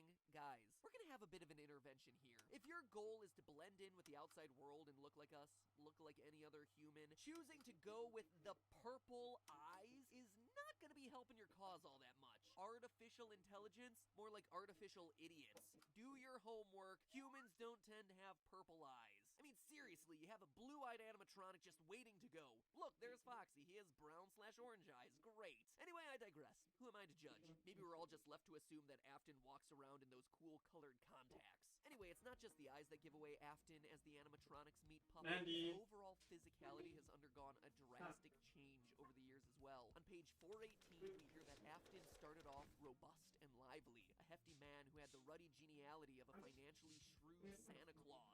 Financially shrewd Santa Claus, huh? No one said the writing of this book was any good. There's clearly a reason why only 500 people made it all the way through this book. And I say that because on Amazon Kindle, they actually show you the most popular highlighted sections, and like, they all drop off by midway through the book, so I can only assume that I'm the only person who made it all the way through. The things I do for you. Anyway, soon after, our financially shrewd Santa Claus is accused of murder. He's released due to no bodies being found, and then he skips town. However, when he comes back, he's a changed person. Quote, Afton had been Alone, lore? No way. It's just the teary. Bruh, how you doing? How you doing? Let me hear alone. With what? Lore? No way. Shooting manga with that thing open. Nice. Okay. We get done. I shaved. I think it did pretty well. We're still in this episode? Yeah, not that bad. Okay, let's redo this TikTok, and then we'll get it going, huh? Shall we? Not man stuff anymore, bruh. Looks better without the shave. I cannot grow a beard for crap, bro. I left that thing on. I left that hair on for like a good week, and it did not do anything other than just commit comedy, bruh. But I left it on for a week, and I got like absolutely nothing from that. Should I do it from like down here?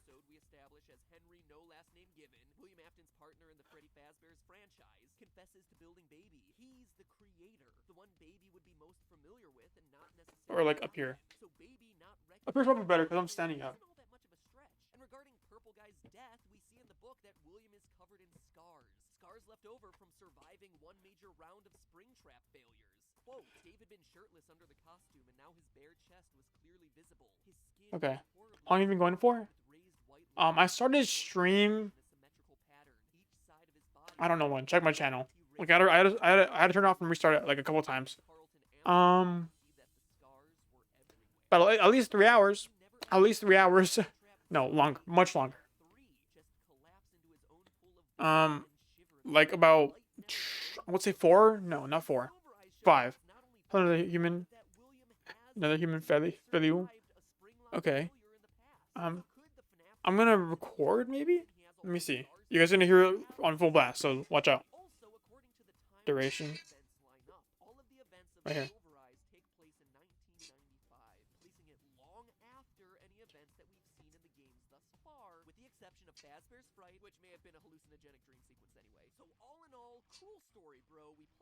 And then we're gonna do Thank you for selecting casual bongos. But why? What does all this mean for the plot of the game?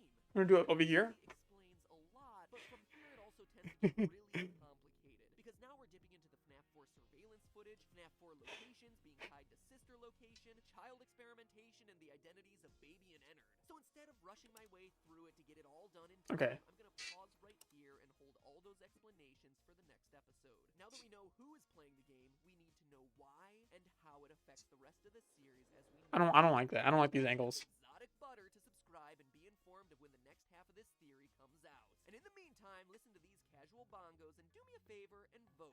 Sister location. Oh wait. Yay. Comedy in progress. Everyone step behind. Comedy in progress. Don't worry. Click on one to choose and I'll let you know next time how y'all Wait. Can someone clip? Hold on. remember. It's all just a theory. A game theory. Comedy in progress. Everyone step behind. Oh wait, you already said that. Okay, Brian. There's somebody. Clip. Clip me like this. Hold on.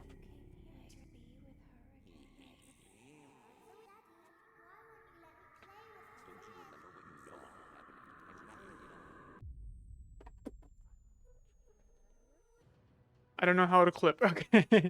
I don't know what you're on. You know what? I can clip it. Don't worry. Hello, Internet. Welcome to Game Theory, 7 million theorists strong.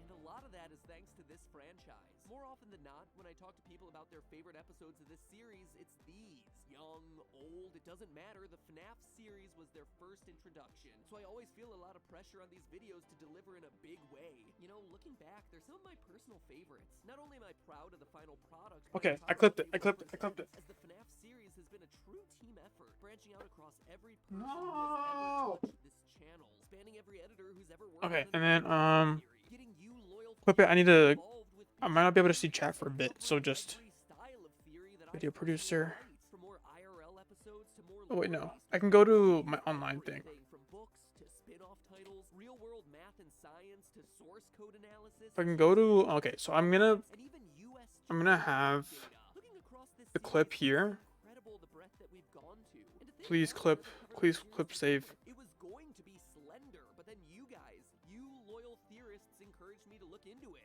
All based on a simple Twitter poll. You guys made Did it clip? happen, and the rest is history. Funny how life goes sometimes. Anyway, like I said, I feel a lot of responsibility with these episodes, but I think today is my favorite of the whole series because now we finally have Okay, I have the all clip. pieces necessary Please tell me I can for download it. coherent plot. It's not just some corpse kids and silent puppets and mauve murderers who don't say anything. We have personalities now, actual character, and most importantly of all, I don't know. I don't know. Wait. motivations for why a I don't know. Walt. create place Hold on. I have it. I have it here now. and believe it or not, the answer is actually Crap. quite sad. So the question of the day is, can a game make you feel sympathy for a child murderer? Because once you have the complete story, you might just see Purple Guy.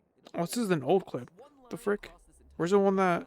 Answers everything. I will put you back together. But before we get to all of that, let's back up a bit. Last time we established I don't see that any the link. captain, Purple Hold Guy on. himself, is who you I thought I play did as it. sister location, and the one who eventually gets himself scooped. We also established that he once had a daughter who got herself killed at the Where's the hands, clip? or should I say at the metal claw grip of No, Baby. I want a There clip. is so much more hidden in this game than that. By playing through the game and unlocking sister location secrets Oh wait, you know what? room, players get treated to a I need to move on to the creator side of the app. So then I can content. I got it. I got it. It's right here. Foxy's closet, and creepiest of all, the crying child's bed. We also Oh, get wow. a clue as to how Okay. this is being done. Sitting there on the desk is none other than our good old friend, Psychic Friend Fredbear. He's here, he's there, he's Okay. everywhere. Something happened in the chat, but vanished in the same moment it appeared. I guess it was the link. I have no idea, but I have it now. I can download it. Yes. Good thing that it went straight to my phone, so that way I can edit it from the app. Very useful, very handy. But I do like my shave. I go against the grain. Ever since I saw that one episode of Walking Dead, where like Negan, I don't know if you watch Walking Dead, but ever since I watched Walking Dead, where like it was that one bit of like Negan like a shaving. He goes always go against the grain, and I've taken that to heart the entire time. Always go against the grain, son. Always go against the grain, son. I have a decent country accent, right? Something happened in the chat, but vanished in the same moment it appeared. I guess it was the link. How many seasons that thing got now? It's on it in 12. I stopped looking at it in 12, I guess. No, it ended. It was at season 11. I think that yeah, the Walking Dead already ended, and it ended at like season 11. So yeah, I downloaded it. I'm gonna put the video onto the edit. I'm gonna add a. Just like the vent system maps from previous games, the faded diagram would imply that all of this is located on a different level than sister location, i.e. What if I put this? And as we can see, not just above it, but to it. In fact, extract audio. Can I extend the audio? No, I can't. Delete. Sounds. They were even labeled observation 1 and observation 2. Then no. It ended at season 11. It ended like this year too. It's actually something supported by the book in details I guarantee everyone overlooked while reading it. Page 118, our main character Charlie is outside her childhood home, which is also home to Henry, co-founder of Freddy's. While exploring her father's animatronic workshop, we get the following. Hold on, I have it almost done. Put her hand on the ground, fishing around until she found a small screw in the bare dirt. She palmed it, then looked closer. There were small holes in the ground, exposed when she moved the loose dirt. Charlie ran her fingers over them, thoughtful, end quote. Tiny holes hidden under the dirt of an animatronic workshop, huh? It's an oddly specific detail that never gets mentioned again. I like this one. Hold on, okay, so it's like the caption is I am currently editing it on the app right now.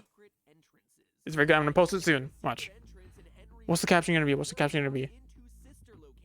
In fact, we can prove using more details from the book that it is still being used by Afton. Earlier in that same chapter, Scott makes sure to drop a few more hints that seemingly never go anywhere. But we all know Scott better than that, right? And now that we have sister location to reference, these little details start to make a whole lot more sense. Watching every FNAF game theory can't take that long, right?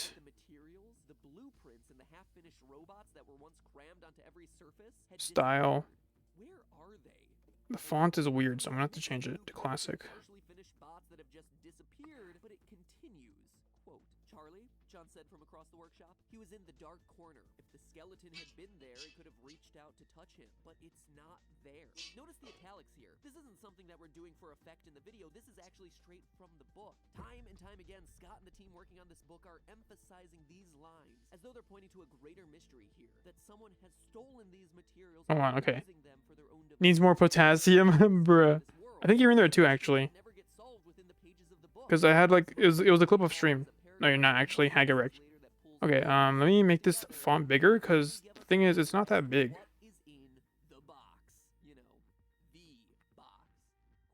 John was standing beside her father's toolbox, and he stepped away as she came over, giving her space. Charlie knelt down before Can't take that long. as if it had just been polished. It was made of dark, stained wood, glossy. All the tools were polished and clean. They looked as though they had just been used that Style. Font. I need to edit style. Then font, effects, style. How do I italicize? How do I italicize? Nope. Style? relying on the FNAF 4 house in the games? Well, because it's his. As we established last episode, you play as Purple Guy, and each night Watching every FNAF game theory. Use SpongeBob time skip image. What is that? SpongeBob time skip image? Details of the room, in particular, a very ugly lamp. A very ugly, very familiar lamp. One that we saw, Come on. you guessed it, FNAF 4. In other words, this is Afton's house. And from his underground private room, he's observing his kids. Crying child, the older brother, and the girl who eventually becomes baby. As I suspected in my prediction video for this game, this truly is a sister location. A sister's location. And from there, all the parts start to fit together. So let's retell this story from the beginning now that we have all the pieces. Remember what will happen if he catches you. It's a line we hear repeated over and over again throughout FNAF 4, and now we know why. Crying child has seen Golden Bonnie abduct children multiple times in the past. This moment in the back room that we all debated about whether or not it was a murder is in fact a child kidnapping. Silver Eyes proves it as it shows that Purple Guy kills by trapping the kids in spring-lock suits. Quote, Carlton was wedged inside This is like 5 hours later thing? torso of a mascot costume. Oh. Headless top half of some kind of animal. His arms were trapped inside the torso section, pinned to his Good idea, but but with how the meme goes, I can't really do that. I'm sorry, but look. All the locks will snap right into you. I'll zoom in. Hold on. Over your body. And a split second later, all the animatronic Wait a minute. they've been holding back will instantly be driven into your body. You can't hear it, but it will be slow. Having witnessed a scene similar to this, the boy is justifiably terrified, trying to avoid the pizzeria at all costs. But it's kind of hard. The father is one of the owners. Meanwhile, William Afton knows that he's been found. I like that one. It's a good one. Monitors and security Fredbear. Good meme. Good video. Look at that. Today's daily TikTok done. Yay! I'm gonna upload it to TikTok first. Let's do that. TikTok first. What should be the caption? It should be like A son William loved killed by the very animatronics he also loved, leading us to one fateful. Oh, let me find a. I will put you back together. We've analyzed this line a lot in past theories because it's not only the final lines of FNAF 4 and FNAF World, thereby making it super important to this franchise, but because it's also presented to us in a different color than Fredbear's yellow. If I had TikTok installed, I would watch that thing. It's okay. Don't worry. You don't gotta watch it, bro. You saw the premium version. Okay.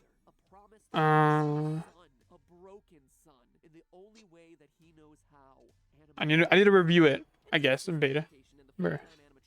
Not built for entertainment or for being worn, but built to help Purple Guy save his son. Oh no! For capture. Although no one has yet found how to unlock them in the game, if you dig through the sister location, It's fine. Because my eyes were looking around. I didn't want my eyes to look around, but it's fine. Their size and special features. Not only are they enormous. Okay, so the thing is gonna be In some instances, certainly bigger than a small child, but they're also equipped with things like 8 FNAF parental voice mimicking and videos a year at the wireframes, and you see that the for 8 years. quite empty.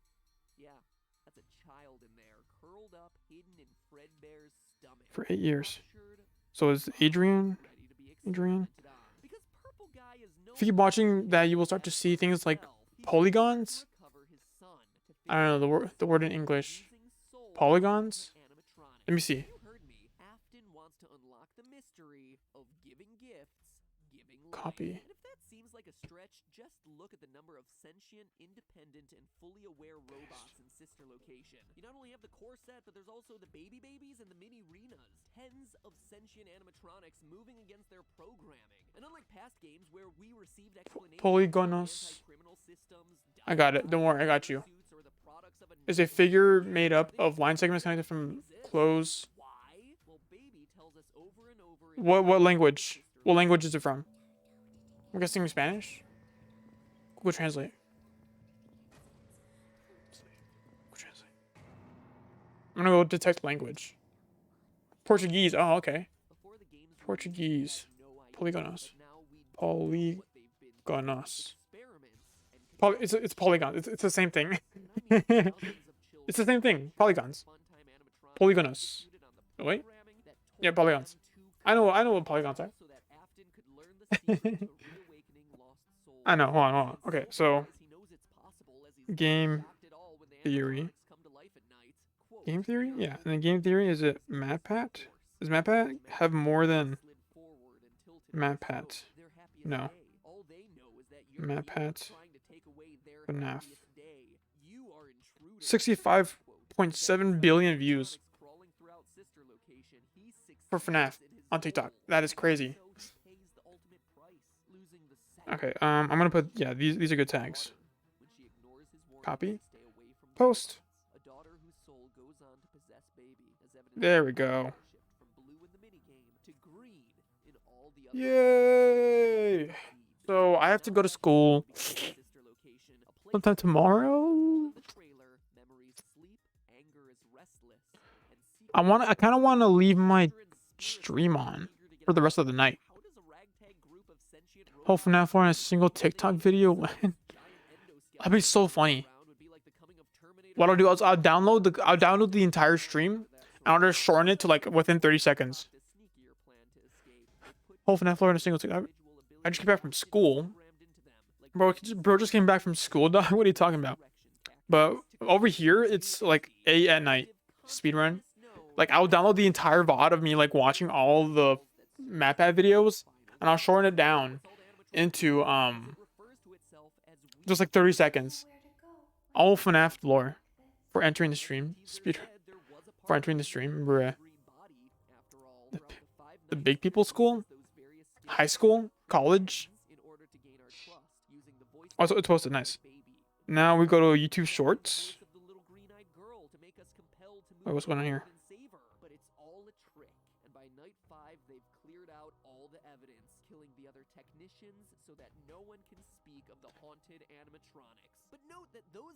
I don't know the name. Pasul, school stuff, bruh. At least you're in school, bro. At least you're in school. Don't worry. Fun fact: I didn't start college for a year after I graduated high school, bro. Like all of 2022, I was not in college. I was doing nothing. I had nothing going for me, bro. I honestly should have streamed more. I should have streamed much more than I did in 2022. But we're here now. We're back. Back again.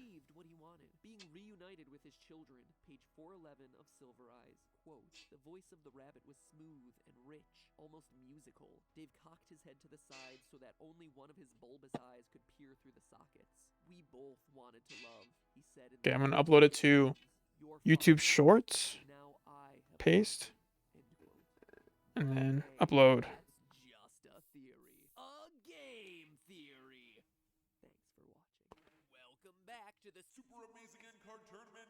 Where last time I asked you whether you thought Sister Location was scary good. Okay. I never watched MatPat's Super Amazing End Card Tournaments. Faculty. In English, that says like staff, like the janitor, like someone that works as a janitor. I could bet that wasn't the name. It's okay, bro. No worry, no worries. But the word faculty in English is like just the people that work there at the school, like the teacher, the janitor, the principal is considered faculty. So there's something for you. Okay, uploaded to Instagram now.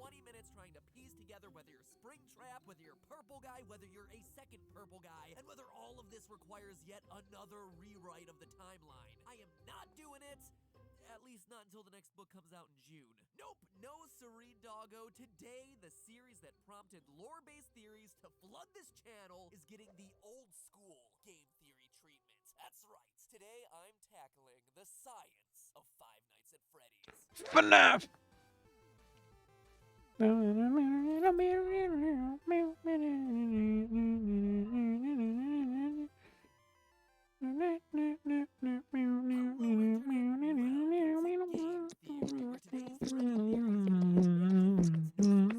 Multi-social media comedy, exactly. Okay, let me post this reel. Oh, but speaking of the source code, something really fascinating is going on right now. Scott Cawthon's 2 websites are having a I like this one. Very comedy. saying things like, "You're crowding us. You can't tell us what to do anymore. We outnumber you. And the FNAF World website is replying with, be quiet. Yes, I can. Can I do make? Tell you to do. Which makes it seem like FNAF 6 Cancel. Sins of the Father. It's my title. Feel free to use it, Scotty C. It's gonna be like an all-out animatronic civil war. Wait, what if I do against the OG creator William make aka Springtrap Afton? How make your would own? that be? Title, gameplay, boom, done. Feel free to use that idea as well. Meanwhile, in other FNAF updates, since a lot of you have been asking me on Twitter about my thoughts on this, the movie got itself canceled and then found itself a new production partner, Blumhouse Productions, the same guys who did Paranormal Activity, Can I Purge, controls? Honestly, I think it's great news. Blumhouse has made a name for themselves by doing awesome movies on really teeny There you go, I did it. budgets. And FNAF as an indie franchise needs that cheaply. No, I didn't edit the freaking thumbnail. Oh dang, I keep forgetting to do that. I've had so far I've had 2 TikToks and Instagram reels blow up. Ha, shut up. You can't tell me how. Oh my gosh. Okay. Happy Mad Pets. We're at number 14 out of 60, bro.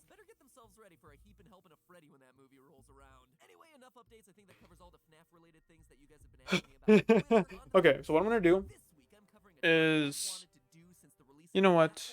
I'm gonna hide this because obviously I don't have that kind of credibility. But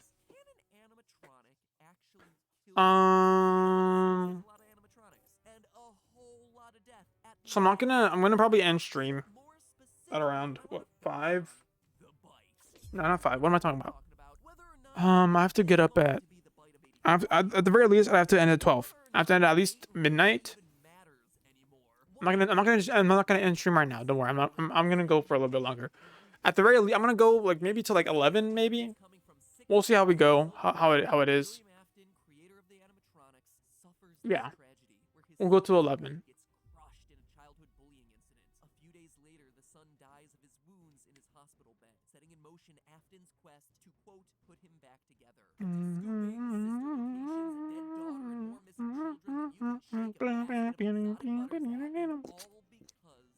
The time here is 8:42 p.m. So about what's like 2-3 more hours more of stream. Not bad. Not bad. What am I gonna do? What am I gonna do? What am I gonna do? So I have to make a YouTube video. I want to make a YouTube video.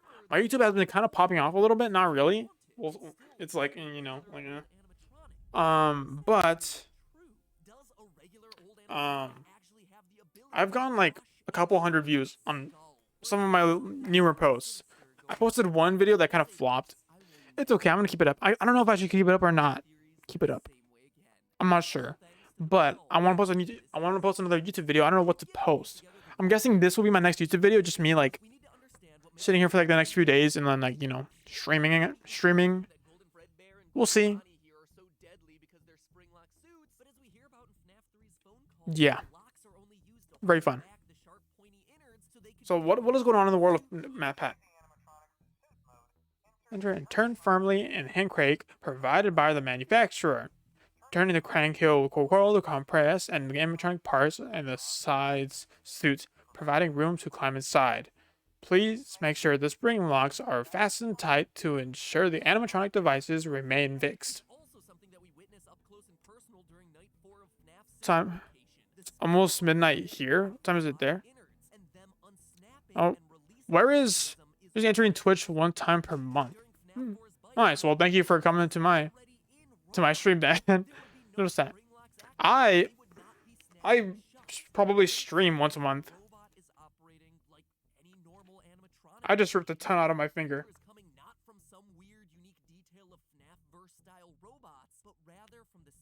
Hangnail.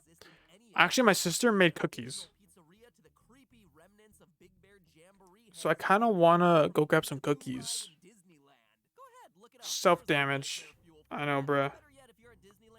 I just kind of tore my hangnail a little bit.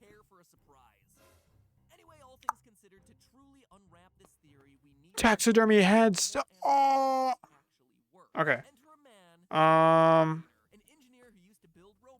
You know what's funny? I was watching another streamer, right? and that streamer was like thanking subs, right? And one of the subs' names was the name of one of my other, not my other, like one of the older viewers that I had. Just saying, I share the same viewers as, you know, some bigger streamers, you could say.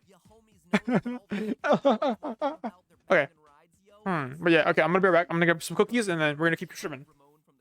Enjoy my pet. Use oil and fluid dynamics to do that sweet lifting, yo. Pneumatics use air pressure. You build up a bunch of air pressure and then release it. That release moves whatever you want. A piston, a pulley, the deadly grin of a lifeless singing bear. They're used in everything from robots to build cars to the jaws of, well, Jaws at Universal Studios. Now, Grainer doesn't specify how powerful pneumatic actuators in a Chuck E. Cheese style robot's mouth would be, but we can go ahead and calculate a rough estimate. Whereas other actuators in the body and legs would have to be more powerful since they're moving larger, heavier chunks of robot, the ones in the mouth are smaller, more delicate. They only have to move a couple of ounces of plastic and metal for the jaws, teeth, and cheeks. The pneumatic tubes themselves are also only a couple inches long, meaning that they can only build up so much air pressure. All things considered, you're only going to need about 40 psi of air pressure max to do all of that. Okay. Not a whole lot. It's like the pressure created from a strong breeze. So how the heck do a handful of small pistons powered by air create enough force to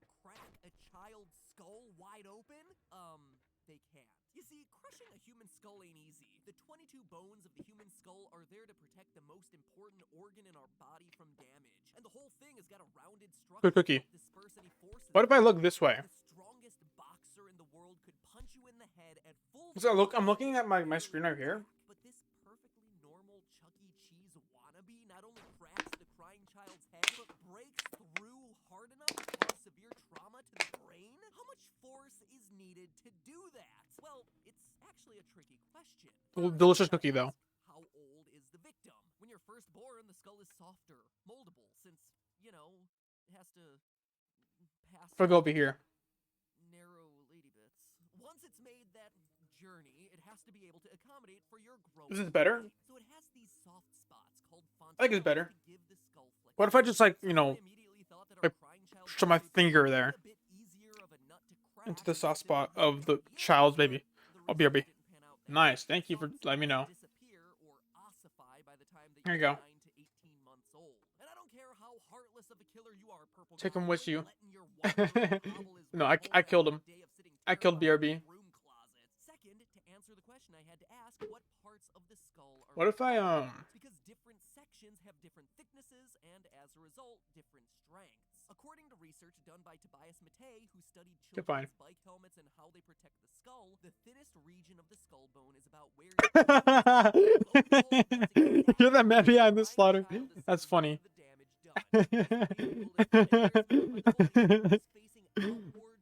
I'm the man behind the slaughter.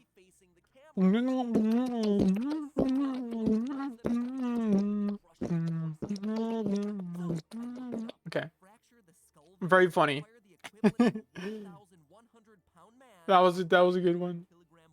How do I not being sexist here to step on the head in that exact spot. But then again, that's just to have the thing fracture. We're talking about a catastrophic head failure that impacts the What if I go to get a bit more specific and a bit harder of a I'm gonna go to chat box. Testing over 300 samples, some scientific madmen determined that human skull bone, when put under various kinds of stress, had a failure Hold on. So I can see your. In a way, guys, I was watching the FNAF and learned lobotomy. That's yeah, bro. I learned about lobotomy through MatPat, bro. Stuff is wild. I can't believe people do that. How do I put chat? Where's my chat? Chat box right here.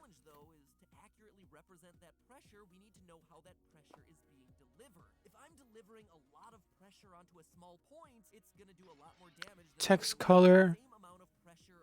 I want to put outline around up you, bruh. How do I find?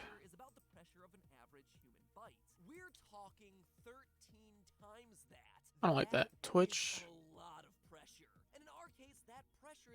Old school. No. Chunky. the crying child's head. So a whole lot more like that single nail Clean. example than the bed of nails. But to find out just how powerful and deadly these teeth are, Always show messages. one thing, pixel measurements. We need to know the surface How do area of I? these teeth so that we can figure out how much force minimum those teeth I want to put like delivering. an outline around the words, but it won't let me do that. The game contains no real measurements to go off of, so instead I started with Freddy's face. It's an Easter egg I never really addressed in the theories, but What if I do way this? back in vanilla FNAF 1, lots of theorists were talking about an oddly shaped smudge on Freddy's face. This smudge is in the shape of a handprint. Now granted, it isn't a golden suit, but as we see in that game, the two are comparable in size. Given that the average human hand is about 18.89 centimeters long, we can use this handprint to scale Filters? everything else. No. Freddy's head then is 32 centimeters Properties? wide, or about twice as I just wide noticed as your the voice Freddy isn't cooperating with your body, with your movements, buddy. What?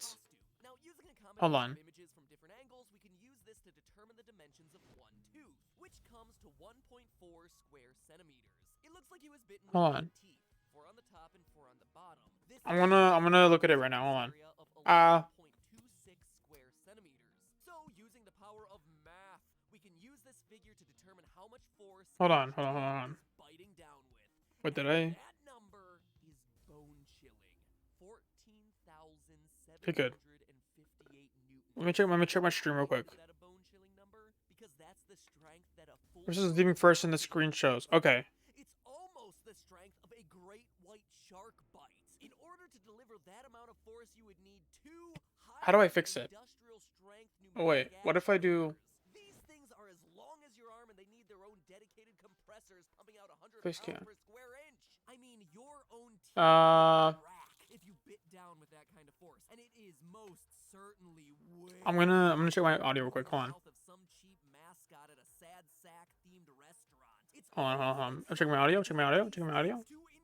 My phone, cause it's worse on everything else. Real mic. What if I?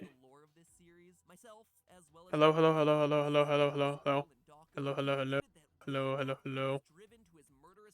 What if I do this? Please stream. Let me know if it fixes itself, cause my freaking phone won't show me if I'm doing it correctly. Come on, stream. Look, I'm trying to get on my phone, but it just won't. Wait. Come on, please. Please. If I do this. Okay, hello. Please stream. Let me know if it fixes itself, cause my phone won't show me. Okay, I'm gonna talk a little bit. How you doing? If I'm doing it correctly. My name is Adrian. Hello, how you doing? Please. Something that he would continue to do throughout his career, particularly with the Funtime series. Okay, We all thought it was a freak accident that killed Afton's son, but at the end of the day, this death was completely avoidable. It was all Afton's fault. He only has I'm gonna talk a little bit. How you doing? Experiments to blame, claiming first his It looks fine on my end. I don't. his daughter too. Are you sure, Monkey? Man, I gotta say, that really bugged me. Cause I don't know what to. It sounds fine. So you are sure. Can you try refreshing?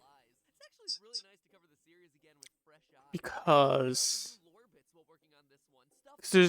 I can't do much on my end, and because the only thing I can do would be like to restart stream. Wait.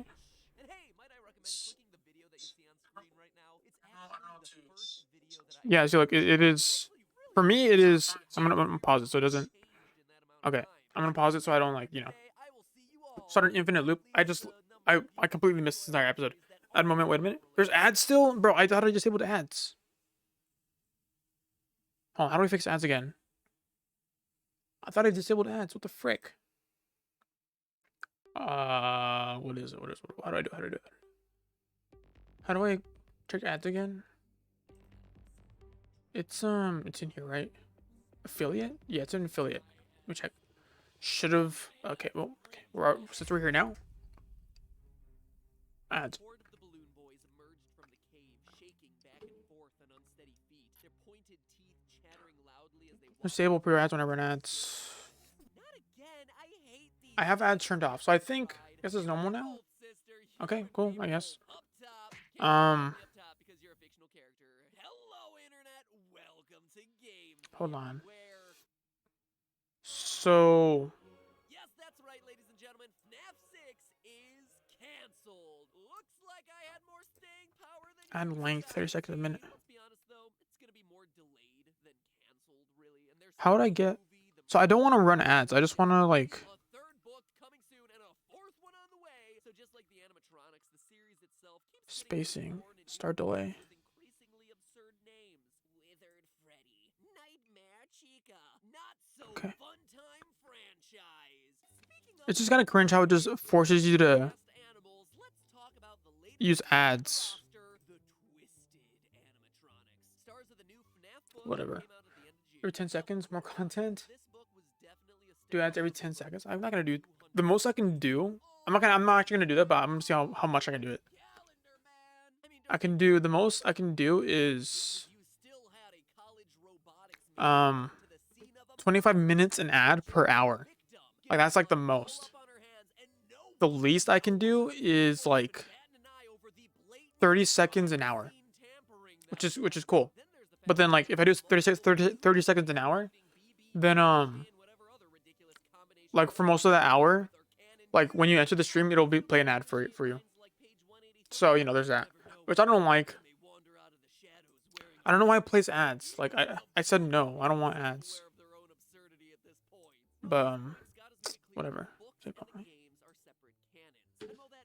may be true, Should I put ads? I don't think so. I would put ads only if like maybe like chat was like maybe if I had like 15 people in chat.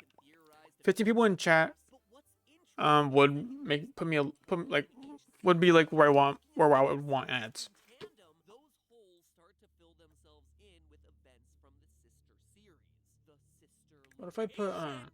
No, just no. Anyway, image? reading the Twisted ones was like reading the crib notes for I sister don't know. location because Image a 2. lot, Create and I new. mean a lot of Okay. that game's Browse. weirdness became more and more clear as I turned more and more pages. So FNAF 6 may be Pictures. dead, but we're gonna go back to beat the dead horse animatronic Ignore that. at his sister location. Can we name it Horsey? Horsey, the dead horse animatronic. Ignore this. Hold on. About one of these games? Great. Let me cook. Animatronic Horsey won Let me Final cook. Time because thanks to the Twisted ones, It is information we right need here. to help that game make just Filters? No, not filters. There's Now, how do we know properties. that this book is anywhere close to related to sister Properties. location? Well, it's easy. The answer's in the title.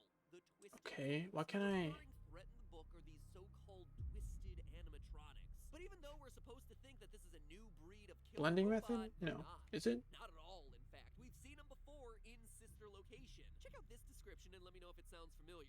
Page 90. The Skill creature had filtering. fur and its face was What can I do? short muzzle and oval ears sticking out from the sides of its head. Well, I literally can't do anything with this. Of an animal's head, though much The larger dunes? than the animatronic animals from Freddy's. Running down the center of its face, I can't even. straight split, exposing wires and a line of Properties? frame. A thick plastic material was stuck to the face in large patches. So the twisted animatronic Okay, I'm gonna delete has a this. plastic-like covering and a face that splits Dang, I open. thought I could do something with that. Sounds like the aesthetic Never of mind. some animatronics, but it doesn't I want to be able to put like a chat box, their mission is to capture like a little area where you can see the chat more clearly.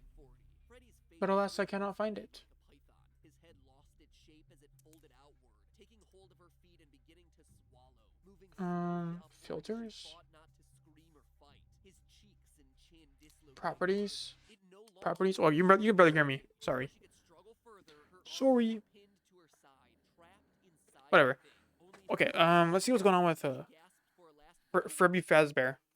then was violently scooped up, consumed by the creature. She done got scooped. Then, a few pages later, she was inside a cavity made for a human being, but the suit was moving Moving clear autonomy. You've forgotten this is So exactly perhaps you have suddenly forgot what you signed. No, honestly, if you had read the colony policy, That way you're just saying autonomy. The conglomerates got you in lock and key. We put the dollar in idolatry.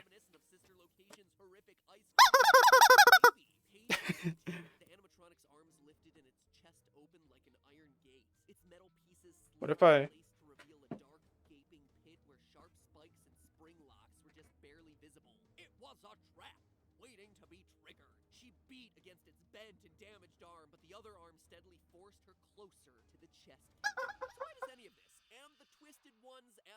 book matter in the context of the FNAF games?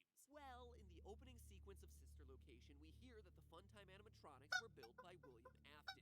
With all due respect, those aren't the design choices we were curious about, Mr. Afton. A guy who, up to that point in the series, had only been named... I got a bucket of chicken. You want to do it? We both got buckets of chicken. Bro, even Scout has more risen than me, bro. I swear. What if I, like... So, after reading Silver Eyes, we were left with William, the business guy who doesn't create robots but does kill children, and Henry, the creator who does create robots but doesn't kill children. Got all that? Good. Now, in my FNAF... Let's see how the TikTok is doing. Parallels between Henry and a mysterious figure that we saw during a secret cutscene of FNAF World, both of whom create animatronics and commit suicide. Long story short, in the game, he ends his own... Comedy? Let's see. On Instagram, I have received 2 likes. 2 likes, okay? And then on YouTube Studio, I mean on YouTube, your videos. Let's see what I got. See what I got. See what I got. It's loading still. Dude, I have like this pimple right here. Like I feel it every time I go like this, and it's like huge. I could pop it, but I don't want to. I've gotten 1 view on. Can I see your microwave? I don't really have a microwave on me right now, bro. I'm not sure what to tell you, dog. You could see it on the previous VOD actually, where I made food today. Could you grab it? I can't. I have a microwave. The thing is, it's stuck to the wall, so I can't just rip it off the wall, and you know what I mean. Like, I can't just rip my microwave off the wall. Like if you go to my previous VOD, it's there. You could see my microwave. I just can't bring the camera to the microwave. It's wired. It's wired. I can't. I legit can't. You should have been here earlier. You hate to see it. I know. I know, dude. Like, oh, it's just FNAF. You have Twitch on your phone? I do. I could, what's it called? I could transfer, like, the stream to my... I can't transfer it, but I could start, like, streaming off my phone. I did it earlier today when I made food on stream. So you can check out that stream if you want to. What's it called? Let's see how, I still don't have what to check. It's actually got 38 views. No, never mind. Wrong TikTok. Then on TikTok, the TikTok that I posted has gotten... Let me see. It's gotten so far 100 views. Microwave food is not healthy. I didn't microwave food on my stream. I microwaved nothing. I didn't microwave anything. I just have a microwave. I don't know what you want from me. Yeah. But I don't know where this conversation is going. What is going on with MatPat right now? He's going crazy, bro. Like, shut up. I'm trying to talk to stream, my guy. You know what I mean?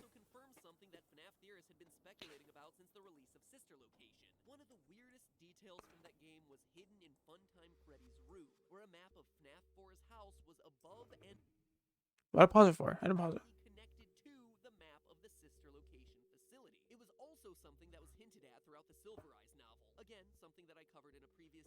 I'm trying to put it so you guys can see it, but it just does not work.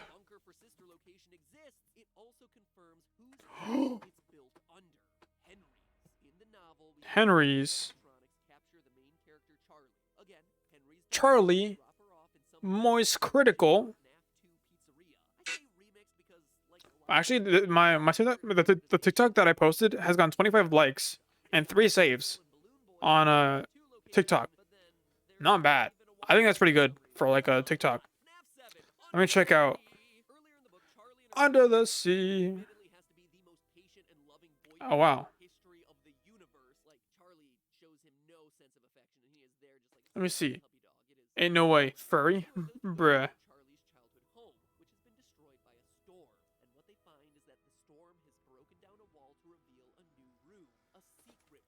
I always forget to check the retention on you know, my freaking videos. I'm checking them right now. They're pretty good, honestly.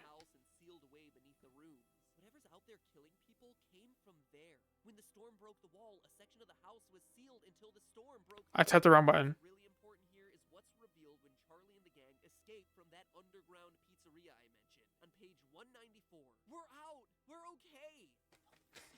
Don't you see where we are? She whispered. How did you game streams before? Huh? I mean, I always on my old streams where I played games, I had my PS4 like right next to me, like right here. I can still do it honestly right now. Did you do? How did you do game streams before? Oh. Yeah, I just had a PS4 like right here beside me. Or like if it was for if it was for PVZ, I had BlueStacks.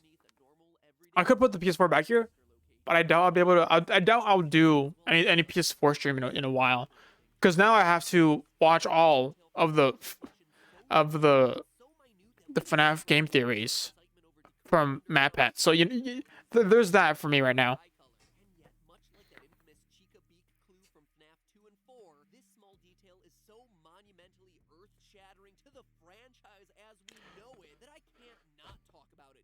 If I had a nickel for every time this guy has said something is earth-shattering to a franchise, a lot of nickels. I'll buy it and stream sooner or later. You don't need to buy, bro. Don't worry. I'm not gonna. don't buy it. I don't want your money, dog. Don't worry. I'm just streaming for the heck of it. Yeah.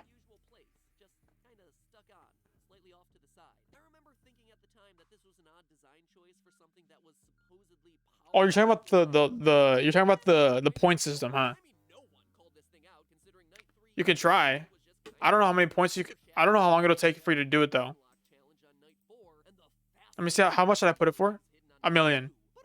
You need 1 million points for that, doc. Ain't no way that's happening. Not anytime soon. I thought you meant the one on the title.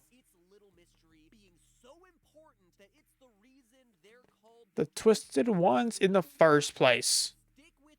Because I'm not making any of this up. That little device from sister location is actually a mind control disc.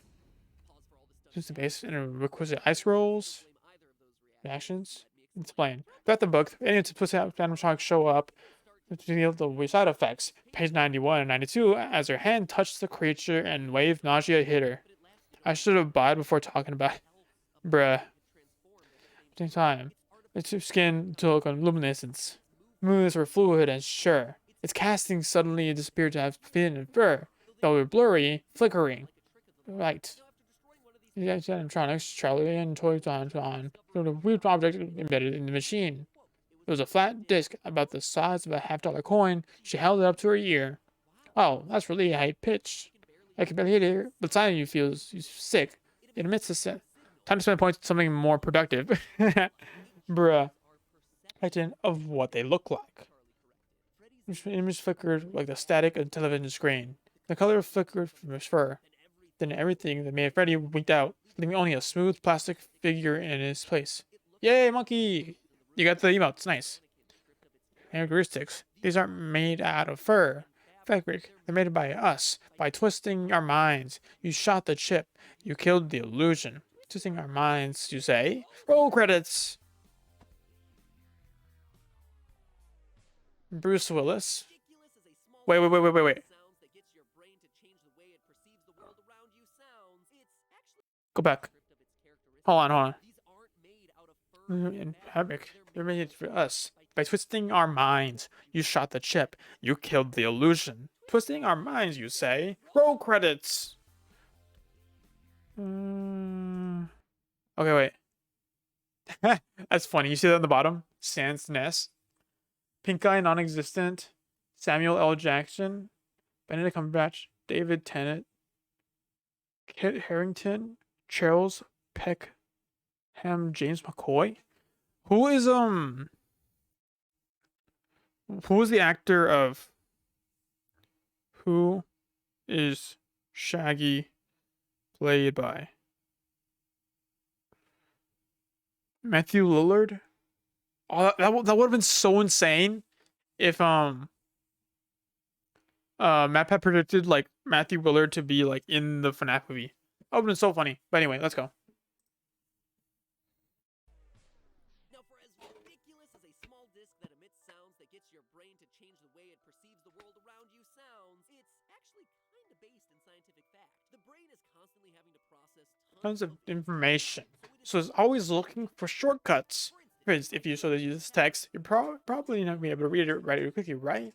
Because its brain isn't reading by individual letters, by the politics of the words around it. By the text, it tends to go and making guesses off the most freaking short words of that basis. I'm watching that and just get to the Supernatural X Scooby-Doo crossover. What was that one at? Batman one works too. Supernatural X Scooby-Doo crossover? Supernatural X Scooby-Doo. That's an actual bruh. Oh, it was on the Supernatural show. Oh, that's wild, huh? That's cool. I like that.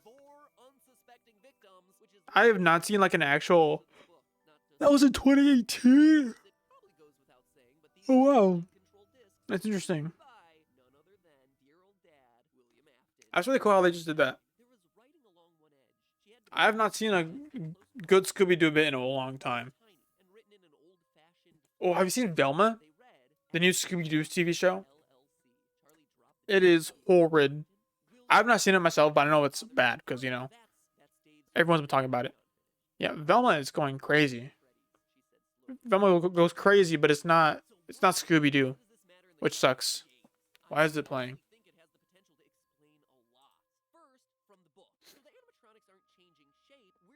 I'm distracted. What's the purpose of that, though? Trust, to look more friendly, to look more real, to lure kids closer. You definitely see a playthrough about Scissor Location. It was even in the hidden animatronic blueprints that were discovered. If there's no talking dog, the rest shouldn't even exist. Fair enough. I wonder what they're gonna do. No, because they turned Scooby into like Shaggy's love interest, which is a human. Come on, dude. Like, I don't know what's going on with these guys. Scooby is a doggy, right? Scooby Dooby Doo, we're coming after you. We're gonna solve that mystery. We see a Scooby Doo that trails back to you. What does Scooby do?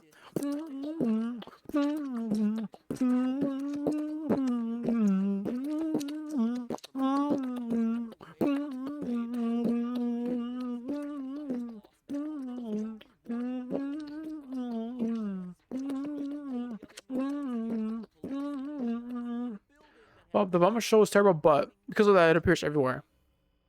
True. Everyone's talking about it because it is a bad TV show. And that, you know, everyone remembers the Scooby-Doo show and how good it was as a thing. Like, people want to rewatch it.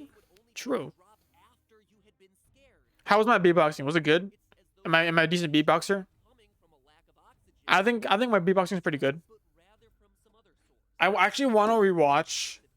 I want to rewatch a lot of stuff, but I don't really want to rewatch it like on my own because I really don't watch a lot of stuff on my own. I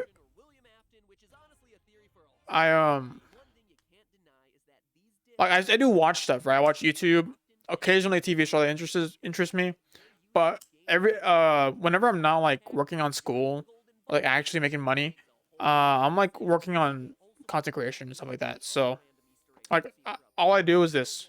I just find it fun. This is what I do in my free time. I just stream or like, you know, I content create. I post YouTube videos. I post TikToks. I brainstorm. This is what I do. So I don't watch a lot of stuff. But back in the day, when I watched when I had a lot more free time, I watched stuff a lot. But yeah, I don't really watch a lot of stuff. I would rewatch stuff. Every time I play Isaac, I just had deja vu right now. I just had deja vu. That's crazy. Yeah, in my free time also, I used to play Isaac like a lot. Like I played Isaac like a good chunk. Probably I'll play Isaac again. I'll probably play Isaac again. But yeah, in my free time, I did play a ton of Isaac. It's just fun. It's a good time waster, honestly, because there's so much you still have not done yet. You know what I mean? That you just want to get it done. And I am like, I was like, the last time I played it, I was like working on what character? I was working on my tainted characters. I've completed the game. I haven't completed the game. I've gone all points. I've gone all marks in hard mode for every non-tainted character. I usually play cannon below everything. Huh? But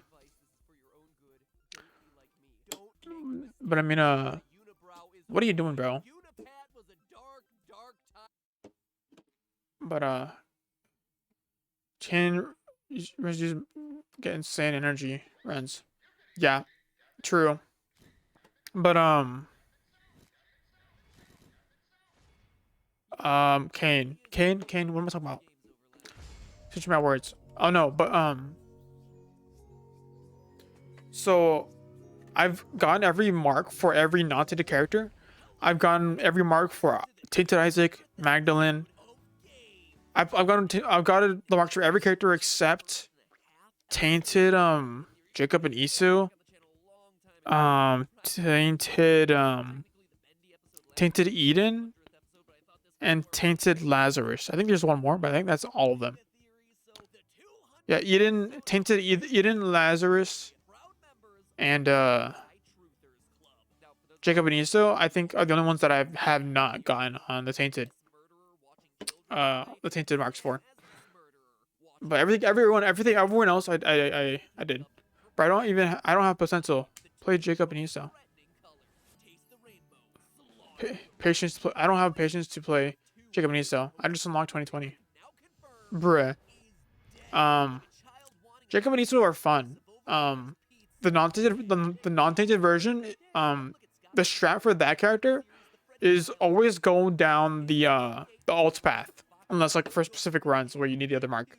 But always get on the alt path, because then you can like align them to click the item. Like you can align them to click both items like at the same time, so they both don't go away. That's a strat for Jacob and Isu that I do. And then I usually go for angel rooms for Jacob and Isu because then you can probably collect like 2 or more, at least 2 items in angel rooms, and for free. But what else? Jacob and Isu was fun. I only played Jacob and Isu like in the beginning of my playthroughs, just to get rock bottom. Like once I unlock rock bottom, like rock bottom is the first thing I go for. When it comes to Jacob and Isu, and then I stop playing them and I play other characters that I find fun. My favorite character out of the entire game is Tainted Apollyon, because I really like the gimmick. I should have unlocked that thing. Yeah, it's good. Unlock it, get it done. It'll make your runs easier. But my favorite character is Tainted Apollyon. Because I like the gimmick of turning items you don't want into locusts that just do damage for you. That is like probably my favorite one, and one of my favorite items too. Like I only go into devil rooms now. Like if I'm playing Isaac, I only go into devil rooms to get the abyss, which is Apollyon's item, because it's just that good. I love the abyss. But yeah, it's super rare. I never get it though. I never get it. No matter how many rooms I go into, I barely ever get it. And when I do, it's like I'm about to die too. So should I unlock Tank Keeper? Yeah, unlock Tank Keeper. All of the characters that everyone besides Eden, Lazarus, and Tainted Jakamizu, like those are the characters you don't need to worry about. Just get everything else first. Oh wait, let me give you like priority. Let me give you like priority stuff you want to unlock. You need to unlock. There's Rock Bottom, Tainted Keeper. What does Tainted Keeper do? He gives. Oh yeah, Tainted Keeper has a. Green Donut just take just forever. I didn't even unlock Lost Mantle. Yeah, you're gonna want you're gonna want to unlock Holy Mantle. Holy Mantle is like your go-to, and the Holy Card as well as getting the lost to have the mantle. That's a priority as well if you're gonna play that character soon. I recommend just looking through each of the characters and finding what you want. The D6 for Isaac is a good must. You want to unlock. There's not much. There's Bethany with the Book of Virtues. Get that. What else is there? What else is there? What else is there? What else is there? You want to unlock Godhead. I recommend you unlock Keeper's Sack, I think. No. Keeper's Sack, where it gives you buffs. Where it gives you buffs every time you buy something. And then buy the Candy Heart, I think. The Candy Heart, which gives you buffs for every heart you pick up. Both great ones. Get the Soul Locket, I think is what it's called. The Locket of Souls. Eve Hush Unlock is now good. Forgot name. I don't know what the Hush Unlock. Aren't they all like they're all like the crystals, the runes, huh? It's like the soul thing. But I recommend you get the Locket of Soul thing, I think. It's like where if you click the soul heart, then like it gives you buffs. Get that one. Yeah, it's a soul, huh? What is hers? It's like the I have no idea, but I don't remember like the specific unlocks, like how to get them. But I know the specific items that I always like want to go for. So I always go for Keeper Sack, Candy Apple, Abyss, Soul Locket, things that just give you buffs like constantly. What's it called? The credit card is good. Both the debit card and the credit card. The one that in the new I'll create a mauve when you kill. Oh, that's right. Okay, mauve at his location. Okay, that's good actually. I forgot about that. I don't remember that, but that's cool. Yeah, that is pretty good. Soul of the Keeper is pretty good too because it spawns coins for you. Queen of Hearts is also good because it spawns a random amount of hearts. Archimedes. Archimedes, probably. I don't know. Archimedes. What else? What else is good for Isaac? There's a lot that's good for Isaac. Unlock as all the crystals as you possibly can. They're all really good and really helpful. Like Isaac's crystal, the Soul of Isaac, the D Infinity. Yeah, get that too. It's worth it. The rock bottom, Book of Virtues. What does everyone else have? Bite of 87. I'm kidding. What else is there? What else is there? What else? There's a lot of items. You want to unlock a brimstone? Oh yeah, the soul. I don't know what it's called. It's like Revelation, I think. Book of Revelations, as well as the one where you become like where you get like it's like the angel version of brimstone, and you can fly as well and you get like a ton of health. Get that one. Yeah, just do that. Oh wait, and there's also there's a food. What is it like? How to get Revelations? I don't know. You gotta look it up. Do you know about the website? You can just look up anything. Use the Isaac Wiki.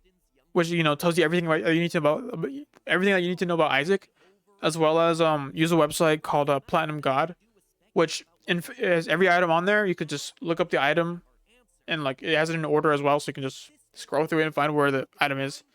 Gives you info about the item. It's like the easiest thing you can do. And I use Platinum God. Okay, yeah. So yeah, good. Let's go to use Platinum God. Oh, binge eater. Binge eater. Get that one. That one's a good one too. Really good one actually. Then I would avoid getting magic skin at all costs. I hate magic skin. Magic skin is the worst. Magic skin is the worst item. Like one of the worst items in my opinion. I do not enjoy it at all.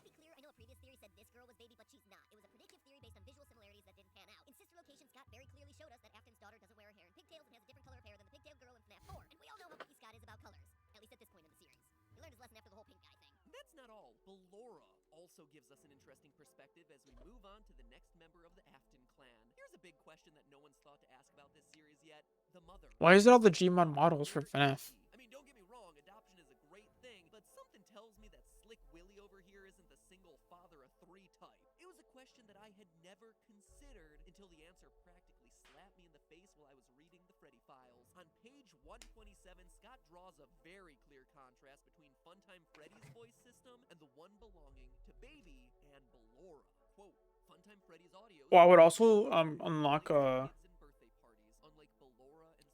what is it called? The one where it keeps shout like really loudly. Larynx. Because like the more charge it has, like the more damage it does, or like the more powerful it is. And it is honestly like really good. It's insanely good for what it does. So get Larynx as well. Larynx is really good. Oh yeah. I don't know. I've not played Isaac in a while.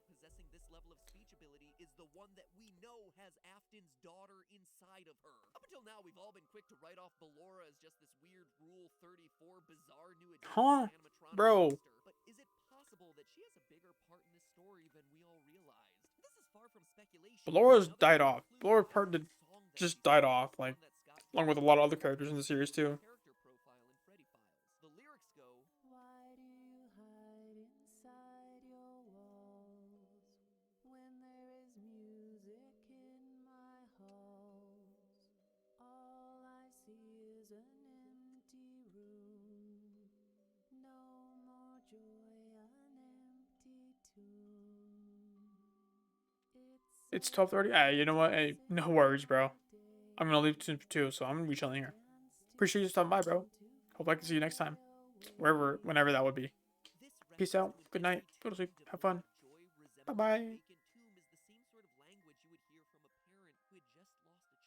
With the child's bedroom acting as a sort of tomb reminding them of their loss. Could it be that this song is referencing the daughter's empty room that we just talked about from FNAF 4? And if that's the case, does that make Ballora's true identity Mrs. Afton? Ballora is motherly in a way that all the other animatronics aren't, with the mini Renas as her children. And she's a much older and more mature-looking robot than anything that we've seen throughout the series. If this were truly the case, based on her song, it sounds like after the daughter done got herself scooped, William retreated into his work and probably a fair bit of child murder, hiding in his private room to bury his grief.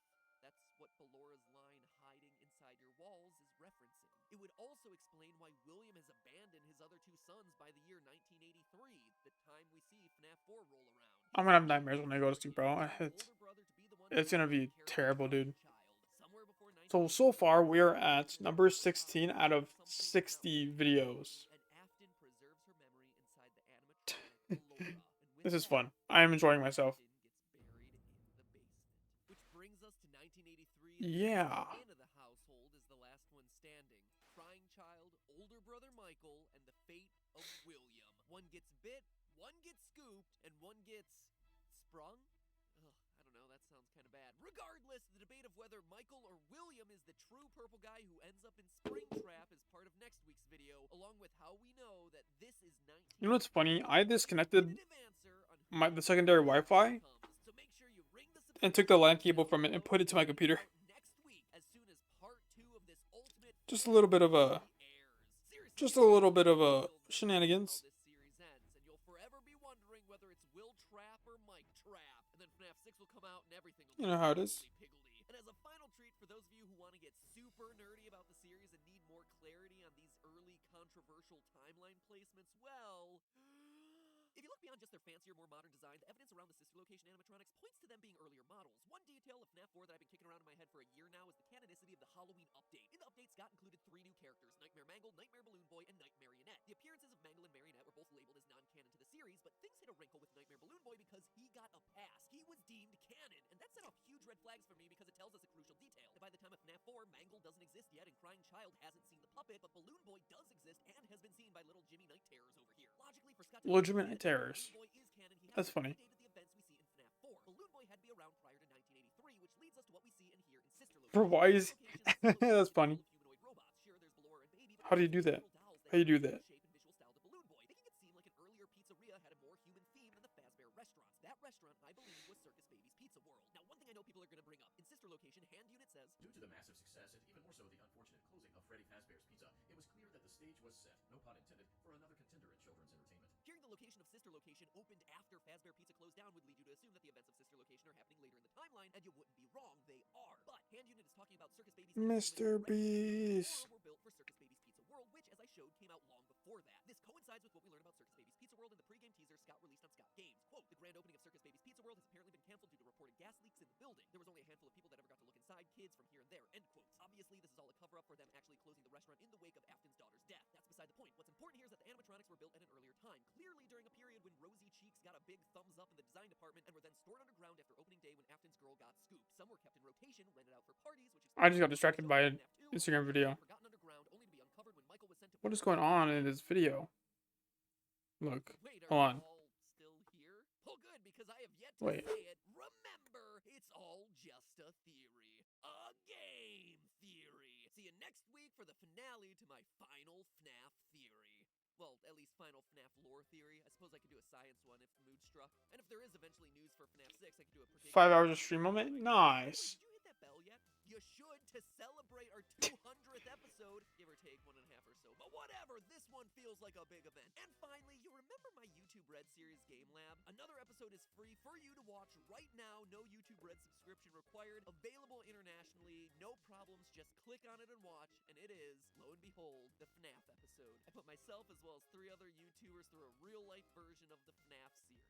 100% recreated too, like battery-powered doors and everything with limited energy. It's great. Check out how I do in a real-life version of FNAF by clicking the box to the right. Now, if you'll excuse me, I need to go record part 2 of this episode so that way you have it ready in time for next week. Not letting you down, not making you wait a questionable amount of time for the finale to this whole thing. We got this. I have no idea what I just watched.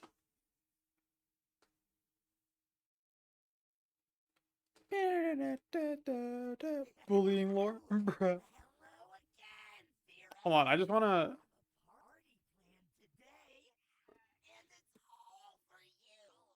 Whoopsie.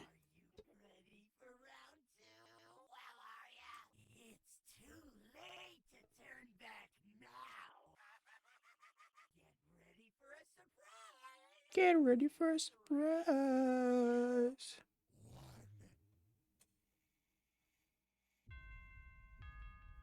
Oh wait, new video. Nice. That's good. Welcome to Game Theory. Where, did you know that Funtime Freddy was almost German? Jawohl, check it out. Hello, little children. Glad to see you back again. Come closer. I'll sing a song for you. How wild is that? Forget Freddy Fazbear, it's Freddy Fuzzbar. FNAF 5 gave a sister location, FNAF 6. Can you guess what this is? International expansion. So, this is it. The end of an era. My last FNAF lore theory until a new game gets released. Makes me kinda sad, actually. So let's make it a good one as we set out to finish the job that we started 3 whole years together. And spoiler alert, purple guy, it's not the phone guy. Believe me, I tried. So of the 5 Aftons, last time we had killed off 2. Mother and daughter who go on to become baby and Belore. I like that. It was funny. Daughter getting clawed results in the immediate closure of Circus Baby's Let me see. World, leading the company to retire the creepy, rosy-cheeked characters deep underground where memories sleep. But now let's He's talk just about there. one question I haven't That was addressed way yet. too pixelated. What was on everyone's mind Can you even during recognize him? Sister Location? Where is Chica in all this? For the first time in core 4 animatronics was just gone. That seems significant, right? And it is. I joked earlier about FNAF leader location, like but it that. touches on an element of these games that we tend to brush aside. That there's a business element running through all Oh, if he's just there. double speak and liability talk coming from Phone Guy, parent companies in the form of Fazbear Entertainment, franchising with sister location. So what if Chica is missing from Circus Baby's gang because she was her own independent mascot at the time? It's not just wild speculation either. In the Scott Games source code leading up to Where Sister did I put him? Location's release, we got all sorts of hints in the form of animatronic maintenance schedules. But mixed in there was a reference to something surprising. Chica's Party World, mentioned by name. Definitive proof that the character was the mascot of another business existing at the same time as Circus Babies, which was He's looking very easy to spot though. Not done here. isn't in sister location because she isn't a part of the family. I think it's funny. She's still a solo act, but we know by FNAF 4 she's clearly a part of the Fredbear and Friends lineup. So it would seem that Fazbear Entertainment grew by merging with or buying out the other animal Okay, good. restaurants in the area, with Chica being the last addition to the crew. If you don't know who that is, don't worry about it. From here on out. So no, theorists, contrary to popular belief, it wasn't just Scott trying to reduce the amount of creepy poultry-themed fan art. Let's be real here for a second. Bibs aren't sexy. I'm just saying it now. Calling it like I sees it. So Fazbear Entertainment decides to go all in on the animal-themed robots because the whole clown thing was just a stupid idea. I mean, seriously, William, do some market research. Americans are more afraid of clowns than global warming. Know your consumer, man. Anyway, in FNAF 4, Fredbear's expanded to have himself some friends, and has become so popular that they're in full sellout mode, complete with plushies, toys, a TV show, and the ever-popular item, masks. Get them now, because I hear they're selling like a god church. None of this would exist if this were truly the first location of a local pizza chain. It's not gonna make more FNAF games lore. Bruh. I know. Like many have been assuming. What we're seeing here is something else. Okay. Presumably what the TV says. Fredbear and Friends, a hybrid restaurant of the old Fred. This is like the first in many videos where he decided to make an entire friend, like the final theory. The only other animatronic to have that feature, Springtrap. Let's see. Because the humans have to wear the suits. He keeps trying to say final. There's just so much more that he does, saying like, oh, this is like the FNAF, the final FNAF theory.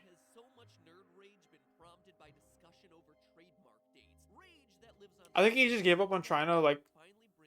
I think he gave up on trying to like definitively find the actual like storyline to FNAF and just started like posting off-brand theories. You know what I mean? Because there's no way that anyone's gonna be able to find all the theories. However, when my original intentions didn't come across clearly. In those instances, I make a point to clarify in the next game. I used sister location to clear up a misconception from FNAF 4. End quote. Reading this, the obvious misconception from FNAF 4 was the year the events of the game took place, which, true to his word, he clarified via sister location and the private room camera code of 1983. 1983. When Michael Afton revisits his father's control room decades after the fact, he sees that all along William had been surveilling their family home using cameras that were password protected by one of the most sorrowful dates of his life. Regardless, neglectful father William participates in the worst bring your son to work day program ever by taking his traumatized son to a restaurant filled with robots he's afraid are gonna scoop him. And Bruh. solidly in the no-help column is his older brother who taunts him mercilessly for his fears. The story comes to a climax when the brother's teasing goes too far, getting his younger brother chomped at his own birthday party. At the end of the game, William, through his psychic friend Fredbear observation plushies, patent pending, promises to put his son back together. Except he's too late. We hear a hospital flatline faintly in the background as the cutscene ends, meaning that the child dies. That's far from where his story ends. He appears in every other FNAF game because even though Daddy fails to put him back together, Building lore is a FNAF bullying lore is a FNAF reference. Bruh. I don't even recognize it, bruh. Oh, bro. Oh, I'm checking my analytics right now. I'm just trying to see like how's everything looking with my analytics.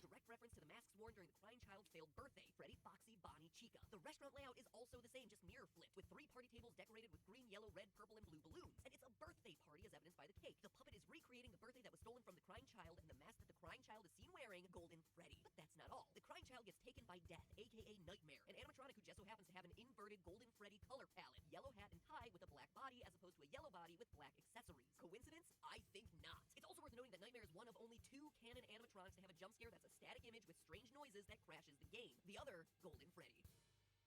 Which leaves us with two, William and Michael, father and son. Purple guy and other purple guy.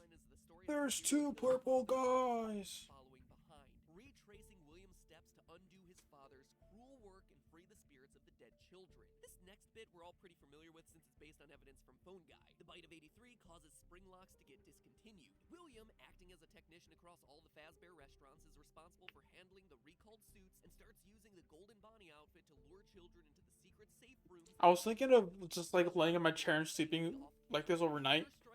Then I realized that won't be a good idea. So I'm just not gonna do that. Gets the place shut down, but results in Foxy, Bonnie, Chica, and Freddy getting newly murdered children to power their engines.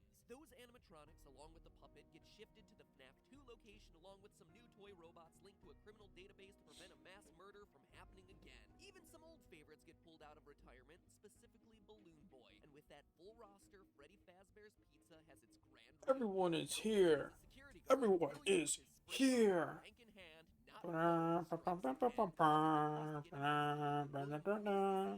Colors weave into a spiral of flame. Distance sparks into a past now mundane.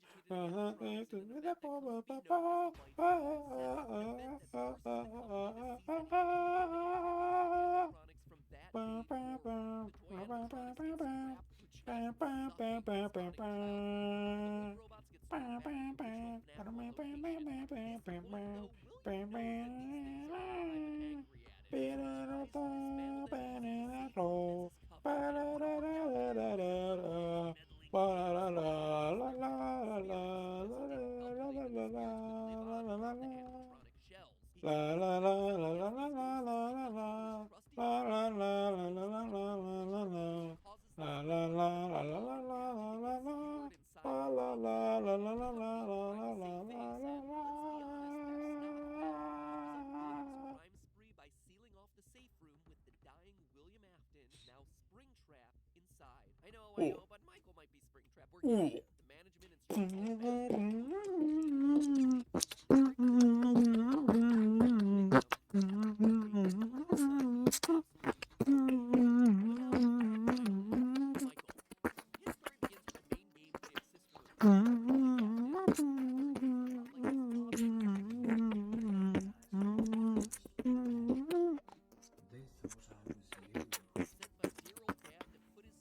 My beatboxing skills are unmatched.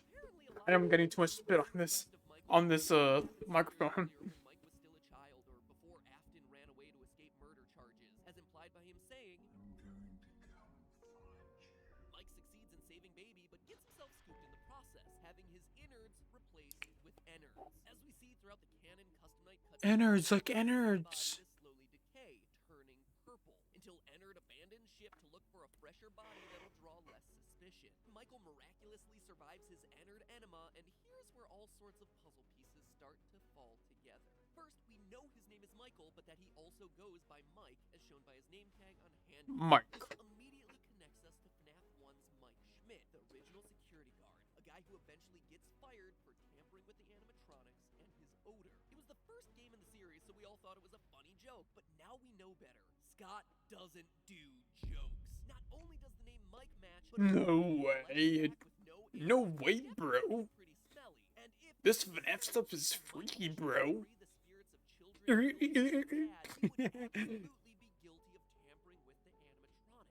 No way, bro. There's no way there's kids in that suit, bro.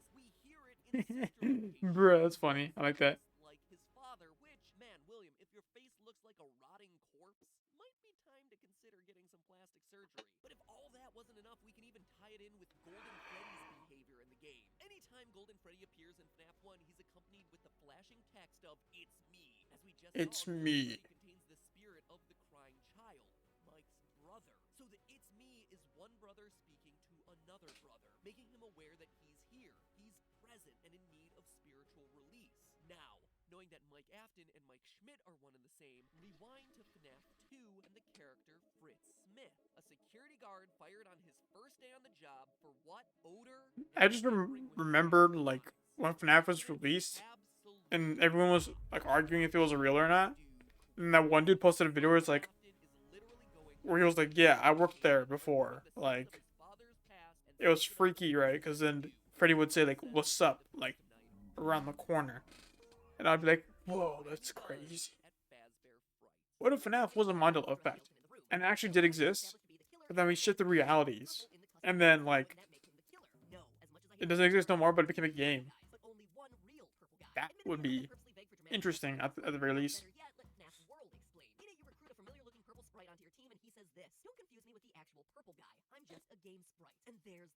I'm just a game sprite. Physically purple. That character is Michael, and the other is just a placeholder on the screen. A sprite representing a shadowy figure who, because the background of the minigames happens to be black, had to be colored differently, and that color was purple. But you don't even have to get that meta. It's made pretty darn clear in Sister Location's intro that William is the one who built the animatronics intended to capture kids, whereas Michael is established as the one who's trying to save them. Even the timeline supports this. The murders date back all the way to Fredbear Family Diner in the 70s with a guy who's old enough to drive. There's no chance that Michael, the son, would be the right age to be the original purple guy. And lastly, if you believe that Michael Afton is also Mike Schmidt and Fritz Smith, as the evidence suggests, then the phone guy calls give you an alibi. Phone guy is talking to you about other security guards being investigated for murder, which implies that you yourself are not guilty. Mike's efforts to atone for his family's past proved to be successful. Game by game, we see him piecing together the family reunion. Sister Location saw him free both Ballora and Baby. Then in FNAF 3's Fazbear Fright, Afton's younger brother, now in the form of Golden Freddy, receives peace via the Happiest Day minigame. Even the spirits inside Freddy, Foxy, Bonnie, and Chica get exorcised by Mike, which is why the good ending of FNAF 3 shows 4 empty, unlit animatronic heads. That's also why, come the main gameplay of FNAF 3, the only animatronic that's still active in real life is Springtrap. Mike has been successful at appeasing every other one of the spirits, leaving him alone with dear old dad. I'm going to come find you. He gets a job as security guard of Fazbear Fright, and shortly after, the creators of the attraction stumble across FNAF 1's secret room, with the remains of Mike's father springtrapping around inside. Mike sets the place on fire to finish off his killer dad once and for all, because seriously, did you really think that building just spontaneously caught on fire? Fires in fictional stories always have a dramatic purpose, and Mike would have gotten away with it too if it weren't for that meddling father, who in both the FNAF 3 newspaper clippings and Sister Location's special ending is shown It's a good effect right there. fire and is now undoubtedly more bloodthirsty than ever. The end? Question mark. How is he still alive though? That's my problem, bro. The craziest part of all this is when you actually stop and Like he was chewed up. Like no real human can survive. I mean, this is FNAF. But I think it's more of just like a zombie walking around in like a suit rather than like the actual person in there. Sure, there are still parts of the tale that could be more fleshed out, like the origins of the puppet or what happens after Ennard gets ejected from Mike, but at this point, all the characters have completed their story arcs. The family is reunited and the spirits are all at peace. It's actually pretty poetic. It took nearly 20 theories and literally weeks of my life studying these breadcrumbs to get there, but we did it. We got to a solution that fit together. We're at 17, yay! That's pretty darn special. Thank you for being a part of that journey with me. It's been an incredible ride. I have no doubt that this isn't 100% correct, but you know what? It's an explanation I'm happy with. One that I think he got on the no there. No mad there. stand as my final word on the 5 games worth of series lore until a new installment. Crap, a new installment that just so happened to get teased immediately after last week's part 1. Scott, don't go getting predictable on me. Calling it now just so I can avoid the inevitable prediction theory. It's an installment that looks like it's going to be taking yet another step back in the timeline to tell the origin stories of the puppet. Notice how the sprites are the exact same as the FNAF 2 Give Cake minigames, where the first child gets murdered and the puppet pops out of the screen. Also notice that the rainbow design is a direct callback to the aesthetic of 70s technology, which is when Fredbear Family Diner and the first murder would take place. Lastly, the source code on Scott Games keeps saying, what is paragraph 4? Well, paragraph 4 could be relating to a lot of things, but the one thing that jumps out at me is that as soon as my episode went up, this teaser came out. Paragraph 4 of my episode last week happened to be about William Afton's first murders. But before I end all this, let me give the hardest of hardcore fans one more deep dive on the whole Will Trap versus Mike Trap debate. Let's speed I wonder if MatPat did this much research into finding out the Bible was real. That'd be funny. Modified with an electronic effect in the custom night ending. Springtrap pops up at the end of Mike's final words. And the purple guy sprite who ends up in a suit is seen releasing kids from their animatronics. However, these are easily explained away. Not to imply that the Bible wasn't real, but still. Or should I say gurgle before in FNAF 3? And Mike's voice is very different from Springtrap's. Springtrap popping up on I'm going to come find you could very easily just be a visual storytelling element where Mike is stating his mission to track his father down. We visually see that he did it, but oh no, cliffhanger, dad ain't dead. And we already talked about how William could very well be dismantling the animatronics to try and stop their attack. So it seems like a pretty balanced debate, or at least it does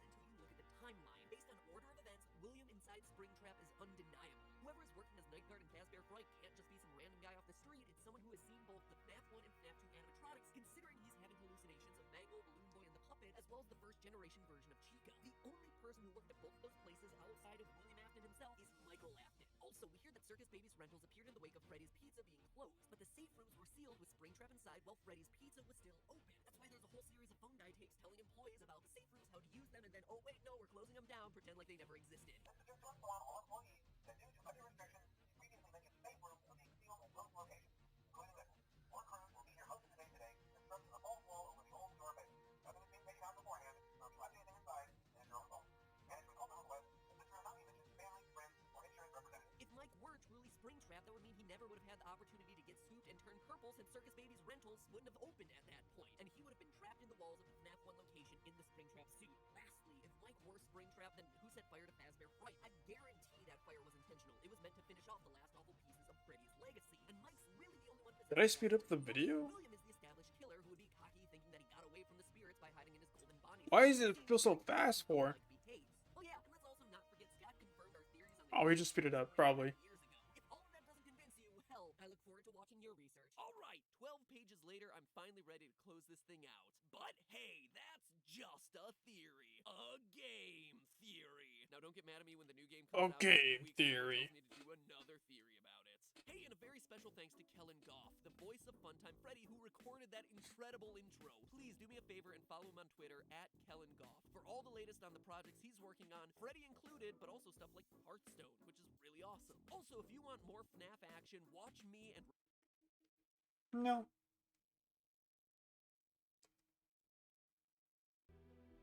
And to you monsters trapped in the corridors, be still and give up your spirits.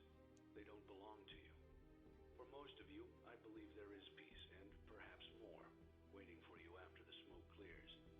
Although for one of you, the darkest pit of hell has opened to swallow you whole. So don't keep the devil waiting, friend. Jeez, Scott. I know we didn't get along all the time, but condemning me to hell seems a bit extreme. Seriously, though, can we turn on some air conditioning here or something? It's, getting a bit warm in here. Oh, wait! It is me because I'm wearing my snuggly new Game Theory merch. And you, too, can be getting hotter than a serial killer in a burning death trap because starting right now, new merch is available via the link in the description. Do you know the way to good fashion? Well, I will show you the way because not only do we have this nifty wearing a warm, stylish blanket, we also I love that meme when it came out. Come on, MatPat. and feel great even after stuffing your face with budget pizza from a defunct Oh restaurant. no. They wash great, especially when you're using Tide Pods, go figure. It's gonna be spring soon and spring tends to get kinda chilly, but don't worry cause I got you covered with another item that I think's the bomb. A bomber jacket, complete with Game Theory lining so that you can pull a MatPat and walk around in jackets all year long even when it's too hot to be doing so. Then for feet or covering your unmentionable Dude goes for another minute, bro. sizes most popular franchise. Hello internet, welcome to Game Theory, where let's just take a collective moment and get this all out of the way. Say it with me now. Another FNAF video. You said the last one was gonna be your last. Yeah, I know, but I also said this. Now don't get mad at me when the new game comes out in a few weeks and everyone tells me to do another theory about it. And true enough to form, that's exactly what happened. I released my final two-parter theory on the subject, and exactly 1 month later, FNAF 6, disguised under the fan-game-esque name of Freddy Fazbear's Pizzeria Simulator, gets released. Now, at this point, I wouldn't be surprised if you all thought that Scott and I were the same person. Come to think of it, you have never seen us in the same room together at the same time. Anyway, the game came out over 2 months ago, and ever since I've had countless people asking me for the theory. Over 10 people in the last week alone stopped me on the street and asked for a FNAF episode. And that's not even mentioning all the... That is crazy, though, for sure. So for Ben, Steven, Phil, Cassie, Matt, Lucas, Sarah, Alex, Matt number 2, and NBA Rookie of last year, Karl Anthony Towns, that's no joke actually, as well as everyone who has sent in something requesting an episode on FNAF, this one, and potentially one squeezed between this one and the next theory, and maybe even a third one down the line at some point. Oh yeah, a third one down the line at this point. Bro made 40 more videos, dog. Ain't no way. Roller coaster tycoon-esque metagame connecting all the security camera maintenance you've come to know and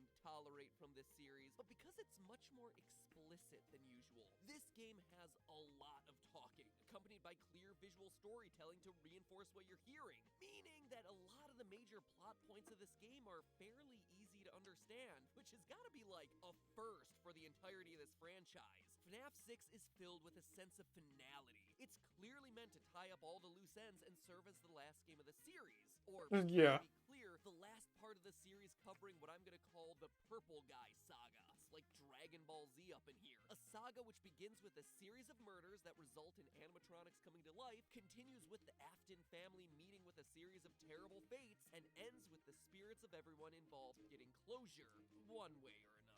Because this game feels much more obvious in its story, many online theorists have chosen to focus on the major story beats, actively ignoring the game's more unusual bits, the wrinkles that don't quite fit in cleanly. But it's in those wrinkles that we find answers to some of the longest held questions of the franchise, and the clues that we need to finally put the whole puzzle together. So stick with me and prepare to get a little wrinkly like a toe left in the bathtub for too long, because while today is certainly a theory, or rather multiple theories all in one episode, it's also me trying to open the door to you guys, equipping you with the information necessary to discuss the final points lingering around the edge of this mysterious franchise, finally closing the book on the Purple Guy Saga. Now, before I get to the deep lore here, let me quickly run through the major reveals of this game just to make sure that we're all working with the same understanding. In the aftermath of FNAF 3's Happiest Day minigame, the spirits of Freddy, Foxy, Bonnie, Chica, and Golden Freddy have all been put to rest, which left only the lingering threads of Springtrap with William Afton inside, Ennard with Baby inside, Michael Afton, I'm a living corpse who used to have robot tentacles inside, and the puppet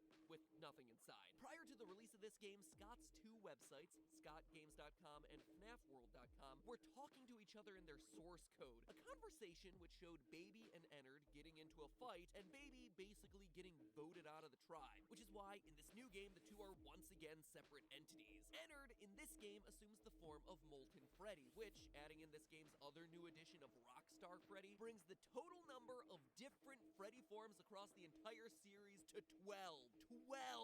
12 different Freddys alone. And you'll wonder why this game is confusing to talk about. Baby, meanwhile, becomes Scrap Baby, complete with a lobster claw and roller skates because Scott was like, wee, it's my final game, I can make the designs whatever the hell I want to. Springtrap now has a cleft chin, and heck, why not? There's a weird black bear named Lefty, because why the heck not throw a 13th bear onto the pile? Throughout the game, you're not only tasked with handling the best characters ever, featuring such standouts as Number 1 Crate and Mr. Hugs, but every night you'll find one of your old friends out in that back alley, and it's your task per paragraph 4 of your employment contract to salvage that animatronic, bringing them into your establishment. If you are playing this tape, that means that not only have you been checking outside at the end of every shift, as you were instructed to do, but also that you have found something that meets the criteria of your special obligations under paragraph 4. Fast forward a couple nights to the true ending of the game, where we learned that the whole pizzeria was just a trap made to lure the stray animatronics into the same place at the same time, so that they and the horrors of Freddy Fazbear's could be finished off once and for all in a final blaze of glory, even though that technically happened once before in FNAF 3 and Springtrap survived. But hey, who's counting? Me, but you know, that's what I do. And who of all people set up this trap? What is the identity of this mysterious cassette man? Well, the first clue we get is actually in the closing monologue. Although for one of you, the darkest pit of hell has opened to swallow you whole. So don't keep the devil waiting, old friend.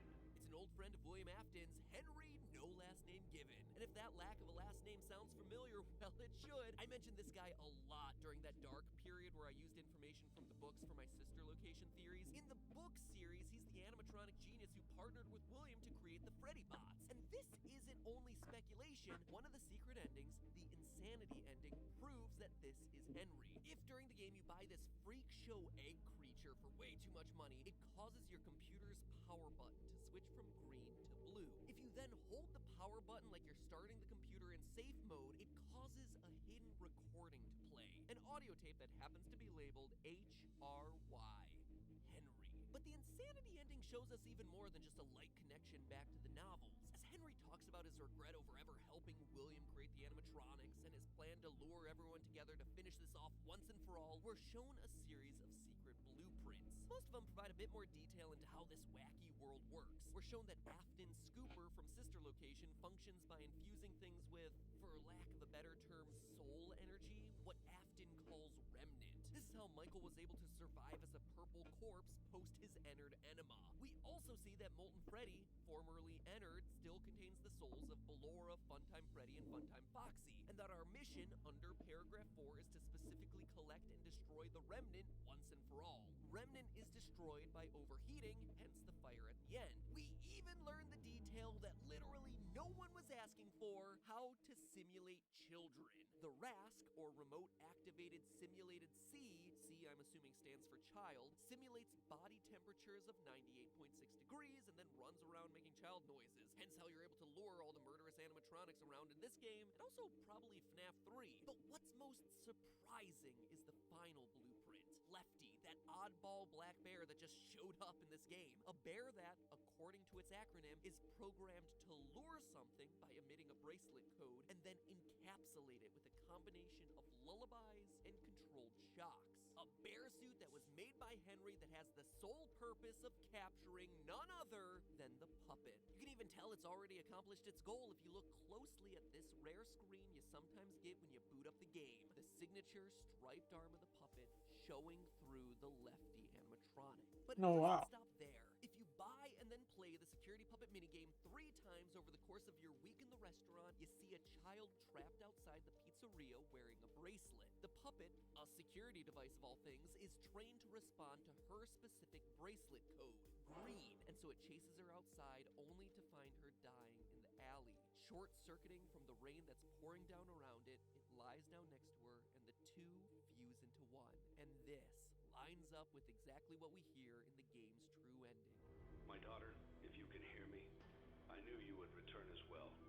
It's in your nature to protect the innocent. I couldn't save you then, so let me save you now. It's time to rest, for you and for those you have carried in your arms. Henry's daughter, the first victim, is the puppet, the one who gave life to everyone that came after her and gave peace to their souls in FNAF 3. Finally confirmed after I'd been predicting it for 3 years since the release of FNAF 2. So, there you have it. Henry from the books is now canon in the games. His daughter is the puppet trapped inside Lefty. Everyone, including Michael, dies in the FNAF 6 fire, and baby's name is established as Elizabeth in Henry's closing monologue. It's all pretty cut and dry. I mean, if you want to get really deep, the images on the walls in the alley are actually blurry contracts. You can tell based on the bullet points and oddly short paragraphs, which I have seen more than enough time to identify at a glance. And all of that relates back to that theme of what is paragraph 4, which has been Scott's calling card for this game. The creepy imagery of the ventriloquist and clown that you also see in the alleyway isn't teasing some new game like a lot of people have been assuming, but rather it's just an artistic recreation of the Afton family. William is the ventriloquist. The dummy, who looks exactly like him, represents Michael Afton, who, as we know, looks just like his father, just a smaller version of him, and has to parrot back a lot of what his father tells him to do. Elizabeth, aka Baby, is the clown, for fairly obvious reasons, and the bear on the leash is just Crying Child, a child who is trapped and held back by his family, who ultimately dies in the hands of Fredbear. FNAF 6 even offers explanations for the inappropriate costumes that were mentioned by the phone guy calls from FNAF 3. Yeah, you remember those? Until replacements arrive, you'll be expected to wear the temporary costumes provided to you. Keep in mind that they were found on very short notice, so questions about appropriateness/relevance should be deflected. They're the mediocre Melodies crew from this game, which also happen to match up perfectly to the other masks that you see during FNAF 3's Happiest Day minigame. A green one is Happy Frog, the pink one is Pig Patch, Mr. Hippo is purple, there's some blue one for some reason, and then Orville the elephant is the orange one with the long nose. But for as much Some blue one for some reason. I think that's pretty funny. Explains a lot pretty explicitly. It leaves open 3 huge questions. 3 questions that no one has been able to answer for the past 2 months until now. Or at least I'm pretty confident that I can answer 2 of those questions. For the third one, I'm gonna need your help. Now, you don't need too much to get that true ending. You just salvage all the animatronics and survive all the nights. It's basic FNAFing 101. But there's another layer to this game. An ending that goes one step beyond just Nice knife. storyline. The From Isaac. Lord ending, where things start to get complicated in a hurry. To unlock it, you have to play 3 specific minigames through to completion: Security Puppet, Fruity Maze, and Midnight Motorist. Security Puppet was easy to explain. The others, though, are where the questions start to pop up. In Fruity Maze, the game starts to become more and more unstable as you progress through the 3 levels. By the end of the third stage, collectibles have transformed into slaughtered dogs and burial flowers. Your on-screen avatar is trailing bloody footprints, and the blonde-haired, blue-eyed girl reflected in the arcade screen is crying. And for good reason, since standing behind her is none other than the purple guy, dressed in his golden best. Now, this one's confused a lot of online theorists, but in my opinion, requires some process of elimination to solve. FNAF 6 is all about tying up loose ends, right? And at this point, the puppet set the souls of FNAF's core 4 of Freddy, Foxy, Bonnie, and Chica, as well as Golden Freddy free in the Happiest Day minigame. Baby, the sister location crew, Springtrap, and the puppet are all taken care of by Henry in the true ending of FNAF 6, and the 3 toy animatronics from FNAF 2, which do seem to legitimately be tied to a security database, are scrapped at the end of their game. So who or what does that leave? Mangle. But I'm not saying that the girl is Mangle, I'm telling you it's her dog. Mangle is William Afton's first successful experiment with Remnant, Dog Remnant. Which, now that I say it out loud, sounds a lot more like Dog Duty than Miracle Soul Formula, but let me explain. We obviously see that the girl's crying, but it's not because she's scared. We actually see that Will Trap is able to have a normal conversation with her, saying, "He's not dead. He's still alive. Follow me." She's crying because her dog died, as represented on the screen. And that's the he that William's referencing here. Your dog is not dead. He is still alive. And we have proof that William isn't lying about this either. It's an odd detail that I've never talked about, which is pretty incredible that after so many of these darn videos, I'm still pulling out random factoids to piece into this puzzle. But in the Save Them minigame from way back in FNAF 2, you're in a building filled with 5 dead kids and Purple Guy. All the other animatronics are stationary except for one, Mangle. Alive and well, and unlike every other animatronic in the entire series, roaming around on all 4s. Even though Mangle technically walks around on 3 legs, but you get the point. A design decision so important that we see Scott keep it in Mangle's quest from FNAF 3 as well. Mangle is alive without the puppet giving him gifts or giving him life. So how is the Mangle animatronic moving in this moment? William, experimenting with animals and Remnant. And as we see in the Fruity Maze, William uses the fact that the dog is still alive to lure this girl to her death, allowing her to be reunited with her dog forever. For more proof, notice that the dead dog in the Fruity Maze minigame is actually missing an eye, a detail that we see at share with Mangle. Additionally, you ever notice how Mangle is the only animatronic that actually doesn't possess any human-like noises? The core 4 all feature moaning, sighs, or laughs at various points throughout the series. Ballora, Baby, Springtrap, and the Fun Times all talk. Even the Nightmare animatronics breathe, which is a whole nother can of worms I'm not opening up today, but Mangle just has garbled radio noises, almost like its cognitive functioning is much less than all the other possessed creatures in the series. So that's Fruity Maze, but then comes the biggie. Perhaps the most vague and bizarre moments from FNAF 6 come from the hidden Easter eggs in the final Lorekeeper minigame, Midnight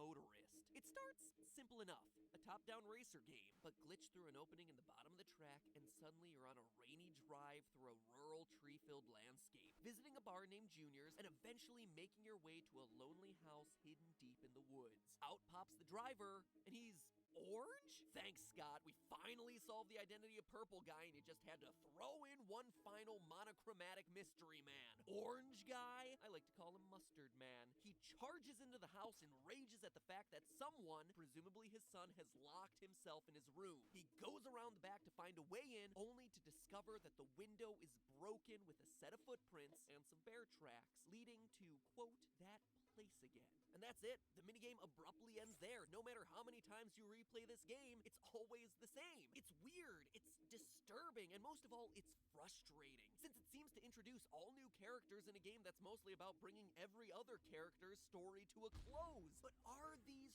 truly new faces? No. Look first at the house. A lone house in a clearing surrounded by trees. Believe it or not, but we've actually seen this house The books. before on the title screen to FNAF 4.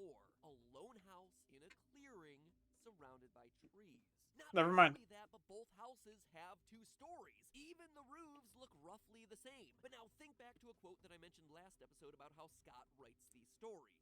quote. There have been other times, however, when my original intentions didn't come across clearly. In those instances, I make a point to clarify in the next game. FNAF 6 is all about clarifying, explaining Remnant, explaining the scooper, the puppet, and what's our connective tissue in this minigame? Someone sitting in a living room watching TV. And what did we see at the end of every night of Sister Location? Michael Afton going home after his shift to watch TV. That slouchy figure there may look like a balding grandma, but it's good old Mike Casual Bongos Afton himself binging on his Immortal and the Restless. And I can further prove it via his text. Scott has always roughly adhered to the convention of dialogue colors being important. And this final game is no exception to this rule. Green bouncer dude talks in green, orange guy talks in orange, and Michael Afton on the couch talks in gray. Exactly like he did when he was laughing at his crying brother back in FNAF 4. It's definitely a slightly different shade, but he's also the only one in the entirety of this series to speak in gray lettering. They also both wear gray shirts, only the truly fashionable match their t-shirt to their font color. Couple all of that with him watching TV, the FNAF 4 title screen house, which always has a TV in it, and the character being protective over some him, say a younger brother, and you have yourself the perfect portrait of the Afton family, which would make Orange Guy Purple Guy, otherwise known as William Afton. He's even got a signature purple car, the same one that we saw him use in the FNAF 2 Take Cake minigame before he killed off Henry's daughter. But why? Why would Scott choose to make William Afton some color other than purple for like the first time ever in the final game in the series? The answer is actually kind of mundane, because by this point in the series, there are two different purple guys, William and his son. It would have been confusing from a storytelling standpoint. Though, I do gotta say, Scott, it's not that much better, since now you're swapping in a whole new color for a character who's been represented by another color the whole time. It's a bit confusing. Anyway, what does all of this mean? Why, out of all things, did Scott choose to show us this random scene? What is he trying to explain about the story through the battle between an orange William Afton and a runaway child? All of that in just a few days. This video is really long already. Plus, in a game that tries to answer everything from the entirety of the series, what was in the FNAF 4 box? Was it truly left forgotten forever? Is Scott waiting to reveal its contents in a future game? Make sure you take a bite out of that subscribe button to find out those final answers, as well as the solution to perhaps the biggest question of them all, the Lore Keeper's final screen. After unlocking all of these glitched minigames, Scott presents us with a series of gravestones filled with names. Some familiar, and some not so much. So, who are they? What do they reveal about the story? And how can you help me to solve Five Nights' last and most closely guarded secrets? All of that next time. In the meantime, though, remember, Game Theory merch is now available, but hopefully by this point it's selling out faster than a YouTuber with a Loot Crate sponsorship. So make sure you're getting your Theorist hoodie, shirt, jacket, socks, or underwear before they're gone by clicking the link you see on screen right now or in the top line of that description. The only thing scarier than FNAF? Missing out on these items celebrating your Theorist pride. And remember, once this is all out of stock, the only merch left will be Logan and Jake Paul's. That, my friends, is a horror far scarier than deadly animatronics.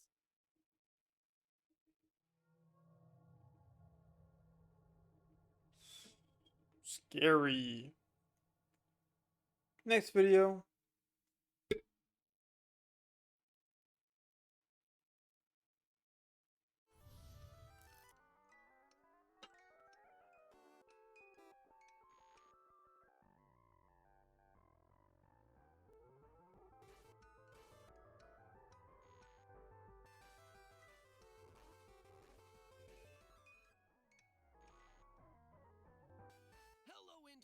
Welcome to Game Theory. 2018, a show apparently dedicated entirely to virtual boxes. Loot box psychology, loot boxes as gambling, the treatise on the science of fictional cardboard boxes. It's like box episodes are the new FNAF episodes for the channel. Gotta milk 'em dry. Next episode should be on, I don't know, the orange box or something. But in all seriousness, the box tetralogy reaches its dramatic finale today, as I cover what is perhaps the most infamous digital box of the last decade, FNAF 4's Locked Chest. Now, last episode we started to explore the idea that FNAF 6 is all about tying up loose ends. That as the last game in the Purple Guy saga, Scott's goal was to give us the information necessary to close the book on this chapter in Freddy's story. But to me, as someone who has studied these games inside and out, if there was one question that needed to be answered in a final game, it wasn't how Michael Afton was able to become a living purple corpse through Remnant, or how Henry was able to create a device that could somehow simulate child body temperatures. I didn't even care so much about the timeline at this point. No, what I wanted answered was the biggest lingering mystery of FNAF. What was in the box? Rewind back to FNAF 4, the game that utterly wrecked everyone's understanding of this franchise. You beat the game, you get the iconic line of, "I will put you back together," and then boom, a literal mystery box that would make the likes of J.J. Abrams proud, accompanied by the lines, "Perhaps some things are best left forgotten for now." But you know what? I never forgot. The fans never forgot, and I don't think Scott forgot either. So now, 2 years, 3 games, and 4 books later, I think I'm finally ready to break open the locks and reveal what was supposed to be in this thing versus what actually was in the thing. Because I have reason to believe that the contents of the box have changed 3 separate times, and that now, in the wake of FNAF 6, Scott has already shown us what is inside the box. Let me explain. FNAF 4 was released on July 23rd, 2015, and with it, the mysterious box ending. Exactly 1 month later, August 24th, Scott made a post on Steam referencing a Halloween update for the game, an update where he had considered opening the box.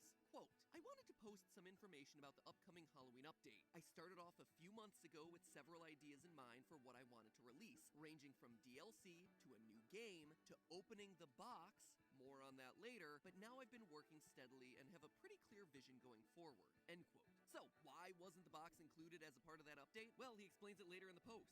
Quote again. Now, I want to talk about what won't be included, the box. You know, when I released the first game over a year ago, I was amazed at how quickly everyone found every bit of lore and story. Then the same happened with Part 2. Then Part 3 came out, and once again the story was uncovered by the community. But then I released Part 4, and somehow no one, not a single person, found the pieces. The story remains completely hidden. I guess most people assume that I filled the game with random Easter eggs this time. I didn't. What's in the box? It's the pieces put together. But the bigger question is, would the community accept it that way? The fact that the pieces have remained elusive this time strikes me as incredible and special. A fitting conclusion in some ways, and because of that, I've decided that maybe some things are best left forgotten forever. End quote. So clearly in the month after the release of the game, disappointed that the mysteries were staying hidden, Scott had already changed his mind about what he wanted to do with this box. And I just gotta say, Scott, my man, you didn't even give me a shot at this one. You change your mind about a game's fundamental mystery in a month? I mean, in that amount of time, all I could do was release a rushed out retrofitted prediction theory because I was stuck in con season when the game was released. Give a theorist some slack, man. So that begs the question of what he originally intended to be in the box. My theory, toys, a badge, a hospital wristband, and a picture of what eventually became known as the Afton family. The only time we would ever see them truly happy in this franchise. Remember, FNAF 4 was meant to be the final game in the series, and based on all the clues Scott left prior to the release of Sister Location, he absolutely intended for Freddy's to be a story told in the mind of a child. Maybe not so much in dreams, like Dream Theory would indicate, but perhaps in a coma, or on the kid's deathbed. I mean, sure, let me be clear, yes, there was absolutely a real-life string of murders informing this kid's visions, as evidenced by the puppet and the murder outside the restaurant. But I mean, look at what he just said in that Steam post. Most people assume that I filled FNAF 4 with random Easter eggs. I didn't. And now look at everything that lines up in this game. Toys that match the look and behavior of the toy animatronics. People getting shoved into suits by a guy hidden in shadows that would probably look like a murder to a young child. A boy carrying a balloon to inspire Balloon Boy. Bullies who wear masks that perfectly match the nightmares. Shadows that would literally inspire shadow animatronics. A mangled toy. The concept of a plush Bonnie that bites you. A child's phone and a child's fan to simulate the night guard desk. People walking around in animatronic suits like Springtrap. A grandfather clock like you would find in your home going off to signal the end of the night. The list goes on and on and on. And even though he'd moved on with the stories, Scott still wanted us to figure it out, which is why on our October 5th, 2015 GT Live, Scott crashed the live stream, giving us explicit clues to figure it out. 4 games, 1 story, why is Toy Chica missing her beak, and what is seen in shadows is easily misunderstood in the mind of a child. All 3 clues again pointing to the conclusion of some sort of coma theory, with the box containing the items alluding to that story.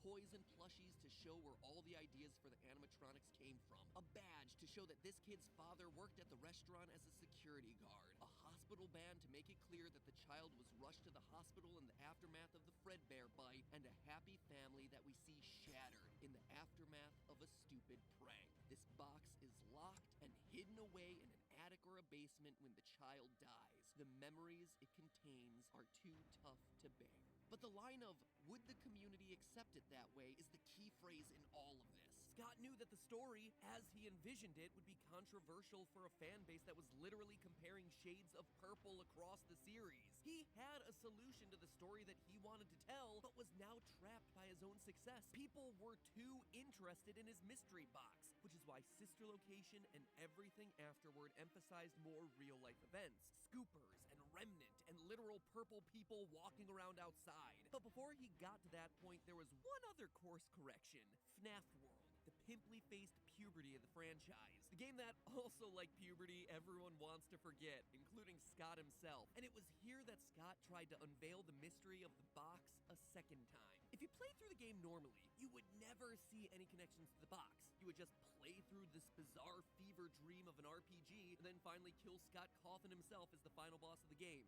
Yeah, in case you skipped over FNAF World, Scott is one of the final bosses and complains about how obnoxious the fans of the series can get. It is strange, it is funny, certainly meta, and most undeniably passive-aggressive. Anyway, if you linger on the opening dialogue between your character and Fredbear, you unlock a hidden quest that lurks beneath the surface of the game that was undoubtedly meant to tie into the mystery of the box. We're told that the quest requires us to, quote, leave breadcrumbs for him to help him find his way. The him we're helping is FNAF 4's bite victim, and we know this from the opening dialogue. Quote, something has gone wrong. That's why I'm here. But I won't let the same happen to you. I will put you back together. Haha, the classic FNAF 4 line. So infuriatingly vague. Anyway, that line confirms that the you being talked about here is the bite victim, that the something has gone wrong is referring to the bite itself, and that the yellow eyes doing the talking, the one who is trapped here, is the puppet. From here, your secret quest is to find a series of clocks and complete minigames that directly relate to the steps necessary to unlock FNAF 3's Happiest Day ending. You push Balloon Boy into a box, you press 4 arcade buttons, you set up 4 cupcakes, etc., etc. And if you do everything correctly, your secret ending reads as follows. Quote, we're still your friends. Do you believe that? The pieces are in place for you. All you have to do is find them. And we know from FNAF 3 that the pieces are indeed found. On the cutscenes between nights, we find the clues that FNAF World left for us hidden in the hallway, telling us to do things like double-click Balloon Boy and collect the 4 cupcakes, which then enables us to complete the glitched minigames and release the spirits once and for all. But the important line of this FNAF World ending is, the pieces are in place for you. A line that very intentionally mirrors the language Scott used to describe the contents of the box in the first place. What's in the box? It's the pieces put together. And if you think that this is just a linguistic coincidence, it's not. Remember, Scott doesn't do coincidence, because here's the real shocker. While trolling through the game's texture files, Reddit user Poi2010-201, or at least his was the earliest post that I could find discussing this discovery, found that FNAF 4's box was actually hidden in FNAF World's code. But it wasn't just the box, it was a texture of the box, unlocked and opened. So, for a second time, we clearly see that Scott had plans to reveal what was inside his mystery box. Which then begs the question, what was in it this time? And honestly, it's hard to say. As you can probably tell, FNAF World played with the lore of the main series in some very unusual ways. For instance, the clock quest showed that this weird, self-aware video game world was somehow able to influence the events of the real world, leaving breadcrumbs in the real world that you would be able to follow in FNAF 3. But because the game ends with the line, the pieces are in place for you to follow, it implies that the guard we're playing as in FNAF 3, the one who is actually finding these clues, was the bite victim, which then opens up an entirely different can of worms. And if it's all true that the puppet is stuck in this weird nebulous FNAF world, then the world of the game is literally, or symbolically, limbo or death. Anyway, it's very messy. If I were to guess, Scott planned on FNAF World, the game, actually being the box. A game that literally contained all the pieces of this franchise put together. Yeah, it's a bit symbolic and half-baked, but, you know, so was FNAF World. But it was here that the mystery would change direction revolution yet again. This time, though, it wasn't the community that prompted the change, but rather Scott himself, who made it clear that he was dissatisfied with FNAF World as a rushed and unpolished release. Embarrassed by the game, he quarantined it off to its own little segment of the franchise. And in the process, he retconned its story to focus on the new, more human drama-esque direction that the series would take moving forward. You can see this actually through creative changes like the game's new ending, which revealed Henry and Baby for the very first time, as well as some lines that got added between updates, with glitched Fredbear foreshadowing something terrible coming, aka Baby. Instead of being focused backwards on details from previous games like the Bite Victim and the FNAF 3 minigames, the game was now looking forward to a game that had yet to be released, which left the box and the resolution it promised for the entirety of the Freddy story once again abandoned. And when both Sister Location and FNAF 6 rolled credits with no mention of boxes, that's exactly where it seemed like it would stay, forgotten forever. But I wasn't convinced. For as convoluted as this story often is, Scott cares too much about it, and cares too much about this community to leave a mystery this big unanswered. My first thought about connecting the box to the new game was Candy Cadet, the best character to ever come out of this franchise. Candy, candy, candy. If you visit Candy Cadet enough times and give him enough tokens, he'll tell you one of 3 separate stories, all sharing the same general theme of 5 objects merging into one object and then being put into a box. In the first, 5 keys are melted together into one key by a mother trying to save imprisoned kids, with everyone dying trapped in their own room. The second has 5 kittens in danger of being eaten alive by a snake, the remains of which get sewn together and stored in a shoebox. And the third, well, the third is the most uplifting story, as 5 orphans get adopted by a man who wants to protect them from a burglar, and it doesn't go so well. He left one day to buy food, his heart being filled with gladness, but returned to find that the burglar had chosen his home, and killed all 5 of the children. The man could only afford one coffin, so he stitched the 5 bodies together to make one, and buried the child. That night, there was a knock at the door. So clearly, the Candy Cadet stories were making some connection to boxes. But what did all these stories mean? Characters getting stitched together immediately made me think of Ennard, but even at Ennard's peak, he only had 4 characters inside of him: Freddy, Foxy, Ballora, and Baby. So that one didn't quite work out. Famously, there were 5 children killed as a part of the missing children's incident, but their souls individually ended up in animatronics rather than being put together and crammed into the same box. There are 5 other games in the series, so maybe this is all a meta-commentary about the franchise itself, but then what would it mean to stitch them together? Just solve the story? Were the stories fixating on different moments of the Freddy timeline? Suffice it to say, Candy Cadet led me straight to a dead end. A dead and stitched together end, that is. I gotta say, I scoured the game. I knew the box was hidden here somewhere, and I suspected that Candy Cadet was involved in some way, but I was so overwhelmed with information at this point.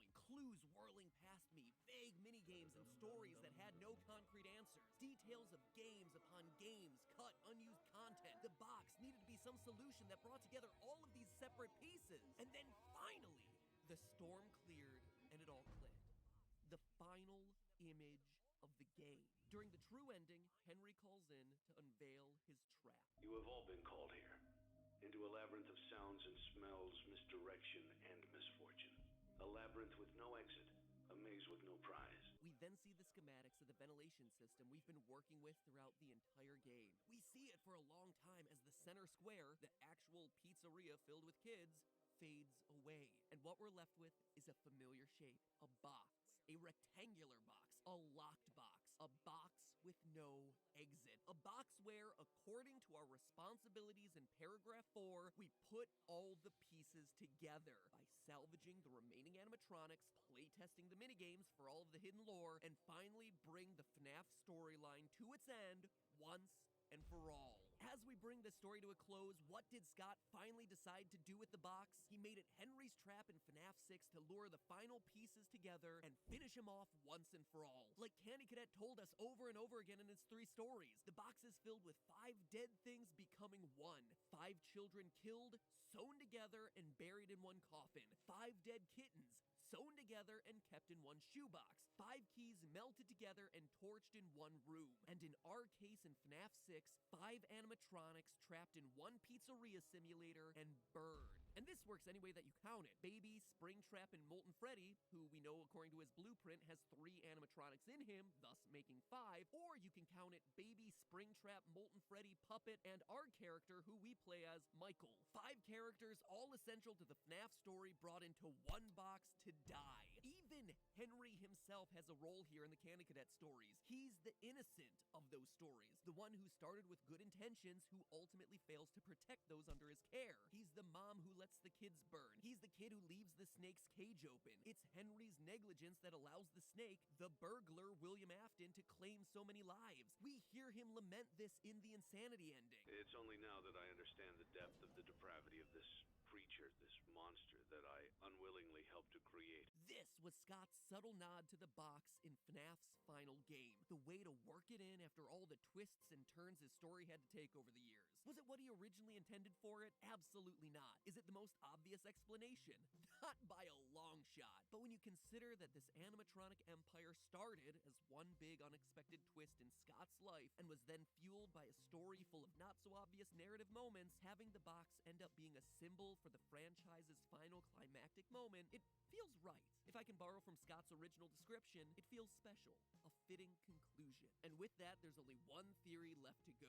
The analysis I promised for Midnight Motorist and the mystery of the Lorekeeper graves. 2 questions that close out these games for what feels like the final time, but begin to point towards what the future might hold for the Freddy's series. More on that soon. Not next episode, since if I do more than 2 of these things in a row, people get really mad at me, but definitely soon, since I want to put this thing to rest as much as you guys. I could use, at the very least, a complete refresh on this whole thing and start from scratch again. So ring the bell to ensure that we all close out the Freddy saga together. And in the meantime, remember, that's just a theory. A game theory. Thanks for watching. Okay. I think I'm gonna pause it there. Timer. At text plus time. Just